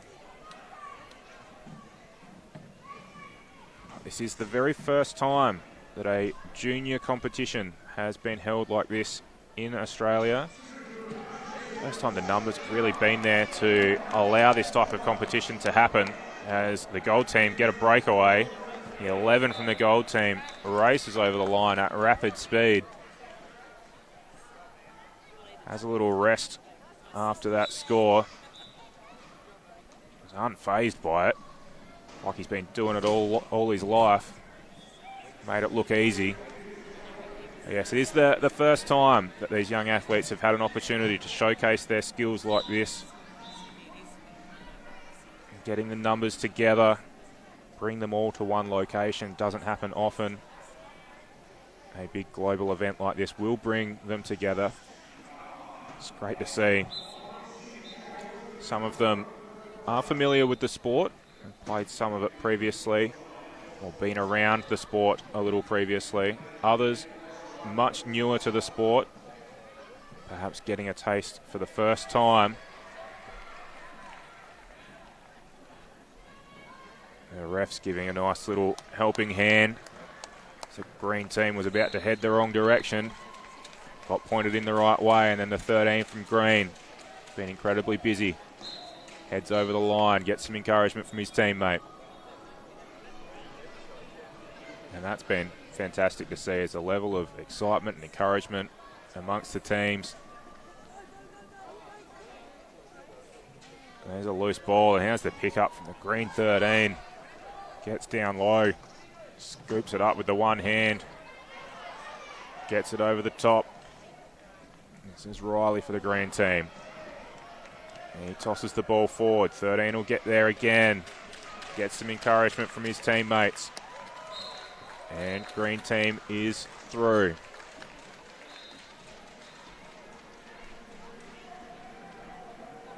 The green team might see the Officeworks logo on the back of their jerseys. Officeworks have been the official schools partner of wheelchair rugby throughout this year. And the last 2 days in particular on the feature court has seen huge volumes of school students and schools come through. High schools, primary schools, preschools and kindergartens here as well. And the sponsorship of Officeworks has helped that to happen. Officeworks have been around for over 30 years and are one of the largest retailers in that space. As the 11 who's checked back in for the gold team comes back in and makes immediate impact, crosses the line. An 8-8 game. This game showing a step up from where they were just a couple of hours ago in a game that just reached double figures for the individual team scores, and this one looks like it may well go beyond that. Players are quickly learning the skills of the sport. And the 13, the offload pass, the crowd has loved that. The involvement of Mia, the 4 for the green team, is on the line. She's stoked. She gets the high fives and fist bumps of a few of the teammates. And now she's active on defense, positions the chair well. Reaching in to try and knock the ball free. 11 from the goal team, hands off to the 6. And gets it onto the 7 now. But young Mia picks it up on defense, getting it done at both ends of the floor. Ref gets a handle on it, passes it back, doesn't want to mess up the play. And a great little pass from the green team. The offload, a level of celebration, is the 5 that was particularly active in the mid-court. Green 5 showing the skills to pass it off. I think it's a little block on defense, but 11 takes the contact. Doesn't mind, comes along the sideline now. There was a chase, a 13 with a big hit. But it's not enough as gold 11 gets over. Now the clock counting down. It is a 6-minute flat timer for these games. It does go quickly. Rakes it in with a matter of seconds to go. Can't spin in time. And that will do for the third quarter. With one term to go. High quality feature game from the juniors. We'll be back in a moment to bring you the final quarter.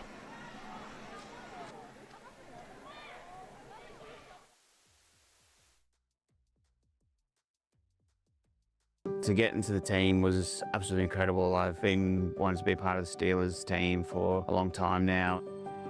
Your plan partners really helps with everything in my day-to-day life. Managing all their invoices and stuff like that can be a bit of a daunting task at times, whereas Plan Partners really helps out. The Plan Partners dashboard is really simple to use. I just submit the invoices and they're paid. I'm ready for the game, I'm ready for the day. Together, it's possible.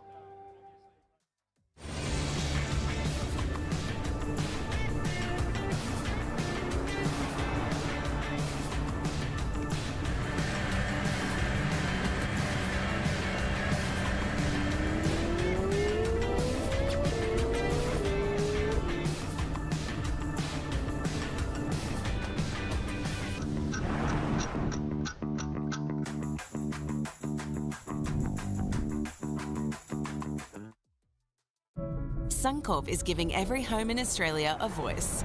Even former league champion Jonathan Thurston's place. Who you calling former? Hi, it's good to finally chat.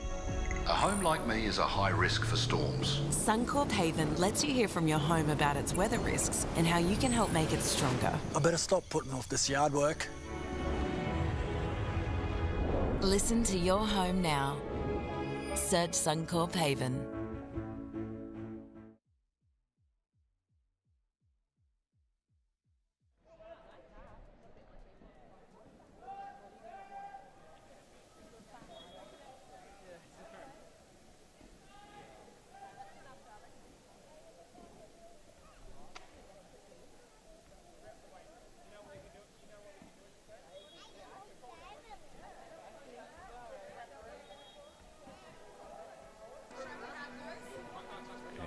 we are back with this exclusive coverage of our junior competition. Green team eagerly awaiting the commencement of this final quarter. They're out in position. Yellow team getting some final instructions from Riley Batt. What a privilege for these athletes to get the guidance of the best that's ever done it. You can see him on your screen now. Equally involved with both of these teams, sharing his time with each, giving out some encouragement. And we now reset the clock and we'll have 6 minutes in this final quarter. These two teams competed earlier today. Obviously in fierce competition now, and then they will be back on again tomorrow morning at 9:30 local time as the gold team cross and tie it up at 10 apiece. Yes, they're back tomorrow at 9:30. Tomorrow is the big day where all of the rankings will be determined. At the same time, over on Court 1, the World Challenge sees the 5th v 6th contest, which is still very much undecided at this point, with some more games still to be played today of who exactly will finish where. And then running concurrently, the bronze medal match of the World Challenge will be on the feature court, while here on Court 2, Division 2 gold medal match will be on. Then we have some national championships action with the gold medal match and the bronze medal match running concurrently before the big feature act at 2:15 South Australian Central Time Zone, where the gold medal match in the World Challenge will be on. All eagerly awaiting that. And these juniors are the lead into all of it.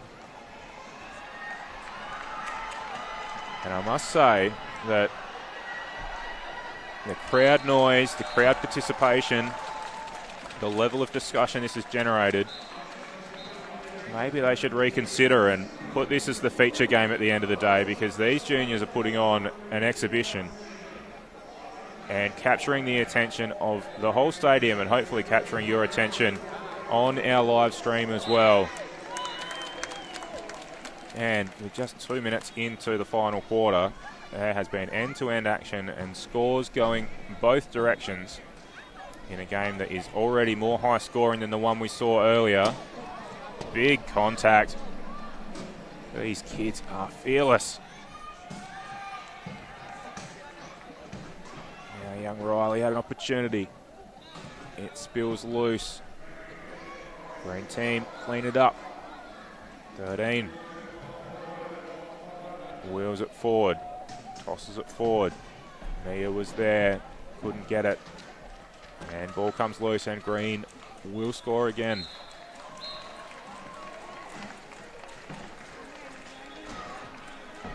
Gold team about to bring it back in. Light and easy, their sponsors on the back of their shirts. Another one of the big contributors to this event. They've got their chef-prepared meals that Light and Easy offer, nutrient-rich meals that support the athletes to perform at their peak. They recently introduced co-payment options to make their services more accessible for NDIS participants who have meal preparation and delivery included in their plans as well. So they're a great option for athletes and others alike. And we thank them for their support of the whole event. You can see their sponsorship banners in the background there as well. Now back to the action. Green team with an inbound. Tough spot on the court to inbound from. And their more senior contemporaries have difficulties with that location of the court. They'll get a second opportunity.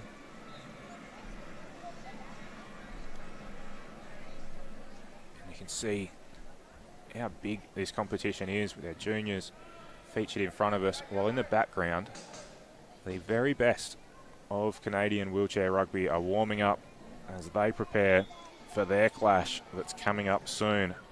Over on the main court, they're taking on New Zealand in a game that will shape the finals that I spoke about that are on tomorrow.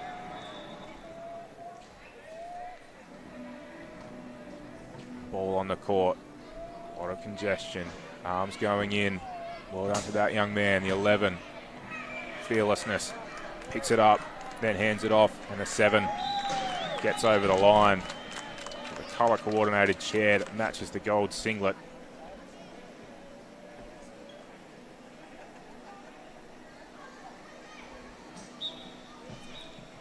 And with just a minute to go now, it's all tied up.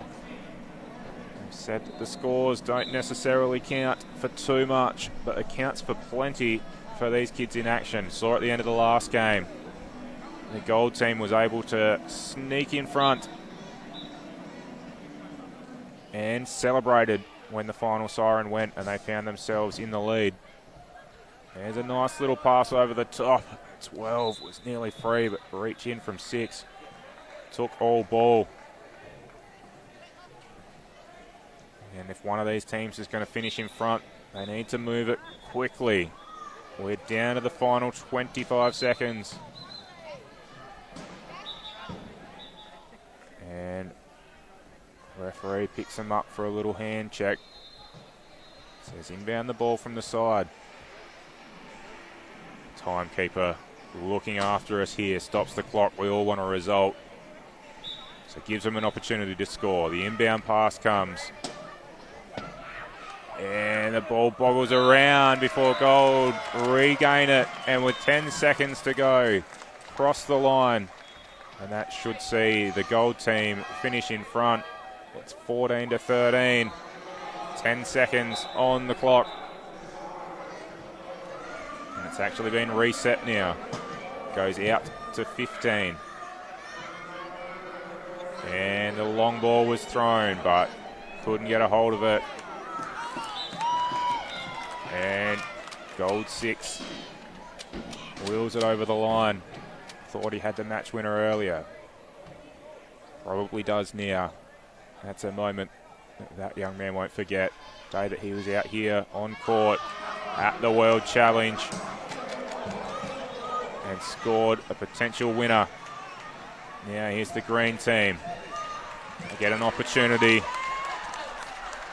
over the top. 13, who's been an absolute weapon for the green team, gets it over the line and scores. As the ball gets tossed back in.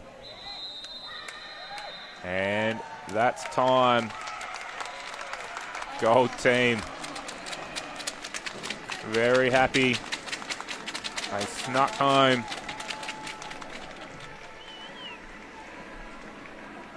Great sportsmanship.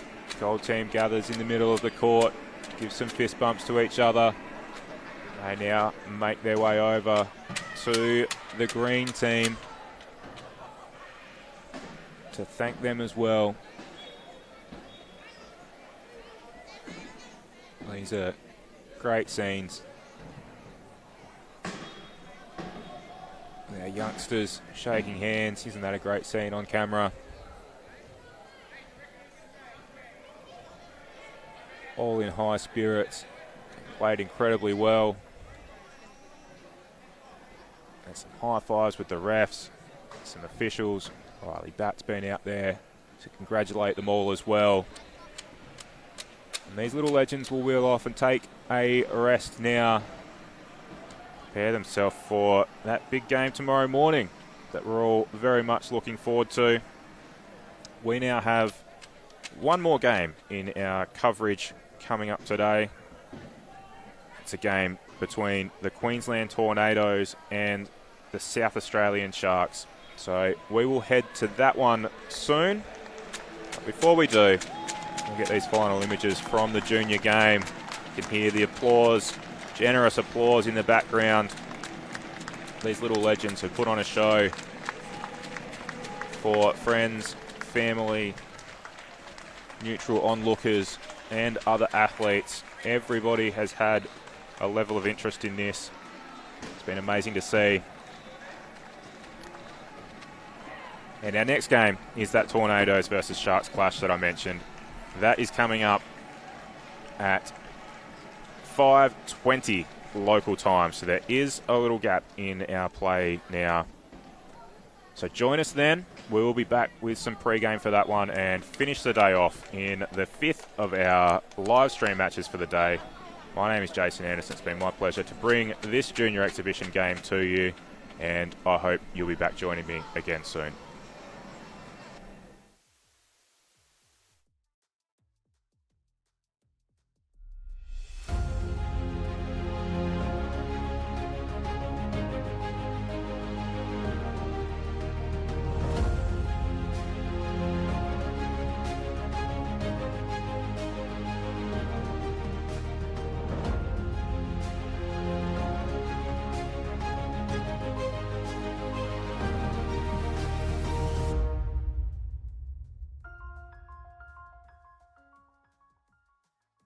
At Degnan, we don't just build infrastructure, we build possibilities. We work collaboratively to bring excellence, innovation and diversity, delivering projects that connect people and shape the future.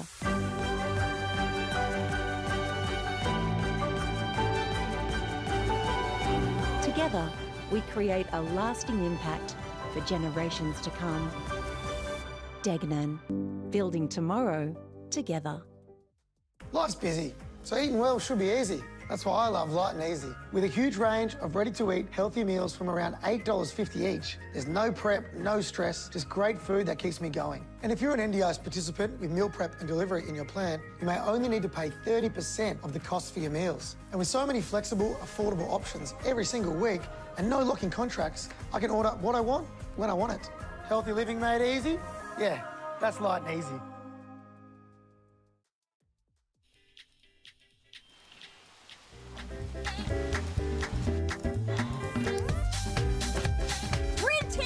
I'm onto it! I've got it. Piggles. Sir Squeaks a lot. Bruce?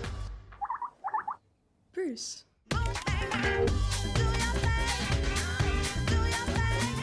With all the latest tech, make bigger things happen. To get into the team was absolutely incredible. I've been wanting to be part of the Steelers team for a long time now.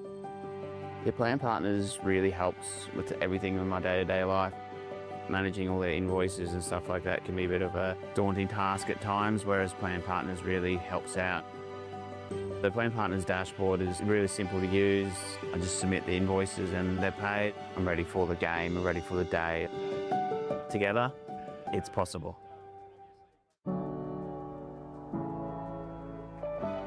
At Chartercare, we're more than a business. We're here to help you live life to the fullest.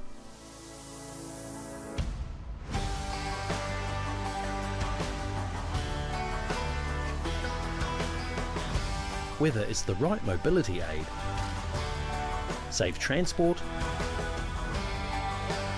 or an experience on the water, we make accessibility easy.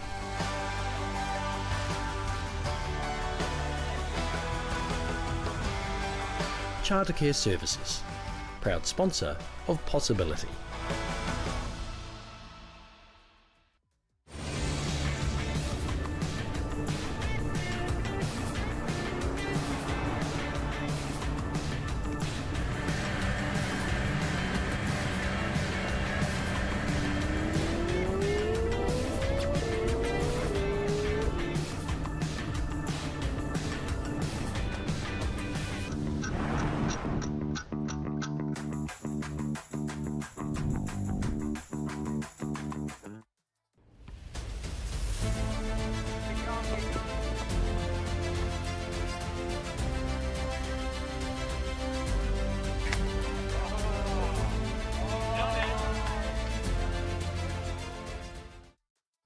Suncorp is giving every home in Australia a voice.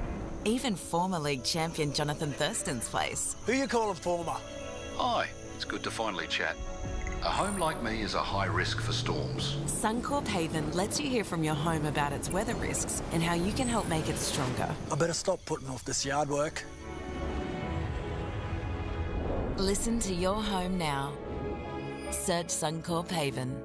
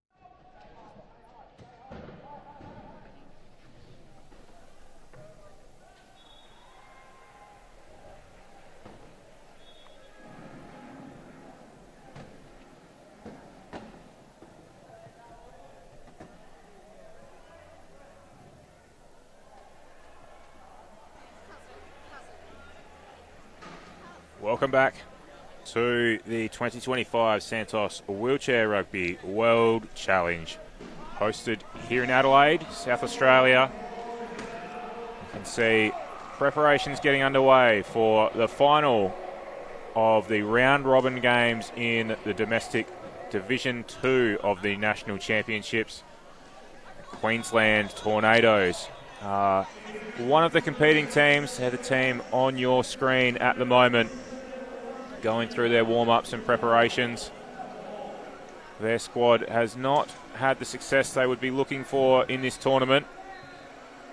They've played 3 games and have not been successful within those yet. So we're hoping that they can finish the tournament with a victory. Their team list is on your screens now, as you can see, headed by Natalie Miller, Ben Chalker, Albie Everett, Ronald Chater, Jason Ellery, Sean Senbull-Lynch, Bridie Moore, and Armin Dillon, and they are coached by David Wood.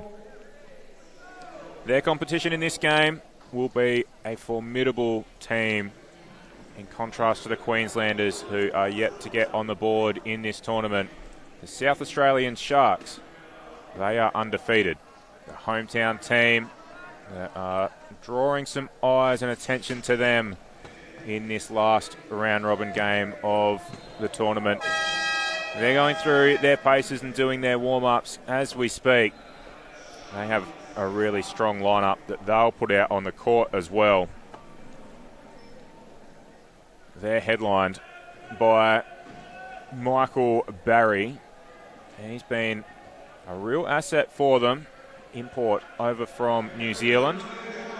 His countrymen, the Kiwis, are on court in the background over on court 1 in the international event. But Michael Barry joins the South Australians in this domestic competition. He's joined by Jutama Chinasari, Zach Robertson, Jet Johnson, Caleb Crowden, Gus Fowler, Shane Brand, James Coleman, Gordon Broome, and their coach is Andy Phillips. And you can see down on the court there, giving some instructions to his team as we get into the last 2 minutes before game time. The results so far, did mention that the Tornadoes are yet to get off the mark in this tournament, while the South Australians are undefeated. The Tornadoes opened the Division 2 competition yesterday morning with a game against the ACT Buccaneers. They went down 35-46 in that one. They then came up against the South Australian teams. So these teams clashed yesterday, and it was the South Australians victorious 65-47. And to round out yesterday's proceedings, the South Australians then played the Buccaneers and were successful 46-34. The 3 teams in Division 2. They've then backed up again today. The Tornadoes and Buccaneers got us started again this morning, and the Tornadoes bridged the gap. They were closer, but couldn't get over the line. 39-47 in favour of the Buccaneers. And in the last of the Division 2 games before this one, the South Australians took on the Buccaneers, and the South Australians got up 43-37 in a game that looked like it could have potentially been a little bit more in the gap. But the South Australians took an opportunity, having sealed their spot in the final, to play around with some lineups and take a look at some different combinations. This game, pride on the line. South Australians have qualified for that gold medal game, which will take place tomorrow at 10:45 Adelaide time, and they will clash against the Buccaneers in that one. So their fate is sealed. The Tornadoes will not go further in the competition, so this will be their final game. The starting 4 for each lineup find their way out onto the floor now. We're mere seconds away from starting this one off. It will be Broome and Chalker at the tip-off. And the ref whistles and gets us underway. Chalker with a short tap into the hands of Jason Ellery. Ellery gets it back to Chalker, and that's a nice start for the Tornadoes. These teams, of course, were in the final of the 2024 edition of this tournament. The Sharks successful on that occasion as well, so hoping to repeat that success, and in fact hoping to get 3 titles in a row.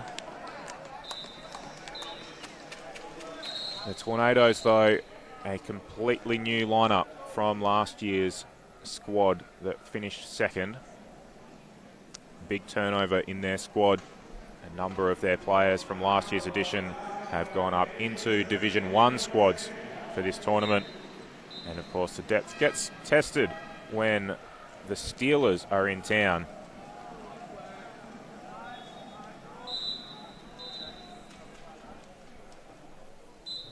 So a new look lineup for the Tornadoes. He inbound the first time from Ellery, wasn't successful. Second attempt, he finds a teammate in Chater, who then gets it back to Ellery and over the top to their high pointer in Chalker.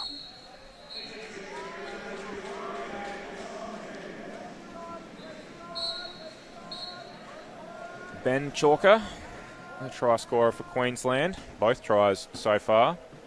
He has been central to all of the successes that Queensland have had. Haven't been able to score enough or get enough stops to be competitive in this tournament, but when they have looked their best, it's been off the back of that man, Chalker. And for the South Australians, Zach Robertson with the assist on that occasion. He's been really important. Still relatively new to the game, learning his way, but showing to be an enormous asset, as there's some big contact in the mid-court, but doesn't faze them. Pass was a nice one over the top to Chalker. Now the inbound from James Coleman. Michael Barry receives, gets past Chater. Navigates his way past Chalker as well. Takes a bounce as he crosses half court. 8 seconds you're allowed to possess the ball before needing to take that bounce. Get the ball down on the floor. Good inbound pass. Gets over the outstretched hands of the Sharks defender. Chalker crosses the half. Shot clock comes down to 34, so he takes a bounce and then continues to wheel over. You can see the score there on your screens. 4 apiece, 6:26 on the game clock. Shot clock resets to 40. So 40 seconds to try and get it over your try line. 12 seconds to try and cross the half. Some international rules have made some adjustments and made that 8 seconds in some competitions, but it has been 12 seconds that these competitors have been playing to in the domestic competition. There have been a number of rule changes in the international game, and nearly all of those have fed down to this level. Here's Ellery. Now, this might be one of the first tests of that need to get it over half court within 12. It took them 11. But the timing is perfect. Chalker gets free. Tornadoes would be thrilled with this start. 5 apiece, and to have scored 5 in the first 2 minutes of game time after some previous clashes where they've only broken 40 in 1 of their 3 games. And at this level, you're probably looking for upwards of 45 to 50 to be your minimum for a winning score.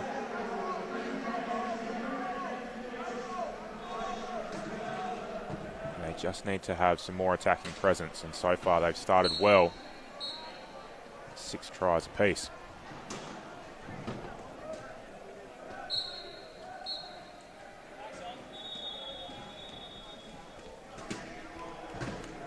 Jason Ellery got that last one for Queensland, then got active on defence, forces the long pass, and as a result, those long passes are harder to handle, more risk involved with those long passes. And it comes off the frame and out of bounds.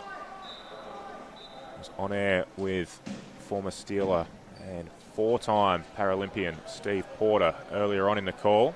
He spoke quite a bit about passing being risky, particularly the long passes. It is a sport where maintaining possession is really important. Unlike some other sports where you want to pass the ball around and get it through as many sets of hands as possible, this is a sport where getting it into one set of hands and then blocking and creating opportunities for them is far safer rather than tossing the ball around too much. Now Robertson looks like he'll need to find a pass here. He's trapped with a lot of black jerseys around. In fact, all of the jerseys are now around. Robertson still hasn't passed it off. And Chalker comes in and says, if you're not going to pass it, I'll try and take it off of you. And in the end, Robertson, just too much crowd around him, wasn't able to get the ball down on the floor within the 8 seconds, and a travel violation is called. A long inbound pass comes the way of Ronnie Chater. And then back to Chalker. And Benny Chalker over the line again. And the Tornadoes, to the surprise of a few of the locals watching, have broken to an early lead. A mini break, with now having a lead that goes beyond simple possession. The inbound pass from Coleman finds Barry. That had an element of risk to it as well. The clock on the inbound was ticking down. Forced to pass, but it worked. Now here's Chalker, back to Chater. And then over the top to Ellery. And Ellery scores. Michael Barry did his best to try and get in front. When he did, got pushed over that line and was defending from behind the line, and the try, the ball didn't cross the plane. They do count in this sport when you're in contact with the defender who is over the line, like Barry was on that occasion.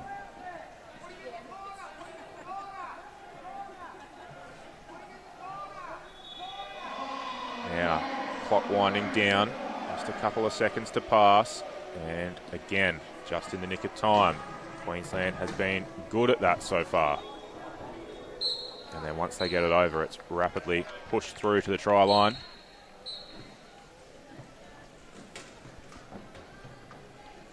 Coleman gets the inbound. Michael Barry. As a development player, he's been impressive in this tournament. Certainly capable of playing at this level and beyond. Been very impressed with his style of play so far. There are a number of players who've made big contributions this year and previous years within Division 2. You can see some glimpses of the Australian Steelers outfit warming up in the background. And there's examples within that squad of players that were here in Division 2 just last year and then have found their way through to the Steelers squad in this edition. So the progression has been fast, been significant, and some of these players would have hopes to do likewise. If we look at that Steelers team, the likes of Cooper Blackwood, who was a member of the ACST Buccaneers last year, developed at a rapid rate through some of the development programs and is in that Steelers squad.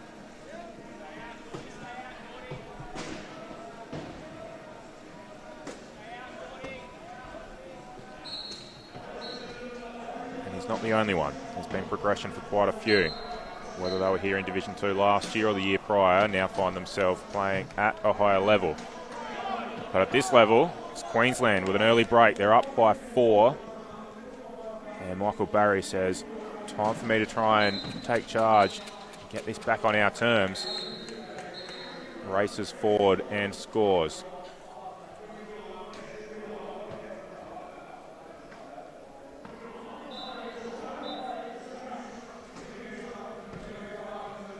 Both teams have had their strongest lineups on the floor to open this clash.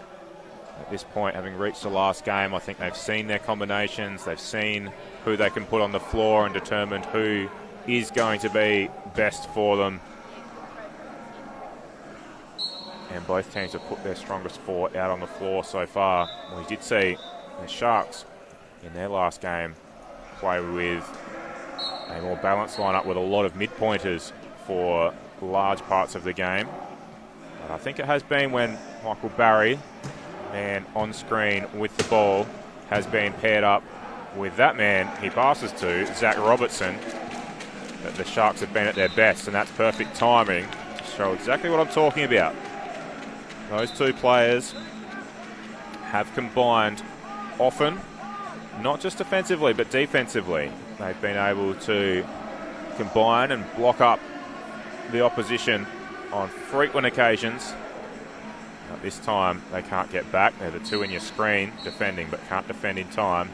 And Ellery gets across. He's an experienced player and has shown to be a real asset for this team in the tournament so far. We're at 15-11 with under 2 minutes to play here at the Netball Stadium in Adelaide, South Australia. Our brilliant host that hosted last year's event that saw the Sharks successful on their home court, and will be the host for next year's event as well.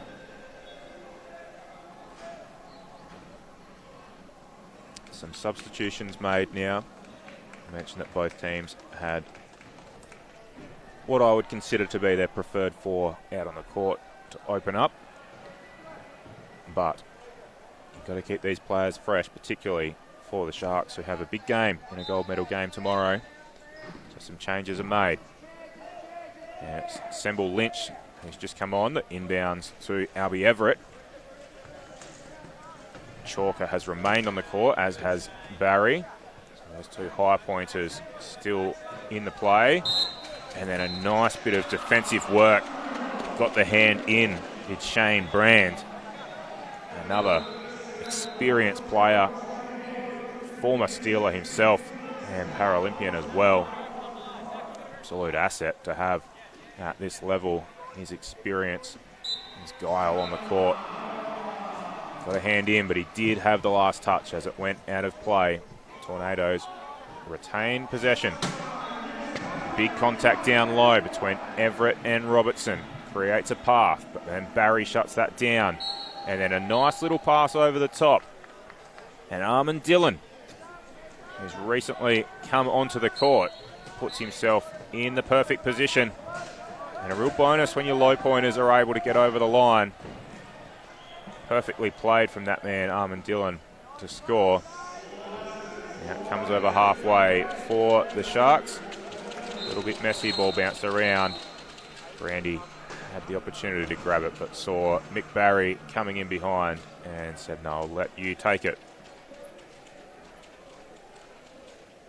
And we are paused with a technical timeout and some running repairs happening off screen.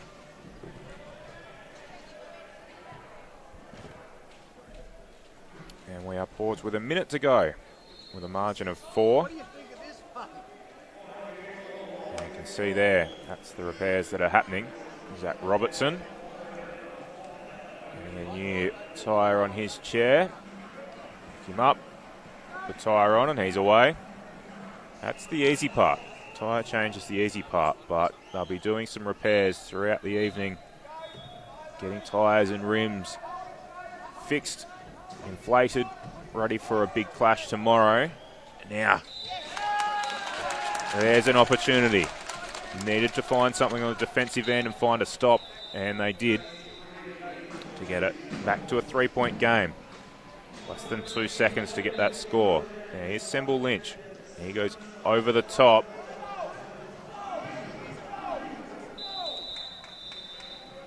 And a violation is called for the 8 seconds on inbound.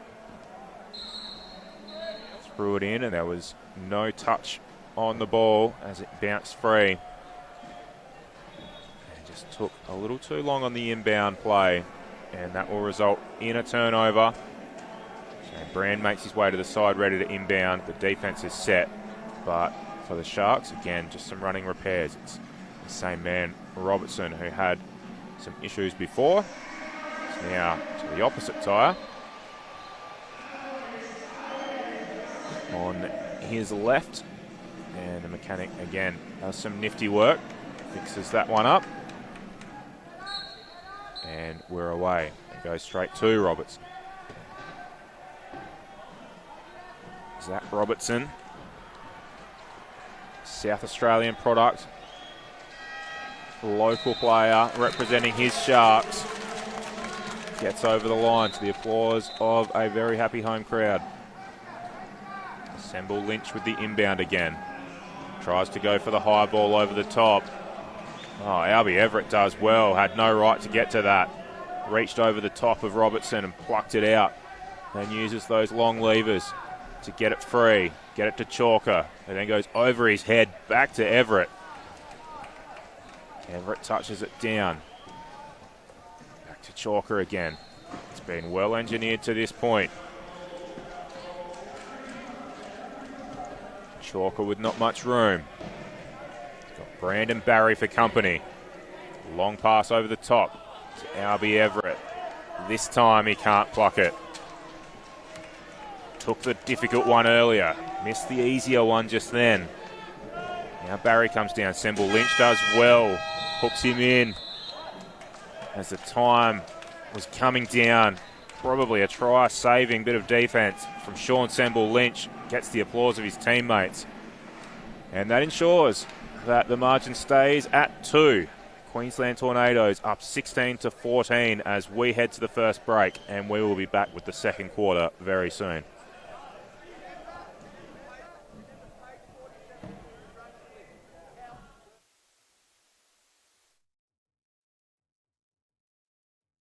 Life's busy, so eating well should be easy. That's why I love Light and Easy. With a huge range of ready-to-eat healthy meals from around $8.50 each, there's no prep, no stress, just great food that keeps me going. And if you're an NDIS participant with meal prep and delivery in your plan, you may only need to pay 30% of the cost for your meals. And with so many flexible, affordable options every single week and no locking contracts, I can order what I want when I want it. Healthy living made easy? Yeah, that's Light and Easy.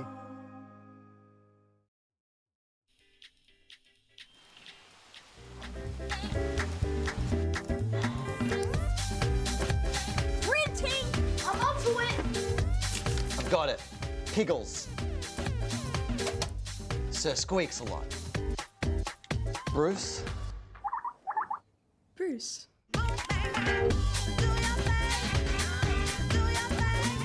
With all the latest tech, make bigger things happen.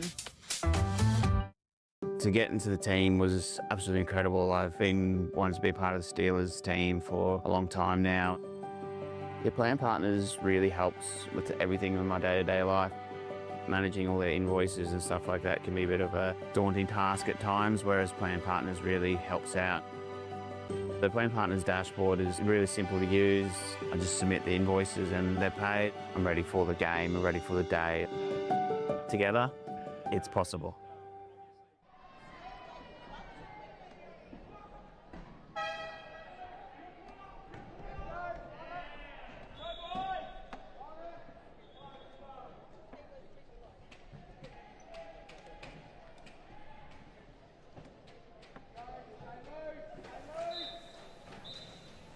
Welcome back.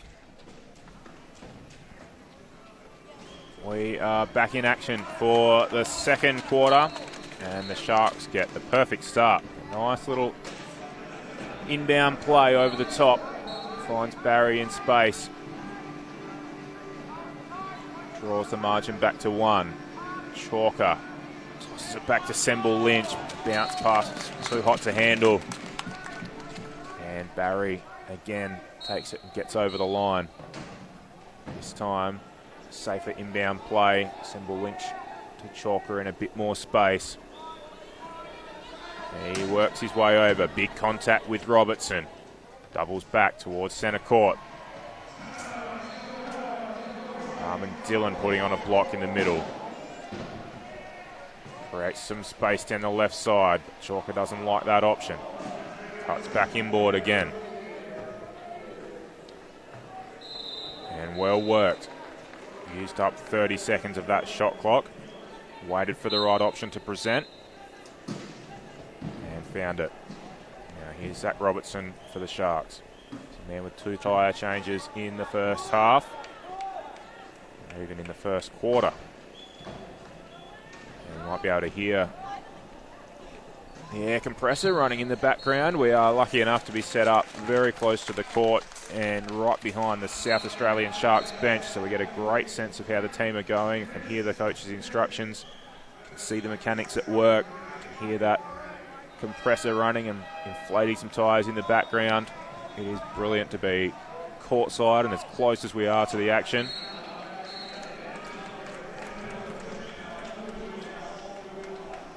We have a tied game early in the second quarter.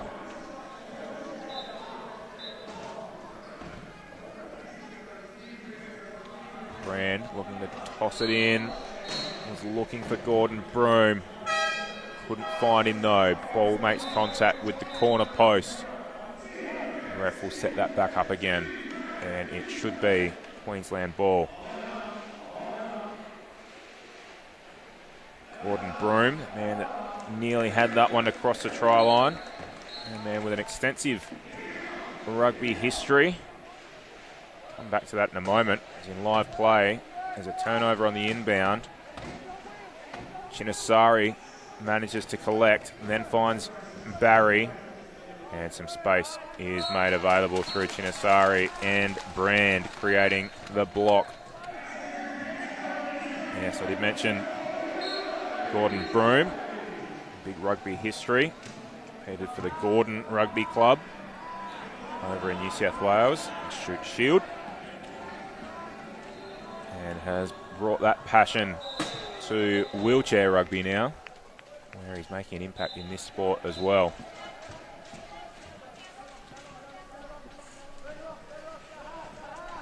Here's Michael Barry, using some speed, breakthrough. Cheered on by some of the youth in the background.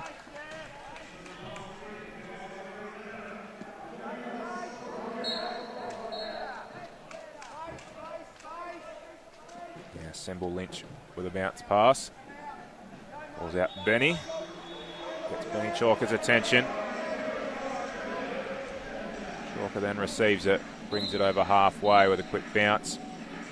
See some of the Queensland Cyclones players and staff in the background there, having a look at how their Division 2 team in the Tornadoes are going. So Queensland have outfits in Division 1 and Division 2. They are the only state or territory to be doing that. As an over and back is called, unlucky for Chalker. Defended well in his forward half. Forced the turnover, but then couldn't stop himself as his momentum took him back into the backcourt. Yes, the 2 Queensland outfits, one in Division 1 and one in Division 2. Cyclones, just like the Tornadoes, were runners-up in last year's tournament in Division 1 for them and have been very competitive in this one, and looking to get through to a gold medal game tomorrow.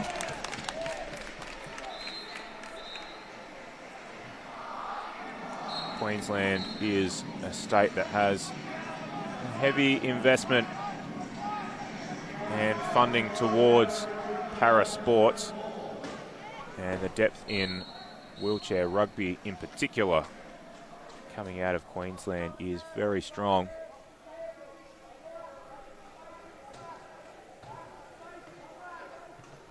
It says a lot that a team like the Tornadoes could have a complete change of roster from last year and still front up with a good competitive lineup this year.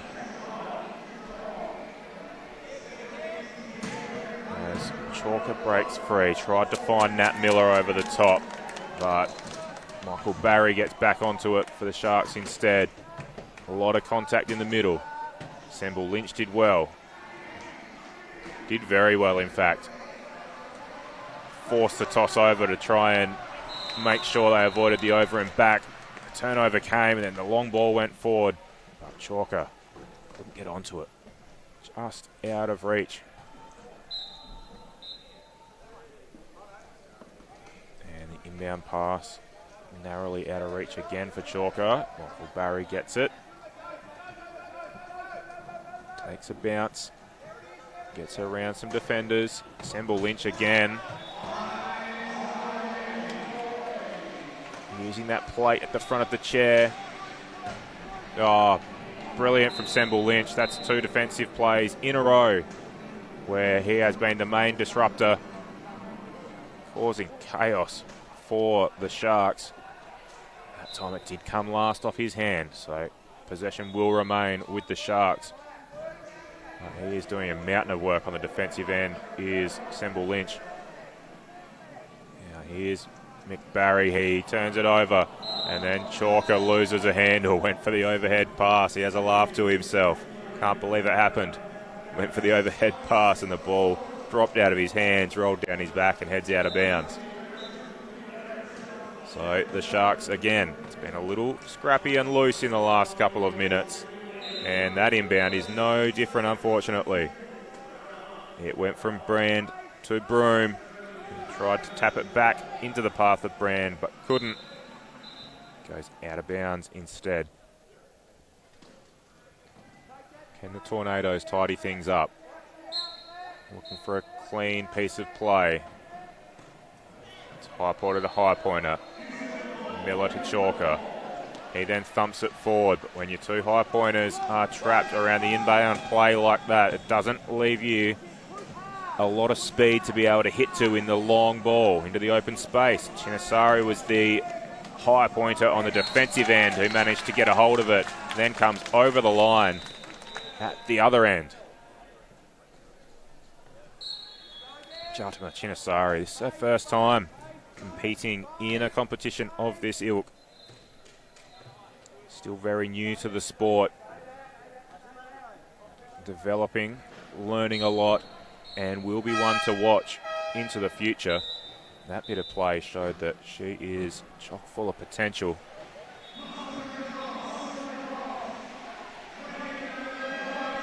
We're nearing halfway into this quarter, so some fresh players are injected into the game. Changes made. Semble Lynch and Miller head to the sidelines for a rest. McBarry and Shane Brand go for a rest for the Sharks. So that brings Robertson back into the game along with Jimmy Coleman.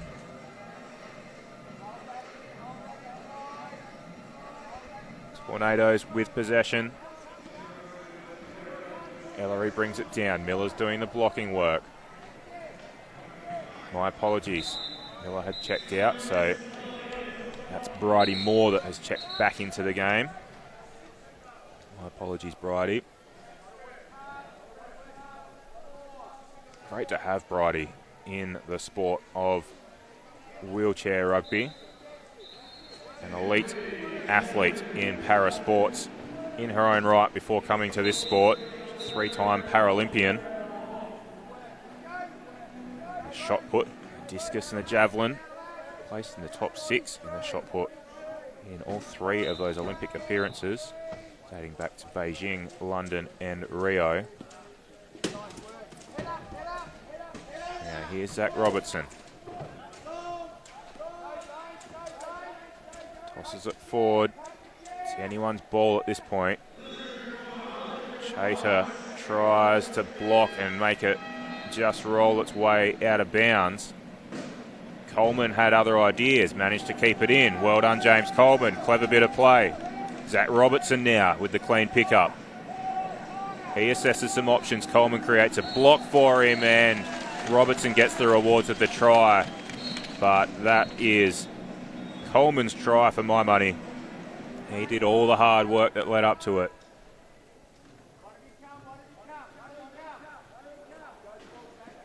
Now the ball comes down the court, courtesy of Chater. Chater to Chalker has been a combination.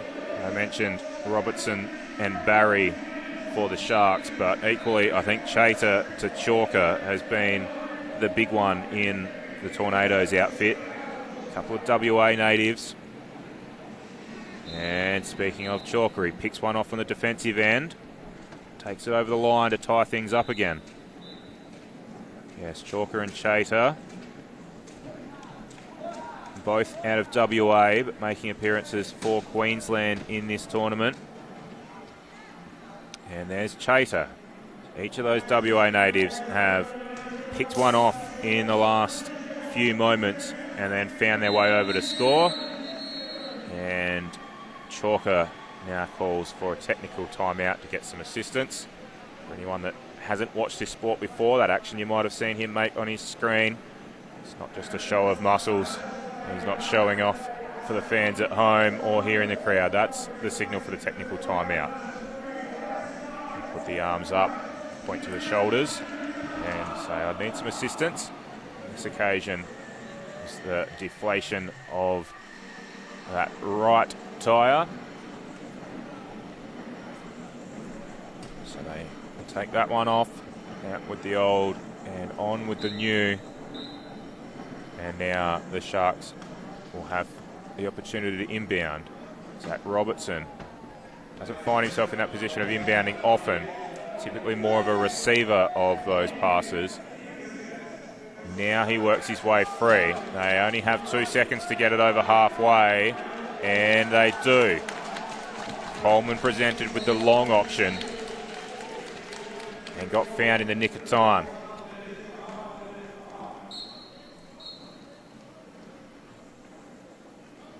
As Ellery comes in to Chalker. Coleman makes contact, locks him up. Pass goes to Chater. He works it past halfway. Knocks it down and then finds Chalker, who found his way free down the left-hand side after being up the top right of the court moments ago. Found a sneaky path down the left and became the free player to get over the line. Now Robertson this time is the target on the inbound pass. Oh, but he tosses one away. Chalker picks it off as we get to under 2 minutes left in this game. And Queensland have been able to achieve that mini break again.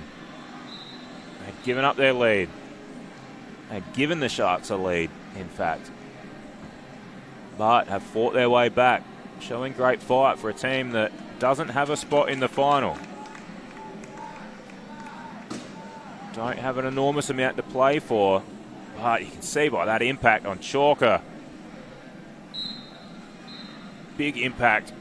Managed to shut the pass down from Coleman. Ball came free to Chater, who then gets over the line. The margin's now 3 as Broome needs to take a risky inbound pass. The thump pass forward works perfectly. It's only risky if you don't get it right, and he got it right indeed. And it's the second pass that doesn't work for them. Robertson tossed one out in front of Chinesari, who wasn't able to get there.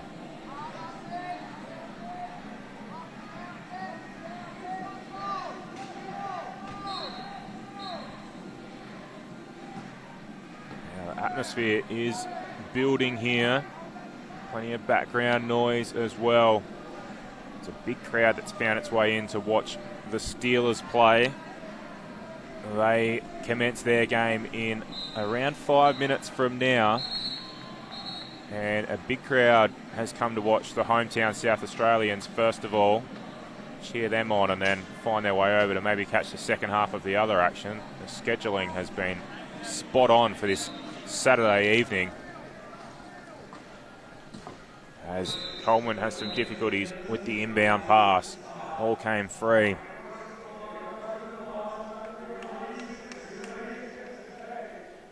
Now, these athletes do have limitations to their limbs. It is a requirement of the sport to have a limitation to at least 3 of the 4 limbs, and often their hand function, their dexterity is not quite there.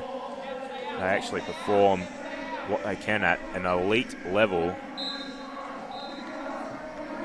They are performing in a sport well beyond what would normally be expected from their level of disability and function. But it came free on that pass that happened a moment ago. And now again, trouble on the inbound. A big piece of defensive hitting from Queensland. Knocks the South Australians over the line, forces a turnover. And then toss back in, and Queensland score again, and they are out to a 6-point lead. In reference to our call in a few games now, that 6 is a big margin and a psychological burden for the team that needs to try and come from this far back. And the Tornadoes will have an opportunity to stretch it even further. And they do. It's out to 7 with 42 to play in this first half.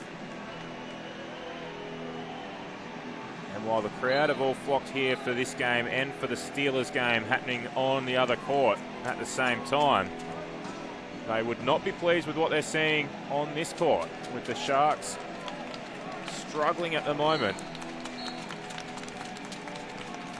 That helps. They find their way over. 31 to play. Margin of 6. Now some clock management becomes important for the Tornadoes. One of the golden rules is to score last.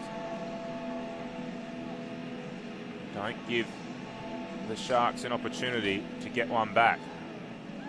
Now they ease up on the line, but eventually take it over. Can't stay in the offensive key for too long. There is a limit on that. So Ellery had to eventually take it over, and with 10 seconds to play, the inbound pass comes. It's off loose hands. Shinasari up on one wheel as she goes over the ball. Gets caught underneath the chair. And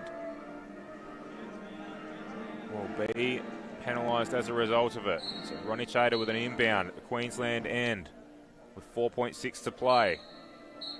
This will need to be a perfect play with under 5 seconds to go. Ellery is locked down. Chalker gets himself free now.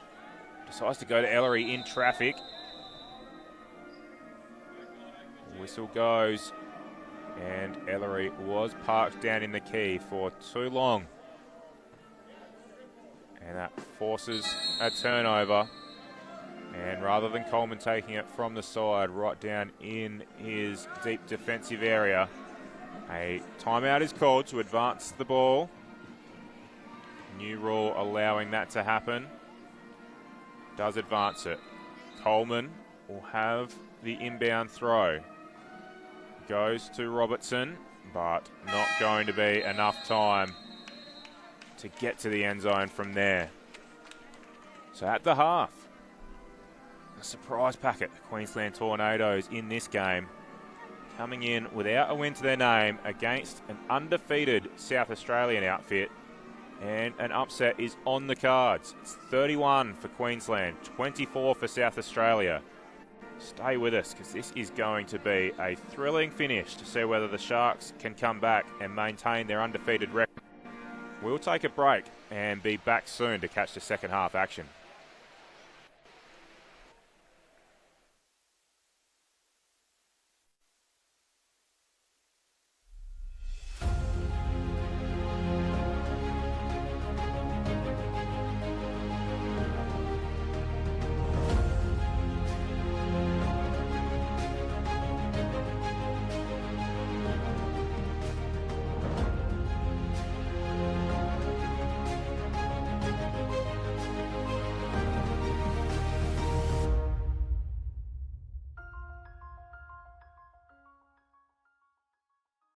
At Charter Care Services, we're proud to be supporting the incredible athletes at the World Wheelchair Rugby Championship and the wider disability community across Australia. Whether it's the right mobility aid, safe transport, or an experience on the water, we make accessibility easy. Chartercare Services, proud sponsor of Possibility. At Degnan, we don't just build infrastructure, we build possibilities. We work collaboratively to bring excellence, innovation and diversity, delivering projects that connect people and shape the future.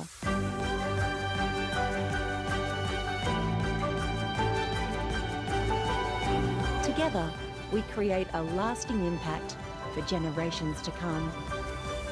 Degnan, building tomorrow together.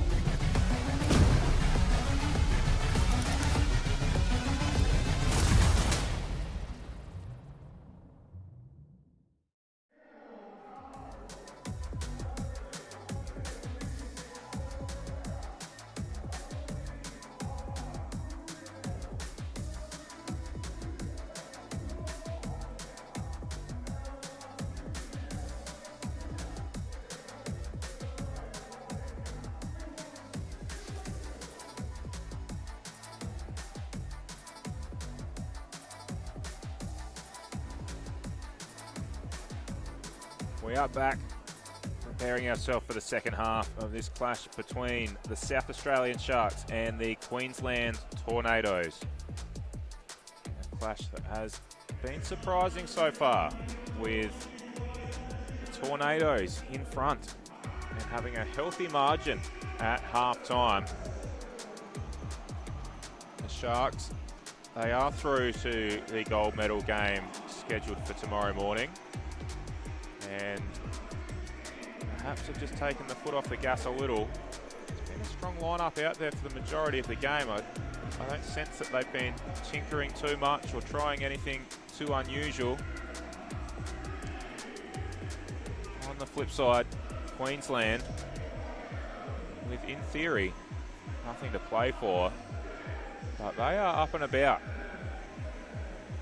See, there's plenty of smiles and plenty of chatter in amongst that team. They would be very happy with what they've been able to produce so far. It's a squad that, in large parts of games, have shown that they are capable of much more than their 0-3 record would indicate. It has been momentary lapses that has largely cost them.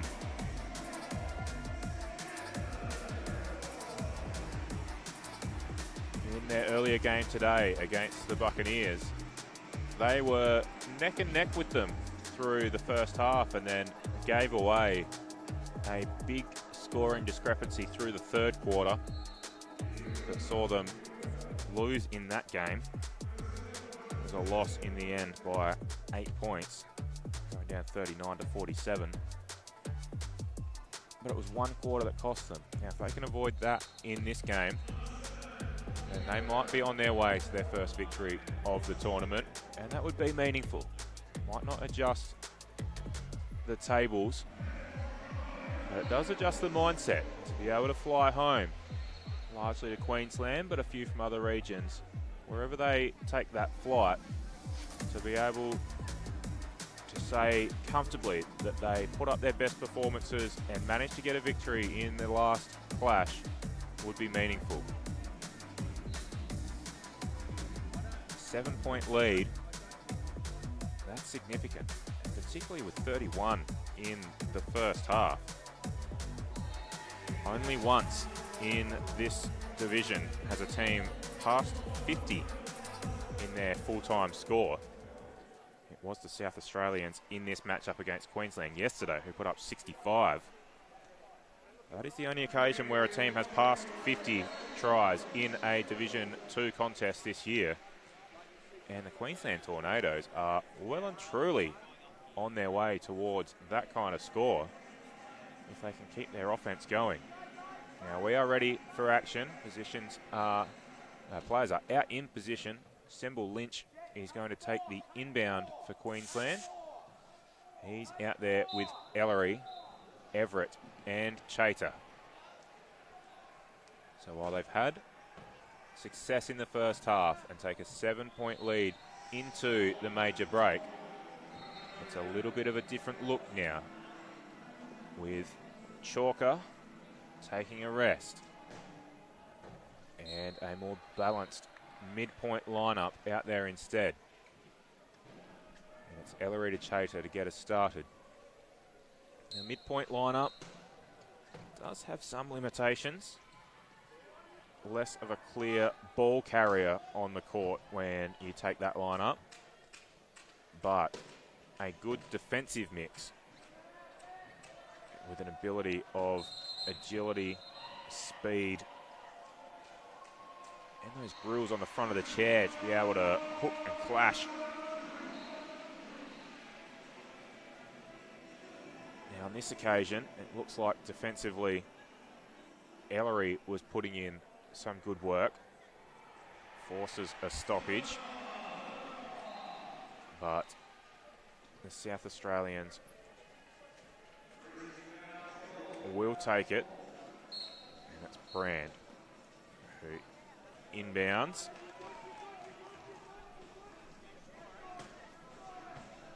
And Crowden goes all the way. Now, I'm not sure if it was just me, but it seemed like teams were lining up in the wrong direction there. Bit of a trick play. South Australians all headed to the backcourt. Queensland went one-on-one with them. And then Caleb Crowden just snuck off to the front and had nothing but space in front of him to work into. Might have caught them napping off the inbound play. Now here's Brand again. Looking for options. Finds Crowden. Was initially looking for Gussie Fowler. He was well held down by Ellery. So Crowden gets it instead. Crowden controlling the ball. Goes to Brand. Some contact down low between the two Queensland defenders. And Brand, a 1.5er, with some higher classification players surrounding him, was able to get past. Nice offensive play from Shane Brand. Now he comes in from the defensive aspect with a big hit. And the ball comes over the top to Ellery. Nice attempt on the defensive side from Gus Fowler to stop him, but Ellery gets there just in time. And Shane Brand will try and bring it in again. So the South Australians, having mentioned that Queensland haven't got their high pointer out on court, South Australians doing likewise. A different lineup out there. Heavy on mid-pointers. Jet Johnson is out there. Brand is out there. And just about had that one, but it gets picked off. And Crowden is out there and Fowler is out there as well. So that's their four. As Semble Lynch gets turned around but gets over the line in time in front of the chase down from Crowden.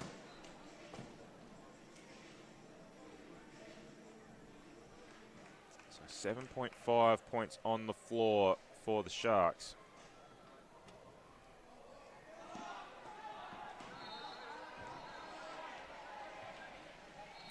Playing under classification. We saw them do a little in their last clash as well, getting some game time into all players.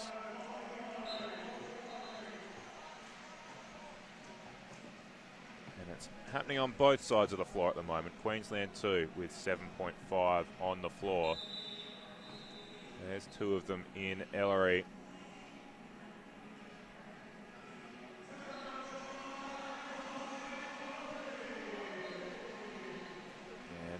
He was caught in possession for a little long there.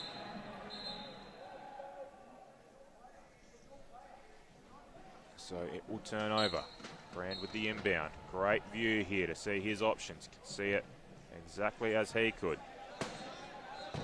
There's Crowden. Takes a bounce. Not going to get caught travelling. Goes a long ball. Ambitious ball. Too ambitious. And gets some feedback probe Gus Fowler to say, just a fraction lower, please, next time. Give me something I can reach, please. There was one that was tough to reach for Ellery.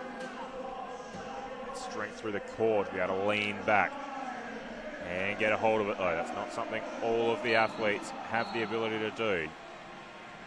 That's one advantage he does have. He uses it.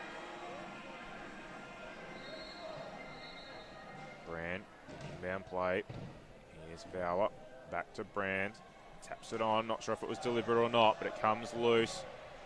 Looks like Crowden's going to get it. That's a clean pickup. Gets a block from Johnson in the background as well, just to make sure he can get there. Margin of 8. Time is called by the Queensland coach, David Wood. South Australians take the opportunity to have a chat as well. Looks like they'll stay with the same 4. Andy Phillips giving some instructions.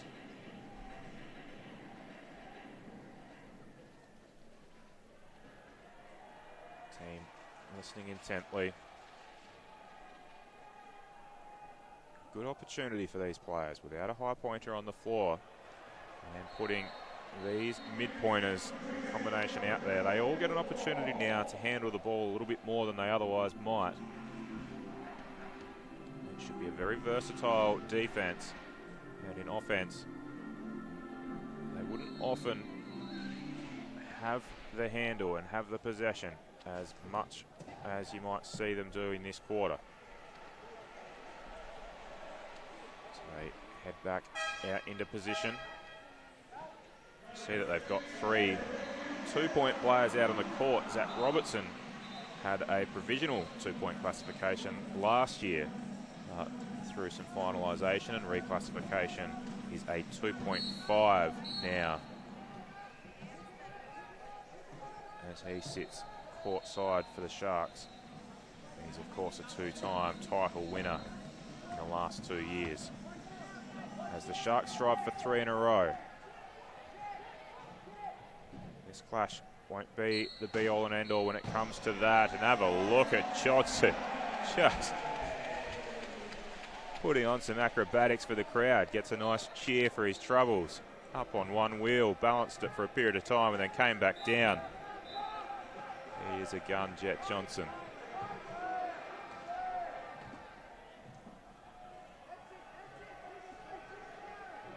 Now some difficulties for Crowden to get it over half court. Calls out Shane and then sends it in his direction. Shane obliges and might give it back. No, ball gets knocked free by Albie Everett. These long limbs able to get in and get a hand to it, but it does come last off of him, and the Sharks will retain possession. Good view there of the Sharks bench, all waiting, all eagerly watching the inbound pass. They see a good one that's well caught by Crowden. He's going to try and get past Chater, and does. Chater was backing back as quickly as he could. Can't go as fast in reverse as you can going forwards, and Crowden got there before Chater could shut down the lane. Now here's Chater, tosses one forward, good tangle, good competitive contest there. Everett comes out with it though. He knocks it forward to Semble Lynch, and he couldn't get a handle. The defense came, put enough pressure on. It's through Johnson. And we're still at a 7-point game, just as we were at half-time.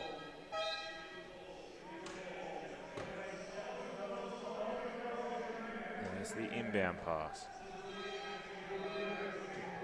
The Sharks have kept their same 4 on the floor, but the Tornadoes have made some changes.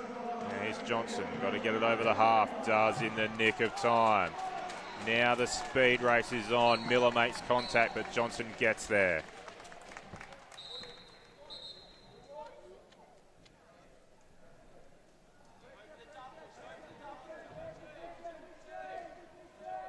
Semble Lynch on the inbound. inbound, looks for Miller. Brand gets a hand to it, read the pass really well, came from a long way back to block it up. Knocked it loose. The Sharks will make a couple of changes now. In fact, they'll make 3.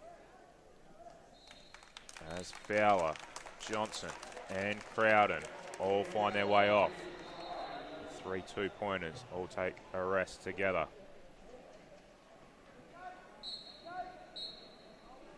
Coming back in are Barry and Robertson. And also Broome.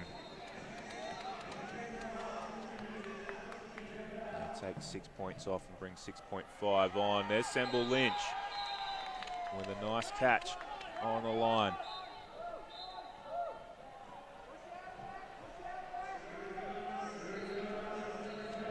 Andy Phillips, sideline for the Sharks, yelling out to push out through it, push out through it.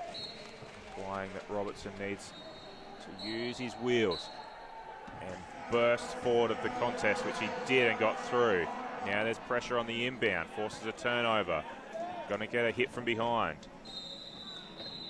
Takes the hit from behind.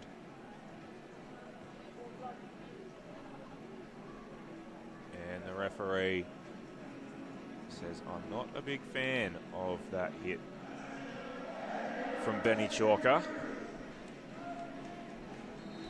And that illegal hit from the back is not on.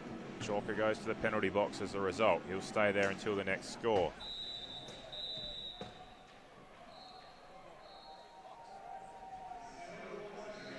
And now another infringement. And it'll be against Nat Miller. He tries to call their bluff and stay on the court, but eventually she gives up on that and has to go to the box. And there is 4 on 2. And that's one of the easier opportunities you'll get. 4 on 2, with the 2 high pointers being off the court. Left Queensland with just the 2 out on the floor, the 2 low pointers trying to do the defensive work, and it was a bit much to ask. Now, here's Michael Barry.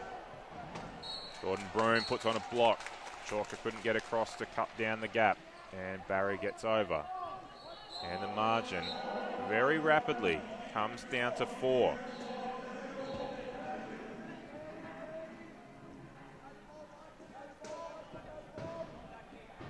Barry goes the ball carrier on defense, tries to shut it down, forces a pass over the top. It goes to Miller.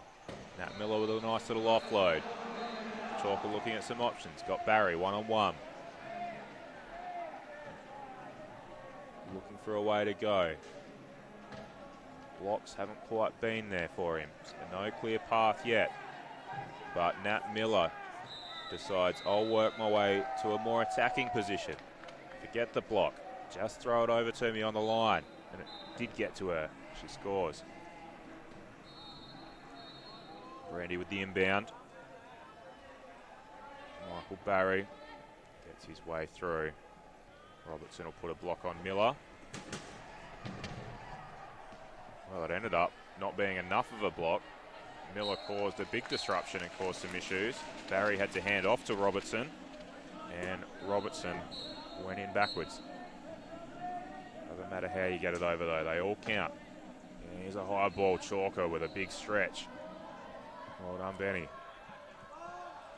Now he tries to thump it forward as the clock winds down. Not long to get it over halfway. I think fortunate with the shot clock counting down. But it won't matter anyway. The turnover comes. Quick pressured knock forward, goes out of bounds over the sideline. I thought the clock might have beaten them to clear halfway. The referee's a little more generous than I might have been.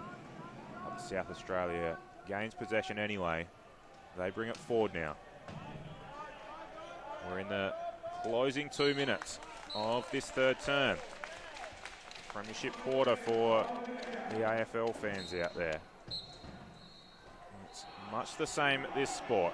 It is a very important quarter, and so far, the Sharks have had the better of it. Chalker, though, puts on the afterburners and finds an opportunity to get through. I think Queensland would love to have this margin around this 4-point mark at the break. Give themselves enough of a buffer into the final term. If it's within 2 or 3, the Sharks start to get confident, start to have some ascendancy, and would back themselves in from there. It's 3 currently as a timeout is called. Dave Wood's going to have a chat to his team. Andy Phillips having a chat to his Sharks team on screen. Low-scoring encounter for Queensland in this quarter. Mentioned at half-time they were on track to go 60+. That looks less likely now as things have slowed down and been much more difficult for them. Sharks chatting through things. This 4 looks like they'll be the 4 to finish out the quarter at least.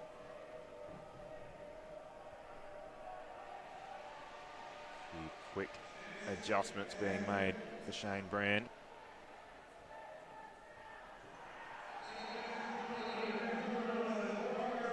They've just got the 4 in their huddle as they speak. At the opposite end of the court, all of the Tornadoes team gathered around their coach to hear his instructions as they now break out into positions. It will be Queensland ball at the backcourt after South Australia had scored before that little break. Semble Lynch with the inbound. Chalker gathers. He's going to have Robertson for company. Gets past him though. Semble Lynch puts a block on to help out. And a pass over the top to Nat Miller. And a quick offload from her. Finds Chalker, who gets over the line.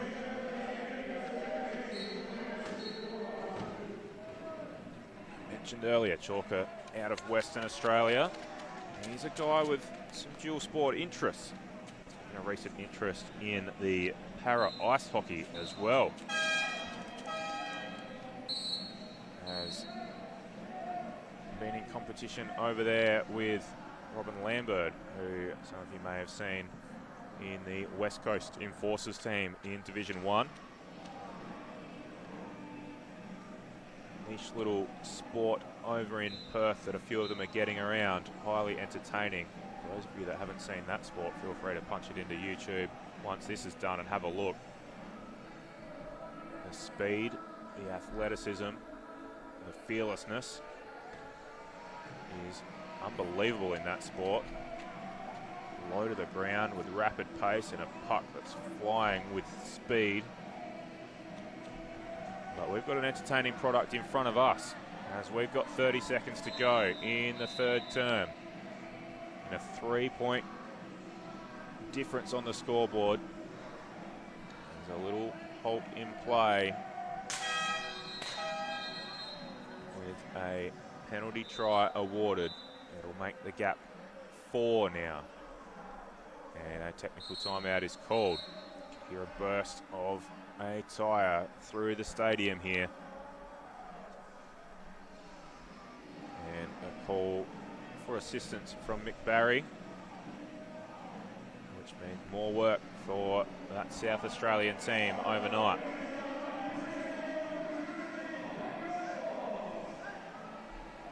Important they can get those changes done quickly. Got 30 seconds to get that player back into action, or otherwise you have to take them off the court for any further repairs. That was done quickly, and then Barry works his way forward, gets a hold of it. Those new tyres working a treat. Got the slicks on as he's built up some speed and crosses the line. We are back to that 3-point margin with 20 seconds to play. Shot clock no longer a factor. Nat Miller gets it. Robertson shuts it down, although Miller probably wants to use some clock anyway. Chalker takes a glimpse at it. There's a clock at both ends of the court, so he's having a look, just seeing how long he's got. Ball gets knocked loose though. Well done, Michael Barry, with clock counting down. Got a hand in. Stop the try.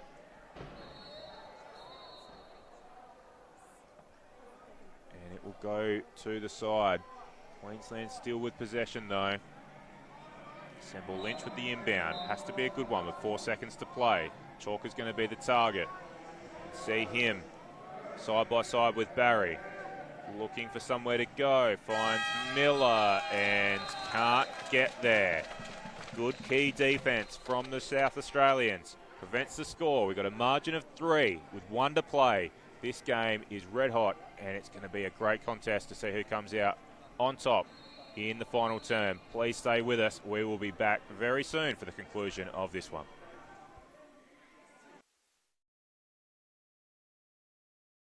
To get into the team was absolutely incredible. I've been wanting to be part of the Steelers team for a long time now. Your plan partners really helps with everything in my day-to-day life. Managing all their invoices and stuff like that can be a bit of a daunting task at times, whereas plan partners really helps out.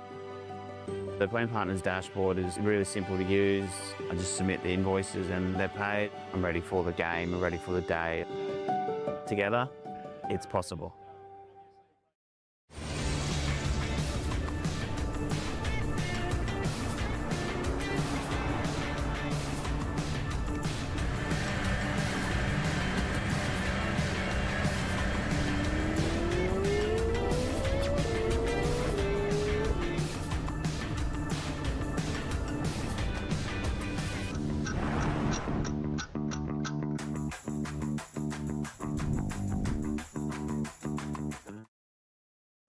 Suncorp is giving every home in Australia a voice.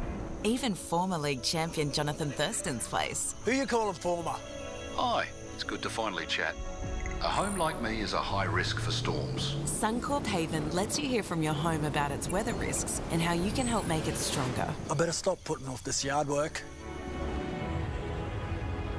Listen to your home now. Search Suncorp Haven.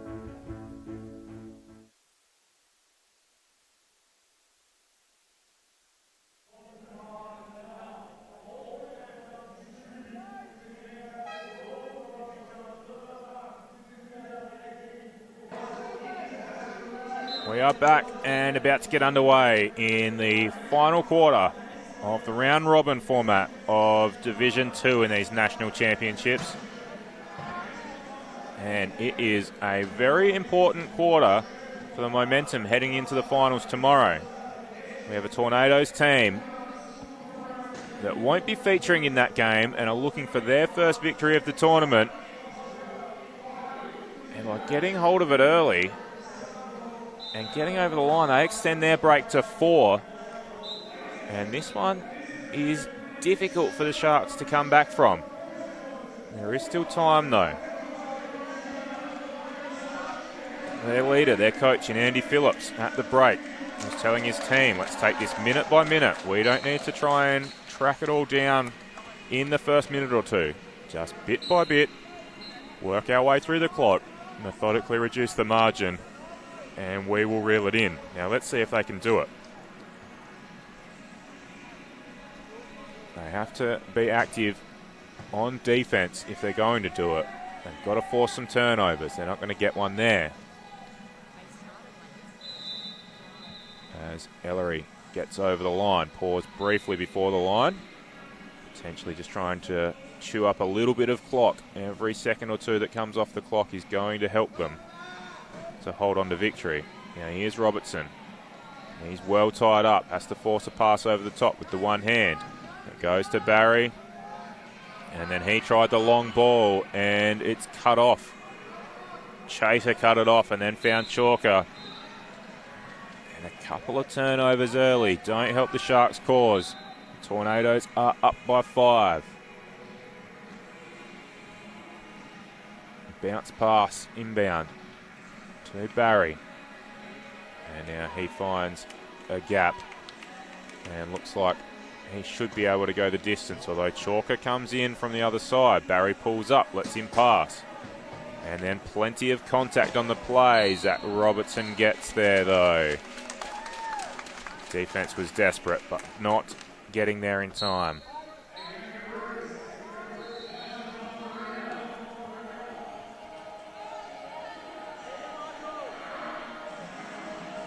And This is what the Tornadoes would be looking for. Some easy scores.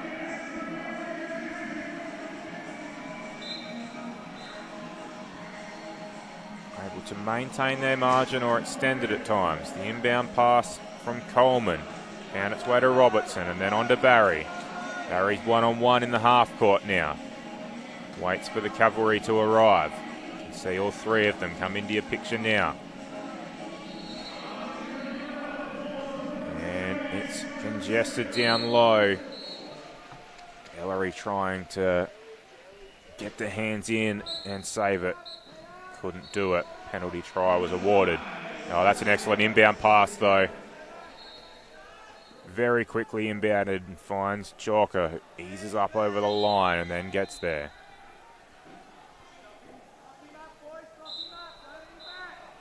Coleman tosses it back in. Robertson. They said they were going to take it minute by more follows. Gets some contact on. Well done, good defense. But then the block was put on by James Coleman in the background and created an opportunity where it looked like they might have been running out of time.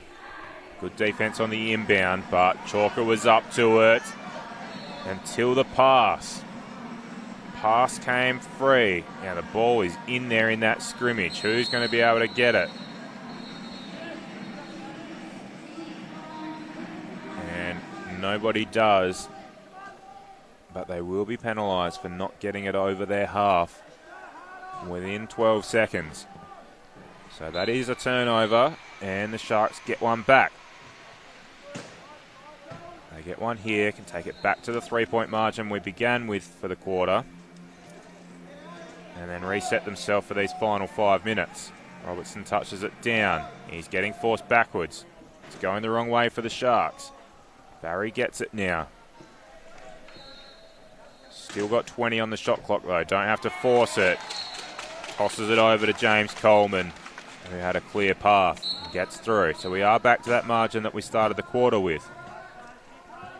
4.5 to play. Tossed in on the inbound. Chalker gets it. Tosses it back to Ellery. Chalker attracted a lot of company, which means there's less defenders down to stop the play now, and Ellery takes advantage of that and gets through. Bridie Moore created a little space for him with a block on Mick Barry. Michael Barry gets a hold of it off the inbound play. Pushed backwards momentarily by Jason Ellery. But Barry finds his way forward, then he needs to toss it forward. Coleman with a good gather. The pass is on and finds Robertson.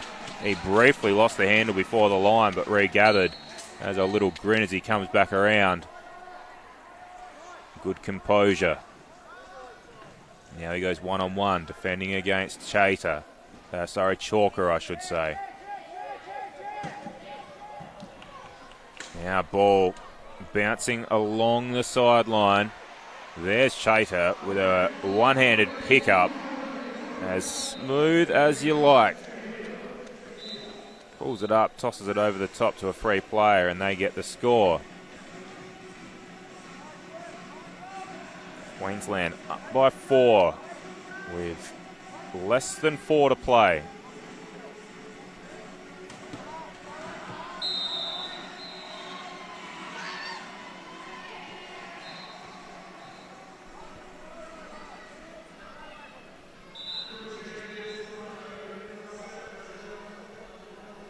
And an opportunity for Queensland now to extend it further.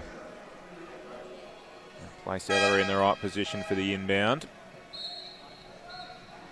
But time is called by the Queensland outfit. Dave Wood was the one. He's called it, has a chat to his team. And I'm sure he's just talking to them about maintaining their composure. They're up by 4. 3.5 to play in the 4th period. Team that's looking for their first victory of the tournament. They deserve one. They have been good. They've been competitive for vast periods of games. And it's only been lapses in concentration that have cost them in their 3 previous games, and they have 3.5 minutes to maintain their concentration now and pinch a victory before this tournament is done.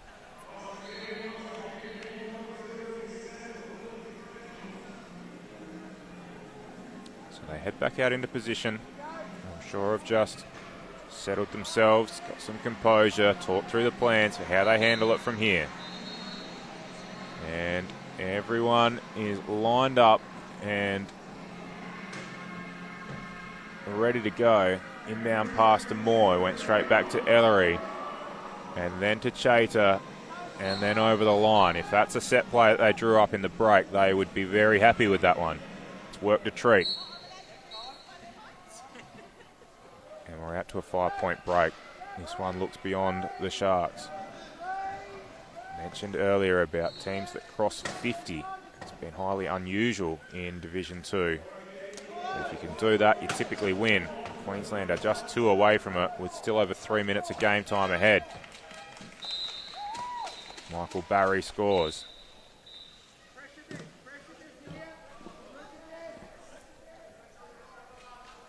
And then the inbound is a little sloppy. Looked for a pass that wasn't there. And it rolls away. The ref goes and tracks it down.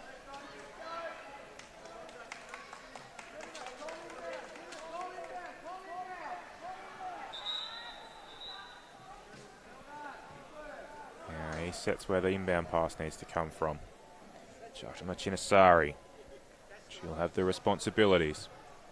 So the 2 high pointers are out on the court for South Australia. They're going to throw that combination out there to try and reel in this deficit. And well done by Shane Brand, who gets over the line, brings it back to 3. Chalker, the pass over the top to Ellery. He absorbs some pressure from Barry. Takes a bounce. He's looking for Chalker. Can't find him. And Chinesari picks it off. That is a crucial turnover with 2:30 left to bring it back to a 2-point game. That's a huge defensive play. Ball in dispute. It came over the top. Chinesari grabbed it and quickly turned defense into offense. Now they're defending well off the inbound. Forces a pass. Chalker's up to it. Oh, is he up to it ever? He reeled in a difficult one and then powered away to the other end. And just a steadier for Queensland. Michael Barry looking for Brand to create a block for him. And Brand gets Chalker away from him for a moment. Then the ball forward, but Chalker picks it off. Well done. He was the one that they had to keep out of it defensively. Brand had the block on him for a moment, but not for long enough. Chalker got back. Now sets up offense. Chinesari gets it over to Ellery. And with under 2 to play, it's a margin of 4. And Queensland would certainly be starting to believe now. They would be feeling like they should get there from here. Barry goes quickly, turns on a dime, gets around Ellery, gets around Chater. Looking over the top, goes to Chinesari. She reels it in. That was a difficult one to get a hold of. Looked like she wasn't going to get there, but she stretched out. Great control. And gets it. Now puts the arm up on defense, but the long ball over the top's going to work. And Chalker gets a hold. Takes a second off the clock. And then wheels it over. Brand nodding his head for one inbound play. Then it got shut down, so he went the other way. And Barry gets it. Gets in front of Chalker. And gets over. Chater with the inbound. There's some pressure on that inbound pass, but he does it well. Chalker gets a hold. Goes back to Chater. Chalker drew a crowd. He had 3 around him. Chinesari came at the ball carrier. Right option to take, but it does leave Ellery on his own. And he crosses over. We are under a minute to play as the margin extends.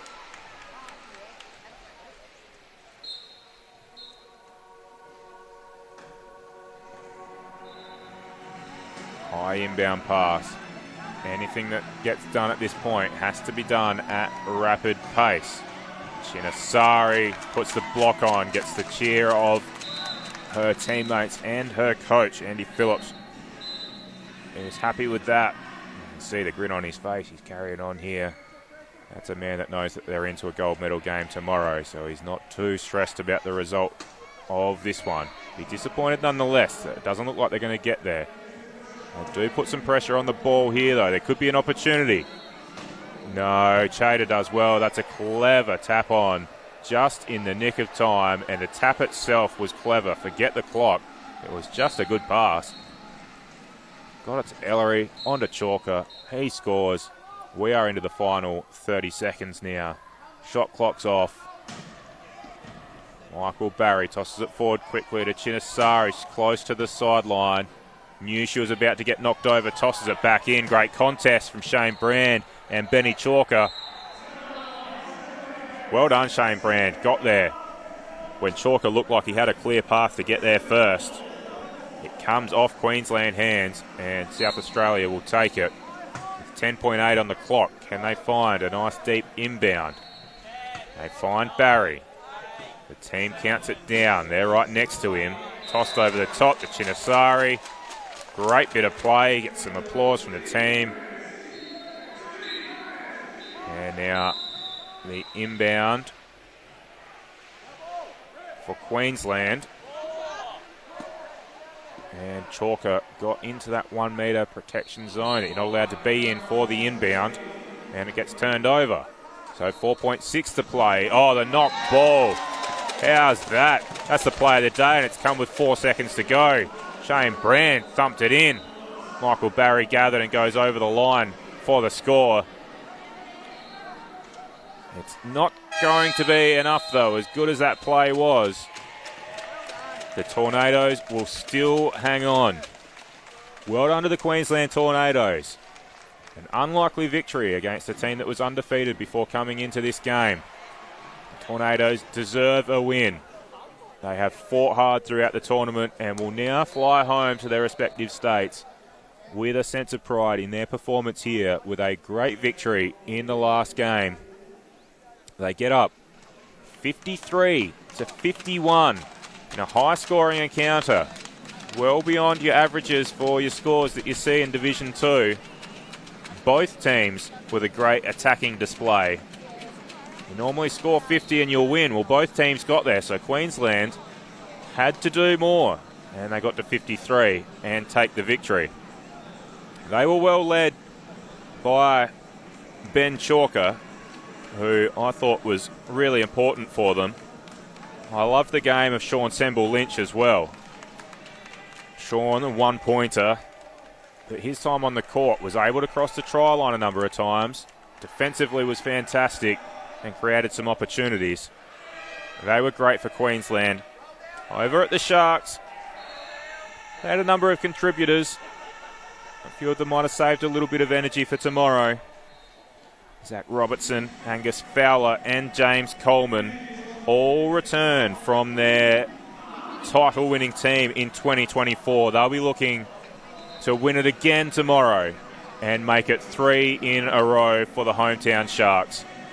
And as these players catch their breath and recuperate ready for tomorrow, I will do the same, and I encourage you to do similar. Please join us again tomorrow. We have a big day, finals day, on day 4 of the 2025 Santos Wheelchair Rugby World Challenge. Rest up and come back and join us then. We look forward to your company tomorrow.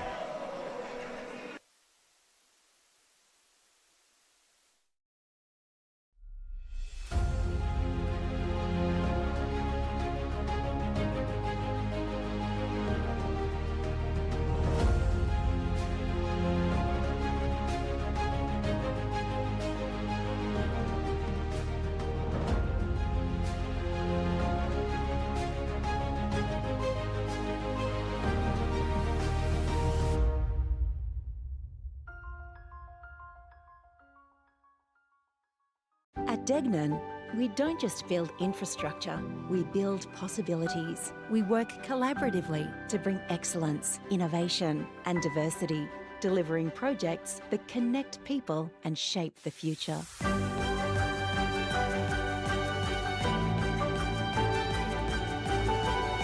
Together, we create a lasting impact for generations to come.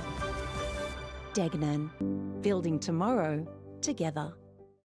Life's busy, so eating well should be easy. That's why I love Light and Easy. With a huge range of ready-to-eat healthy meals from around $8.50 each, there's no prep, no stress, just great food that keeps me going. And if you're an NDIS participant with meal prep and delivery in your plan, you may only need to pay 30% of the cost for your meals. And with so many flexible, affordable options every single week and no locking contracts, I can order what I want, when I want it.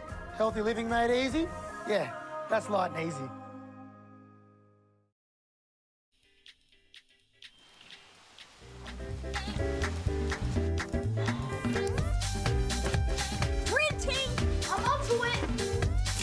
Got it.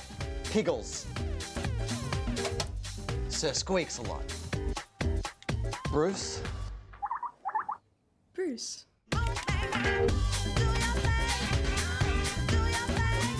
With all the latest tech, make bigger things happen. To get into the team was absolutely incredible. I've been wanting to be part of the Steelers team for a long time now. Your plan partners really helps with everything in my day-to-day life. Managing all their invoices and stuff like that can be a bit of a daunting task at times, whereas Plan Partners really helps out. The Plan Partners dashboard is really simple to use. I just submit the invoices and they're paid. I'm ready for the game, I'm ready for the day. Together, it's possible.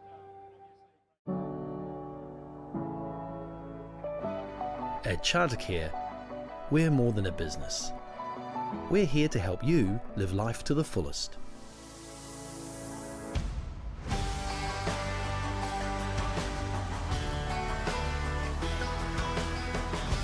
Whether it's the right mobility aid, safe transport,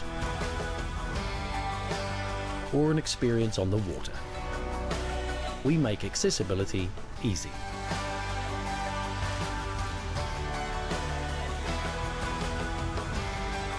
Chartercare Services, proud sponsor of Possibility.